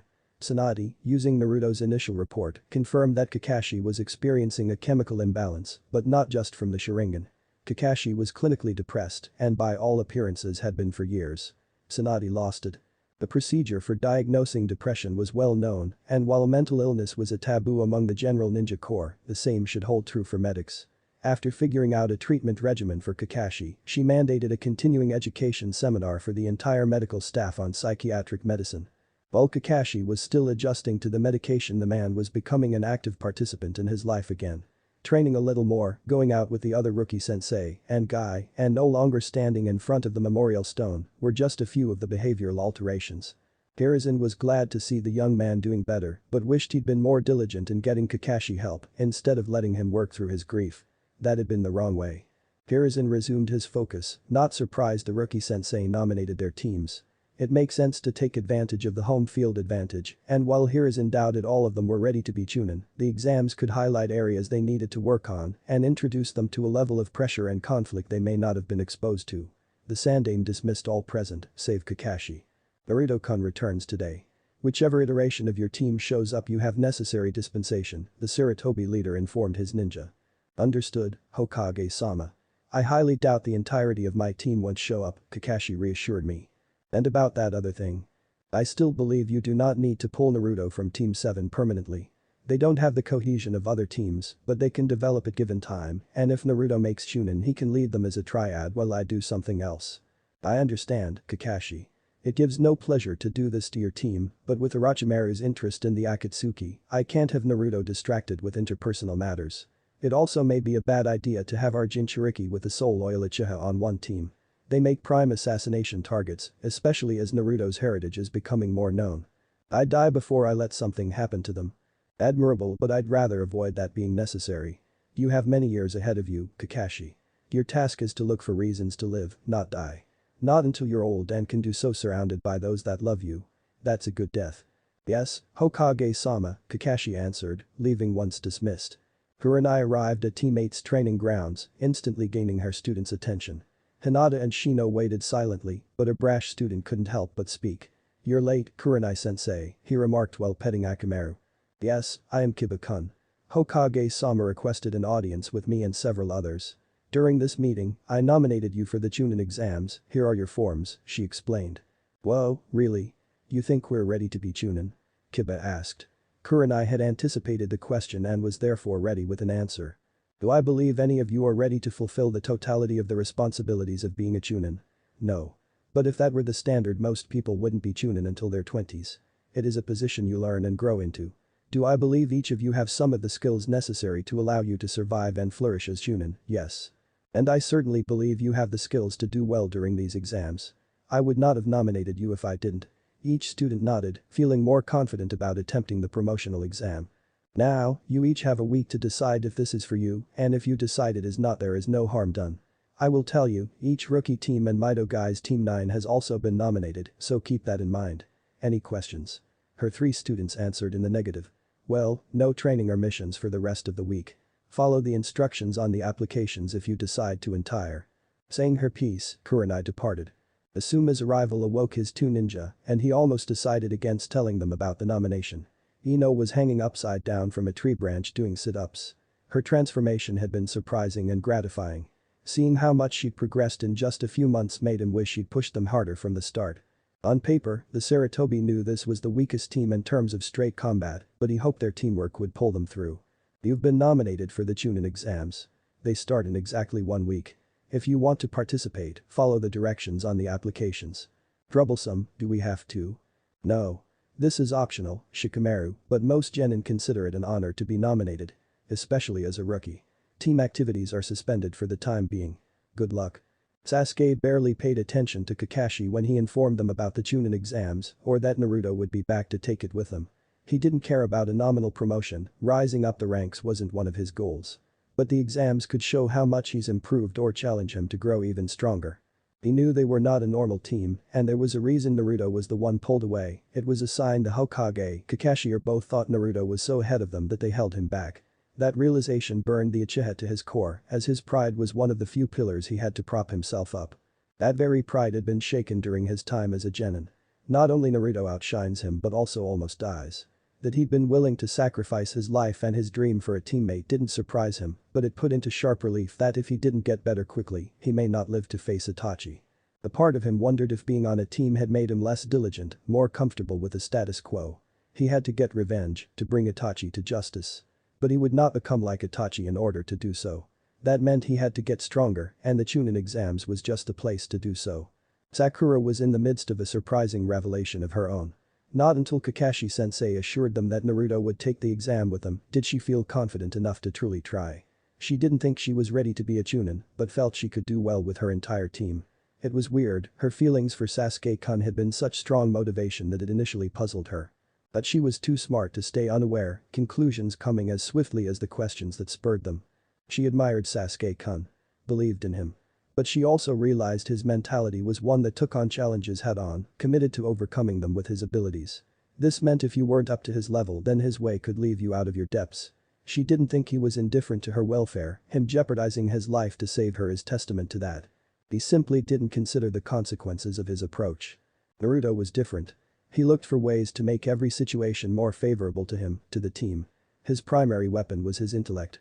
Problems were broken down, recontextualized or reshaped until he had the greatest advantage. She felt much more secure with that approach.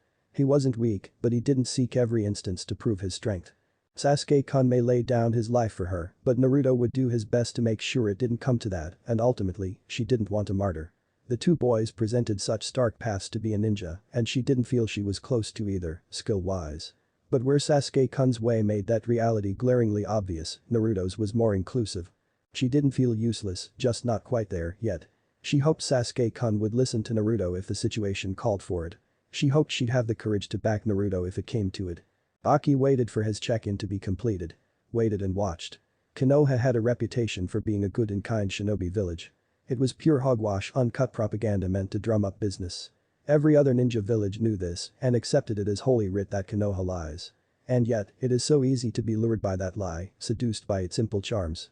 Baki had been so worried about Jiraiya he didn't even pay attention to the younger ninja with him. But how could he know Jiraiya was assigned a team of demons? Oh, those blank faces hid their true nature well, but Baki was a seasoned veteran. He'd seen evil, done worse and knew the depths of human depravity had no bottom. But at least everything he'd ever done gave his victims a fighting chance. Not these devils. One conversation is all it took to turn his violently psychopathic Jinchuriki into a dyed-in-the-wool nihilist, unconvinced anything around him mattered. Baki would never forget the experience of being pulled from sleep by a wild-eyed Gaara, informing him God was dead and that they had collectively killed him. He didn't even know Gaara believed in God. Broken. The blonde devil broke Gaara. Then there was Kankuro. The once cocksure youth was depressed over the kunoichi. In what must have been the most interesting deployment of a honeypot in shinobi history, the girl managed to seduce his student without actually showing the least bit of interest in him. This, too, had something to do with the blonde one. Constantly, Kankuro would look at the object of his affection then at the small blonde before asking to marry him. In total denial. She would nod and Kankuro would sink further into his depression. The blonde had to be some T&I prodigy meant to mimic the competition before the exams. Those cold blue eyes were reminiscent of something, and Baki wondered if he buried the memory because it was simply too evil to remember. Lastly, was Temari. His sane, strong, dedicated, and sane kunoichi. She often made him proud, made her village proud. Baki thought she'd escape the impact of the three devils. Her mental fortitude is too high, her will too strong to fall for their games. But he'd been wrong. As the blonde manipulation prodigy worked her over right before his eyes. Temari-san, Naruto said, looking Suna Kunoichi in the eyes. He really liked her eyes. Yes. I am aware you are here for the Chunin exams. Should you find yourself with a little free time would you like to visit with me? He asked. Temari was a little surprised by the question, she hadn't thought she'd made that good of an impression when they talked. The wind mistress didn't know why, but she looked over to Haku to gauge her reaction and smothered a frown at what she saw. Not all that pretty girl was smiling. Smiling as if it didn't matter if the Suna ninja spent time with Naruto, she couldn't possibly compete with little miss perfectly symmetrical over there. The silent arrogance was going to Temari. Before she could answer she was stopped by a screaming child. N. Konohamaru yelled as he dove toward his brother, being caught midair. You're back. Yes, as I informed you I would be, Naruto answered and then positioned Kono-chan onto his back. Sorry, Temari-san, this is my little brother, Naruto explained. And Baki didn't bother to fight his grimace. Oh, the monkey god was thorough. Temari's strained relationship with Gaara to manipulate her was low and by all appearances it worked. He saw the wistful look on her face, the unspoken regrets that pulled at his own sense of shame. Oh, so this is him? Yes. Kono-chan, this is Temari of Suna.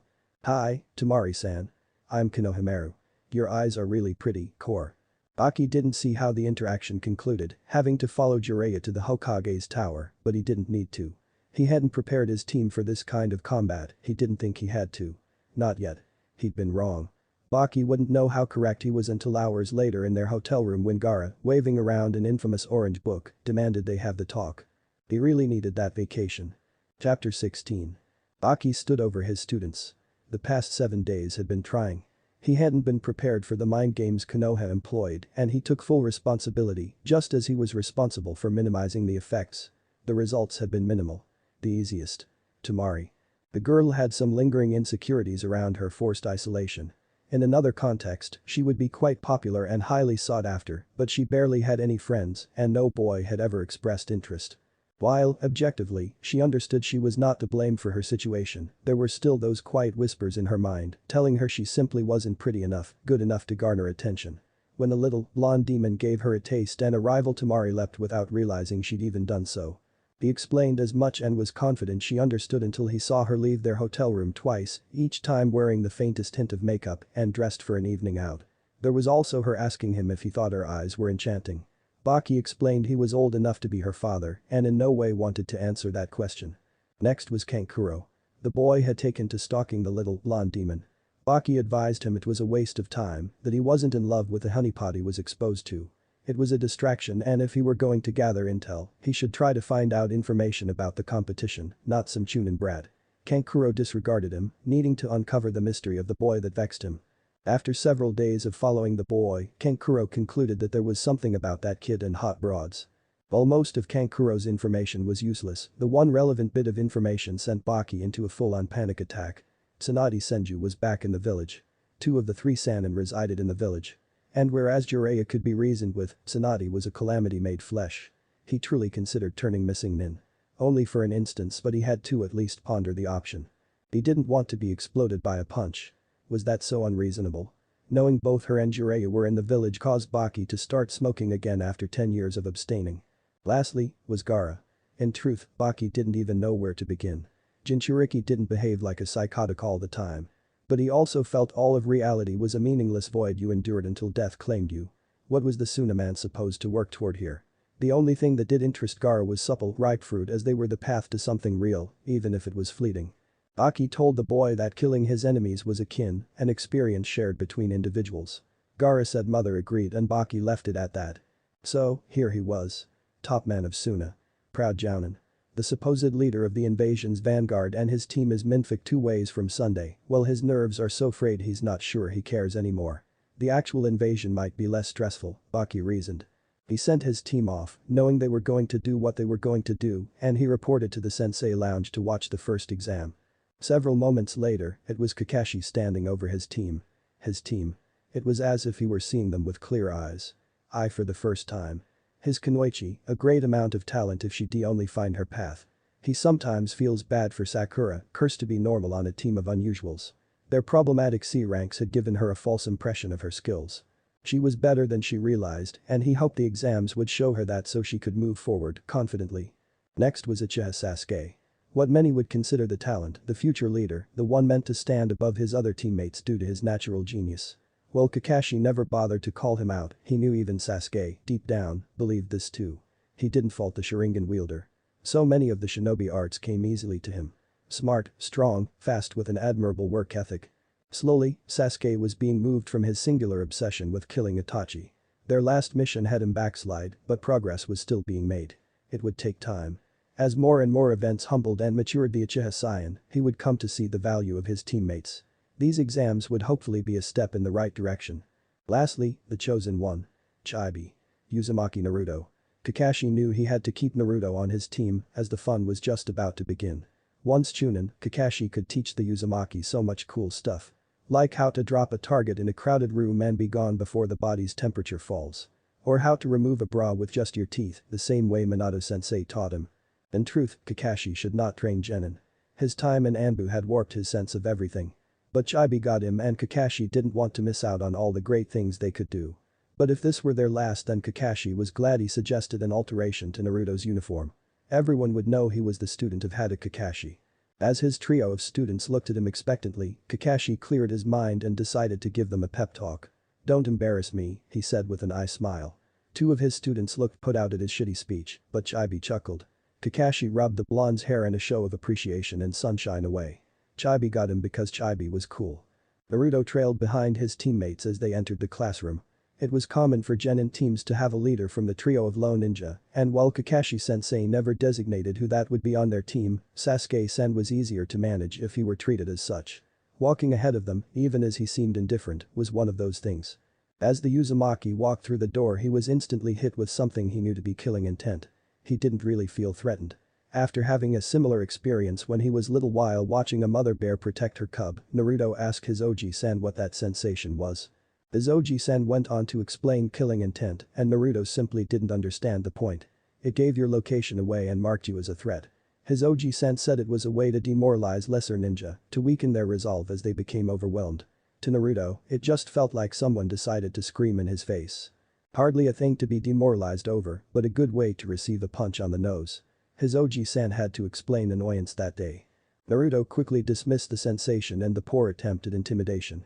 He couldn't track the logic of enemies reinforcing they were, in fact, enemies, but he left the unknown genin to their weirdness. His team was already talking to their cohort and Naruto would join, but he had to make a quick stop. "Hello, Temari-san," Naruto greeted me. Her brothers frowned at him, and Naruto wondered if this was similar to Ino-chan's dad. As Tsunade-sensei said it wasn't really his business, then Naruto speaking to Temari-san wasn't theirs. He dismissed them as he awaited a response. "Hi Naruto. You didn't tell me you were competing in the exams. That wasn't very nice," she teased. "I figured with Kankuro-san following me you already knew and were attempting to gain intel. I felt no need to restate what I assumed you already knew," Naruto responded, ignoring the puppet user's shock at having been discovered. "Well, I must depart," Naruto said. He joined his team, the sounds of Inuzuka Kiba-san bragging about his and his team's training meeting his ears before his arrival. The dog user saw Naruto's approach and felt the need to rope him into his spiel. "Oh, if it isn't Naruto. Hey, buddy, almost didn't see you there. Hope you're ready to get your butt kicked," Kiba taunted. Naruto understood the boy liked to engage in such exchanges, and Hinata-chan had requested Naruto befriend her teammates when given the chance. But he wasn't incredibly familiar with the formulation of these kinds of boasts. He understood they should elevate the speaker over the target and not be gratuitous in their description. Naruto would have really preferred to just stare at the boy until he stopped talking so Naruto could pet Akamaru and then find his seat, but he'd all but promised Hinata-chan. "Hello, Kiba-san. As you lack Hinata-chan's battle prowess and Shino-san's intellect, your challenging me would only be one by definition, a futile attempt with one pre-selected outcome. I hope to embarrass you enough that Akamaru wishes to reside with me afterward as he seems like a good dog in need of a quality partner." "Dude, what the hell?" Kiba asked after a moment of silence. Naruto looked around to see several faces displaying an emotion he couldn't peg. "I thought we were exchanging playful jibes in a show of camaraderie. Is that not what we were doing? I believe your jibe, as you called it, was too thorough and much closer to the truth than a lighthearted attempt should be. In the future, I recommend you stay more general so as to not cause offense," Shino explained. "Thank you, Shino-san. You're already being troublesome, Naruto," Shikamaru observed. Naruto eyed Nara as he decidedly did not like the boy. During the academy, when Naruto attempted to befriend Nara and his Akamichi friend, the future shadow user simply said it'd be too troublesome as if Naruto's very being was simply onerous by its mere existence. Naruto didn't like that feeling. Sure, many of the villagers ignored him or whispered when they thought they couldn't hear him, but few ever verbalized he was some kind of annoyance. Naruto never bothered to converse with Nara again outside of the mandates of the academy, which were few and far between. "So is a tracheal rupture, Nara-san." Any retort Shikamaru was going to have that response was stopped by Ino's acknowledgement that Naruto was there, having finally come back from Sasuke land. "Naruto-kun," she exclaimed, not having seen the Uzumaki since his departure from the village. "Why do you let billboard brow hang all over Sasuke-kun? I thought we were friends," Ino said with a faux whine. "Hello, Ino-chan. You look well. Don't I? And look at you with the face mask. Dressing like your sensei." Paddock-sensei suggested it for the exams and said I would look cool. Mission accomplished. "If only I could get you out of those orange jackets," Ino lamented. He'd be open to wearing clothes she suggested, but his mission outfit always included orange. Ino thought the boy could be a real cutie if he just let go of the fascination he had with that color, it simply didn't compliment him or make his eyes pop. "I like oranges. I like oranges, too. I also like your whisker marks. I hope you won't cover them up permanently," Hinata said, finally joining the conversation. She had to take some calming breaths when she saw Naruto's new alteration. That Haddock bastard was messing with the universal cuteness quotient and she promised to have a talk with him later. Those whiskered cheeks were hers and not to be hidden away. The rookies continued to talk until a tall, stern-looking man entered the room and ordered them to get to their assigned seats. It was time for the first exam to begin. In the sensei lounge, Baki watched as the source of all his anxiety walked into the testing area. He, irrationally, wanted to send a wind blade through the screen in hopes it'd somehow cut the little demon. Every village uses Chunin plants, that was nothing of note. But in just a few moments the blonde devil tried to minfuck his team again. Trying to extend his seduction of Temari, making Gaara feel invisible, thereby furthering his belief that he wasn't real and none of this had meaning, and convincing Kankuro any intel the boy gathered was just one long manipulation and a sincere waste of time. Konoha, Baki believed, was a nest of vipers that came for your sanity, so you'd do their dirty work for them.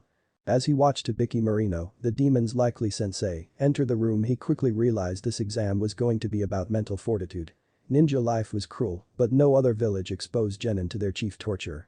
He needed a smoke, he was in a village of sick fucks that like to torture kids and then teach those kids how to torture other kids. As the exam got underway, it didn't take long for most to understand they were meant to cheat. Most of the attempts were only passable if you remembered they were genuine. His team was doing fine, so that's all that really mattered. He did notice Naruto, name given to imply he's human, stared at the head proctor for several minutes before leaving his chair and approaching the man. That confused Baki, a Chunin plant who shouldn't call attention to himself. Then Baki heard something that made him pale. "Kakashi, what is your student doing?" A feminine voice asked. The boy, alleged, was the student of Haddock Kakashi. The Haddock Kakashi.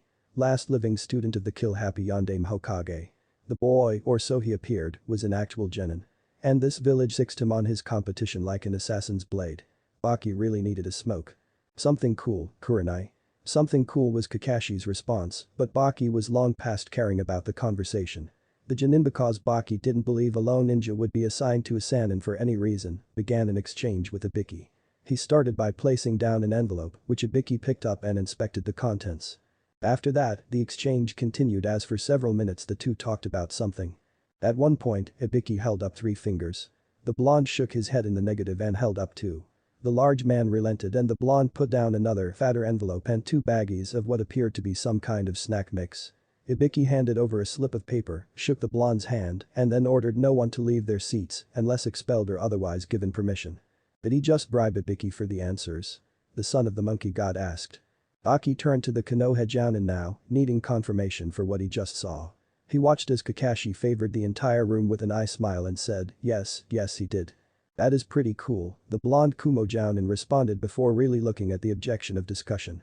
"Mabui-san, isn't that the boy you ran into a few days ago?" "Yes, I believe that is him," she answered with a slight blush. Baki recognized the 2 women, Samui and Mabui, 2 top kunoichi of Kumo. What could the beguiling devil have done to an experienced ninja to cause that reaction? Baki put it out of his mind, hoping that if the genin were focused on Kumo, he'd finally leave his team alone and maybe the invasion vanguard might start acting like it again. The exam continued and Hibiki ratcheted up the pressure until no one was unaffected. Except him. Then, the real mindfuck happened. Hibiki threatened to make them lifelong genin if they continued on with the final question and failed. In no other context would any of them believe that nonsense. It was such an obvious lie, Baki thought, that he might as well have said he'd name the next Tsuchikage. But the genin, subjected to a type of psychological pressure they'd never experienced, didn't have it in them to reject the false premise. Too many were simply too scared to continue and relieved they had an out. Hibiki's lie didn't matter because all they wanted was an escape. Baki could appreciate the tradecraft, acknowledging that Marino was an artist. As the silence stretched but the time for a decision dwindled, more and more teams left. By the time Hibiki called it, not even half the teams were left. Before the large man could finish his explanation, a kunoichi blurred through the window, announcing herself as the sexy and single Anko Midarashi. Baki, once again, wondered if the exams were proctored by Konoha's top torturers. That couldn't have been an accident. Baki saw the son of the Sandaime walk toward a patio while grabbing for his smokes. The Suna ninja was filled with a desire to join him. If they were in Suna, he'd have no problem, but outside the village is different. It can signal weakness, a lack of confidence in his team, and relief they managed to pass the first test. But erecting a mask was just as revealing to the keen and studied eye. Appearing calm and being calm were not the same. Appearing confident can read like insecurity. Even when you choose to disguise you reveal something crucial, patterns of thought or self-acknowledged weak points. Aki didn't think he'd be in the game, either. He'd allowed himself to believe Konoha had gone soft, resting on the reputation of a few powerful ninja. He was underprepared, caught flat-footed and trying his best not to overcorrect. He just couldn't shake the feeling Konoha knew more than they were letting on, and Suna was marching into a carefully laid trap. "You'll either hunt or you'll die, fatty." Anko answered Akimichi. It was rude and unprofessional, but Sakura was more focused on something else. Her Uzumaki teammate seemed off. Tense. She'd never seen him tense. He hadn't been initially, not until the proctor gave them the scrolls. She questioned if she really were seeing what she believed she was. It wasn't like it was a 180 transformation. Naruto seemed tense for him, his eyes seemed a little harder. Maybe he was finally nervous about the exams, since he likely couldn't cheat on this one. Maybe the receiving of the scrolls made it real to him. The proctor had explained this next exam. Each team was handed 2 scrolls, a normal-sized one labeled either heaven or earth, and a small black scroll we are only to open once inside the forest. As Team 7 walked to their positions, Sakura wanted to ask Naruto if he were alright, but didn't know if that'd make things worse. She knew he didn't process things like she did, and maybe he was in the middle of dealing with it. "One last thing, try not to die." Anko yelled as the siren blared. The second exam had begun. Anko watched the genin squads rush into the notorious forest with an anticipatory smile. It only grew when she sensed someone behind her, his landing having been impressively quiet for his rank. She turned to be greeted by Naruto and an array spread on the ground, trapping her. Body rigid and paralyzed but smiling just as wide, she looked at the kunai-wielding genin. "Where is Anko-chan?" "Fukuku, how did you know I wasn't really her?" Orochimaru asked. Naruto wouldn't answer the impostor, but he knew Anko-chan well enough to know she never called him Naruto-kun. Nor did she insult people based on their physical appearance, but this fake didn't need to know that. Naruto placed his kunai to the fraud's left femoral artery. "I will not ask again." "She's in the forest with me, Naruto-kun. The real me." She put up quite the fight. "I was so very proud of my former student until I saw my mark had been removed from her. I'll have to punish her for allowing that to happen, but maybe you can get to her in time. Maybe. Tell me where you are and I'll be on my way." "TSK, TSK, TSK. No, see, this is the problem, Naruto-kun. You have the purest, most wonderful gift, but you don't honor it. You don't enjoy it and I simply can't accept that. No, if you want to save Anko-chan you're going to have to find me. This is now my test and I don't grade on a scale. I trust you will impress me, Naruto-kun. Poor Anko-chan might not survive if you don't." Naruto pushed the kunai into the artery, dispelling the clone. He then dissolved into a cloud of smoke, revealing himself to have been a clone as well. Back in the Forest of Death, the rookie Konoha teams, plus Team Guy, were trying to absorb the information found on the Black Scroll. There was confusion, fear, concern and other strong emotions being provoked by the document. With Team Guy, Lee and Niji looked at Tenten in confusion. None of them knew why this would be happening, or if everything written was true. Over on Team 10, Shikamaru was trying to come up with the best way to get out of the forest as fast as possible. The danger level had increased 100-fold, as far as he was concerned. Teammates simply stared at the bloodthirsty grin on Hinata's face as she muttered about the lioness going on the hunt. However, it was Team 7 that had the most dumbfounded members as Sasuke and Sakura watched Naruto in disbelief. Even before his clone was expelled, once he got the scroll from a silent and wide-eyed Sakura, Naruto changed out of his orange jacket and into his vest. He'd altered it so he could carry his 2 Eskrima sticks, a tanto across the small of his back. Sai showed him how to use, and he learned how to wield from his summons. The front of the vest had 2 sealing scrolls on either pec and a number of storage seals containing surplus weapons. He took off his thigh holster, opening the top. "Sakura-san, put your thumb here and channel some chakra," Naruto requested. She did just that and was finally brought back to reality when she felt Naruto's hand on her upper thigh.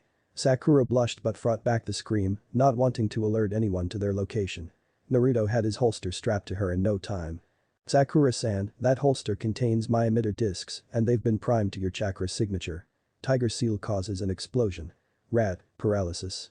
Snake, flashbang. Bird, snapback. The larger the pulse, the greater the effect and the longer the delay. Their edges are incredibly sharp, so throw them like you would a shuriken as they can penetrate." "Why are you explaining this like you won't be with us?" "I won't. The person who hijacked the exam has my friend and I'm going to get her." "Then we'll go get her together, Naruto," Sakura countered, only to receive a shake of Naruto's head. "He's far beyond anyone in this exam and to even have a chance I'll have to use some really destructive techniques you haven't seen, so I can't anticipate your placement or reactions. Besides, someone needs to get to the Jounin-sensei and alert them. Sasuke-san and you are good enough to do that." "Sasuke-kun, you can't agree with him can you?" I don't know what to think, the uchiha said. He'd just been hit with some mind-altering information. Are you sure you can do this? No. I will very likely die in the attempt, but that knowledge frees me from certain limitations. You two there reintroduce them. If you think you'll die then why go? This man has likely killed my friend, but on the off chance he has not, I must play his game to have any chance to extract her. If he has already killed her I will do all I can to kill him. I'll die in the attempt. I am confident you two will complete the exam and make it to the central tower. Please inform the Orochimaru of the Sannin is in the forest and has a potential hostage named Midarashi Anko. I have delayed as long as I wish to, the Uzumaki said as he started to walk away from his team for what could be the final time. Sakura couldn't help but think he seemed so much taller right then, shoulders a little more broad. She readjusted slightly and the new weight on her thigh drew her attention to one of his possible final acts. Even as he steeled himself for an impossible task he left her with the means to better protect herself. He cared. She wanted to make him promise to come back alive, to somehow win. But she wouldn't dishonor these last few moments. He would endure, no false promises were needed. She'd simply believe this wasn't the end. He vanished into the trees, leaving 2/3 of Team 7 to try and make sense of the last several minutes. Such a radical change in their expectations, neither paid attention to the scroll that seemingly started it all. The little black slip now discarded on the forest floor. Neither having gotten a chance to ask about the most startling revelation as the scroll read. As an added stipulation to this year's exam, 4 Konoha have been selected as VIPs. If you manage to kill one of these VIPs and show proof of death in the central tower, you will be rewarded accordingly. Fenton of Team Guy 1.5 million Ryo. Yamanaka Ino, heiress of the Yamanaka clan, 2.5 million Ryo. Hyuga Hinata, heiress of the Hyuga clan 4 million Ryo. Uzumaki Naruto son of the Yondaime Hokage, the Yellow Flash Namikaze Minato 10 million Ryo. Thanks for listening. I do hope you enjoy it. If you want the next part of this video, turn on that bell notification. Like, subscribe and comment down below. And also check out the others videos I have created and enjoyed it. See you guys next video.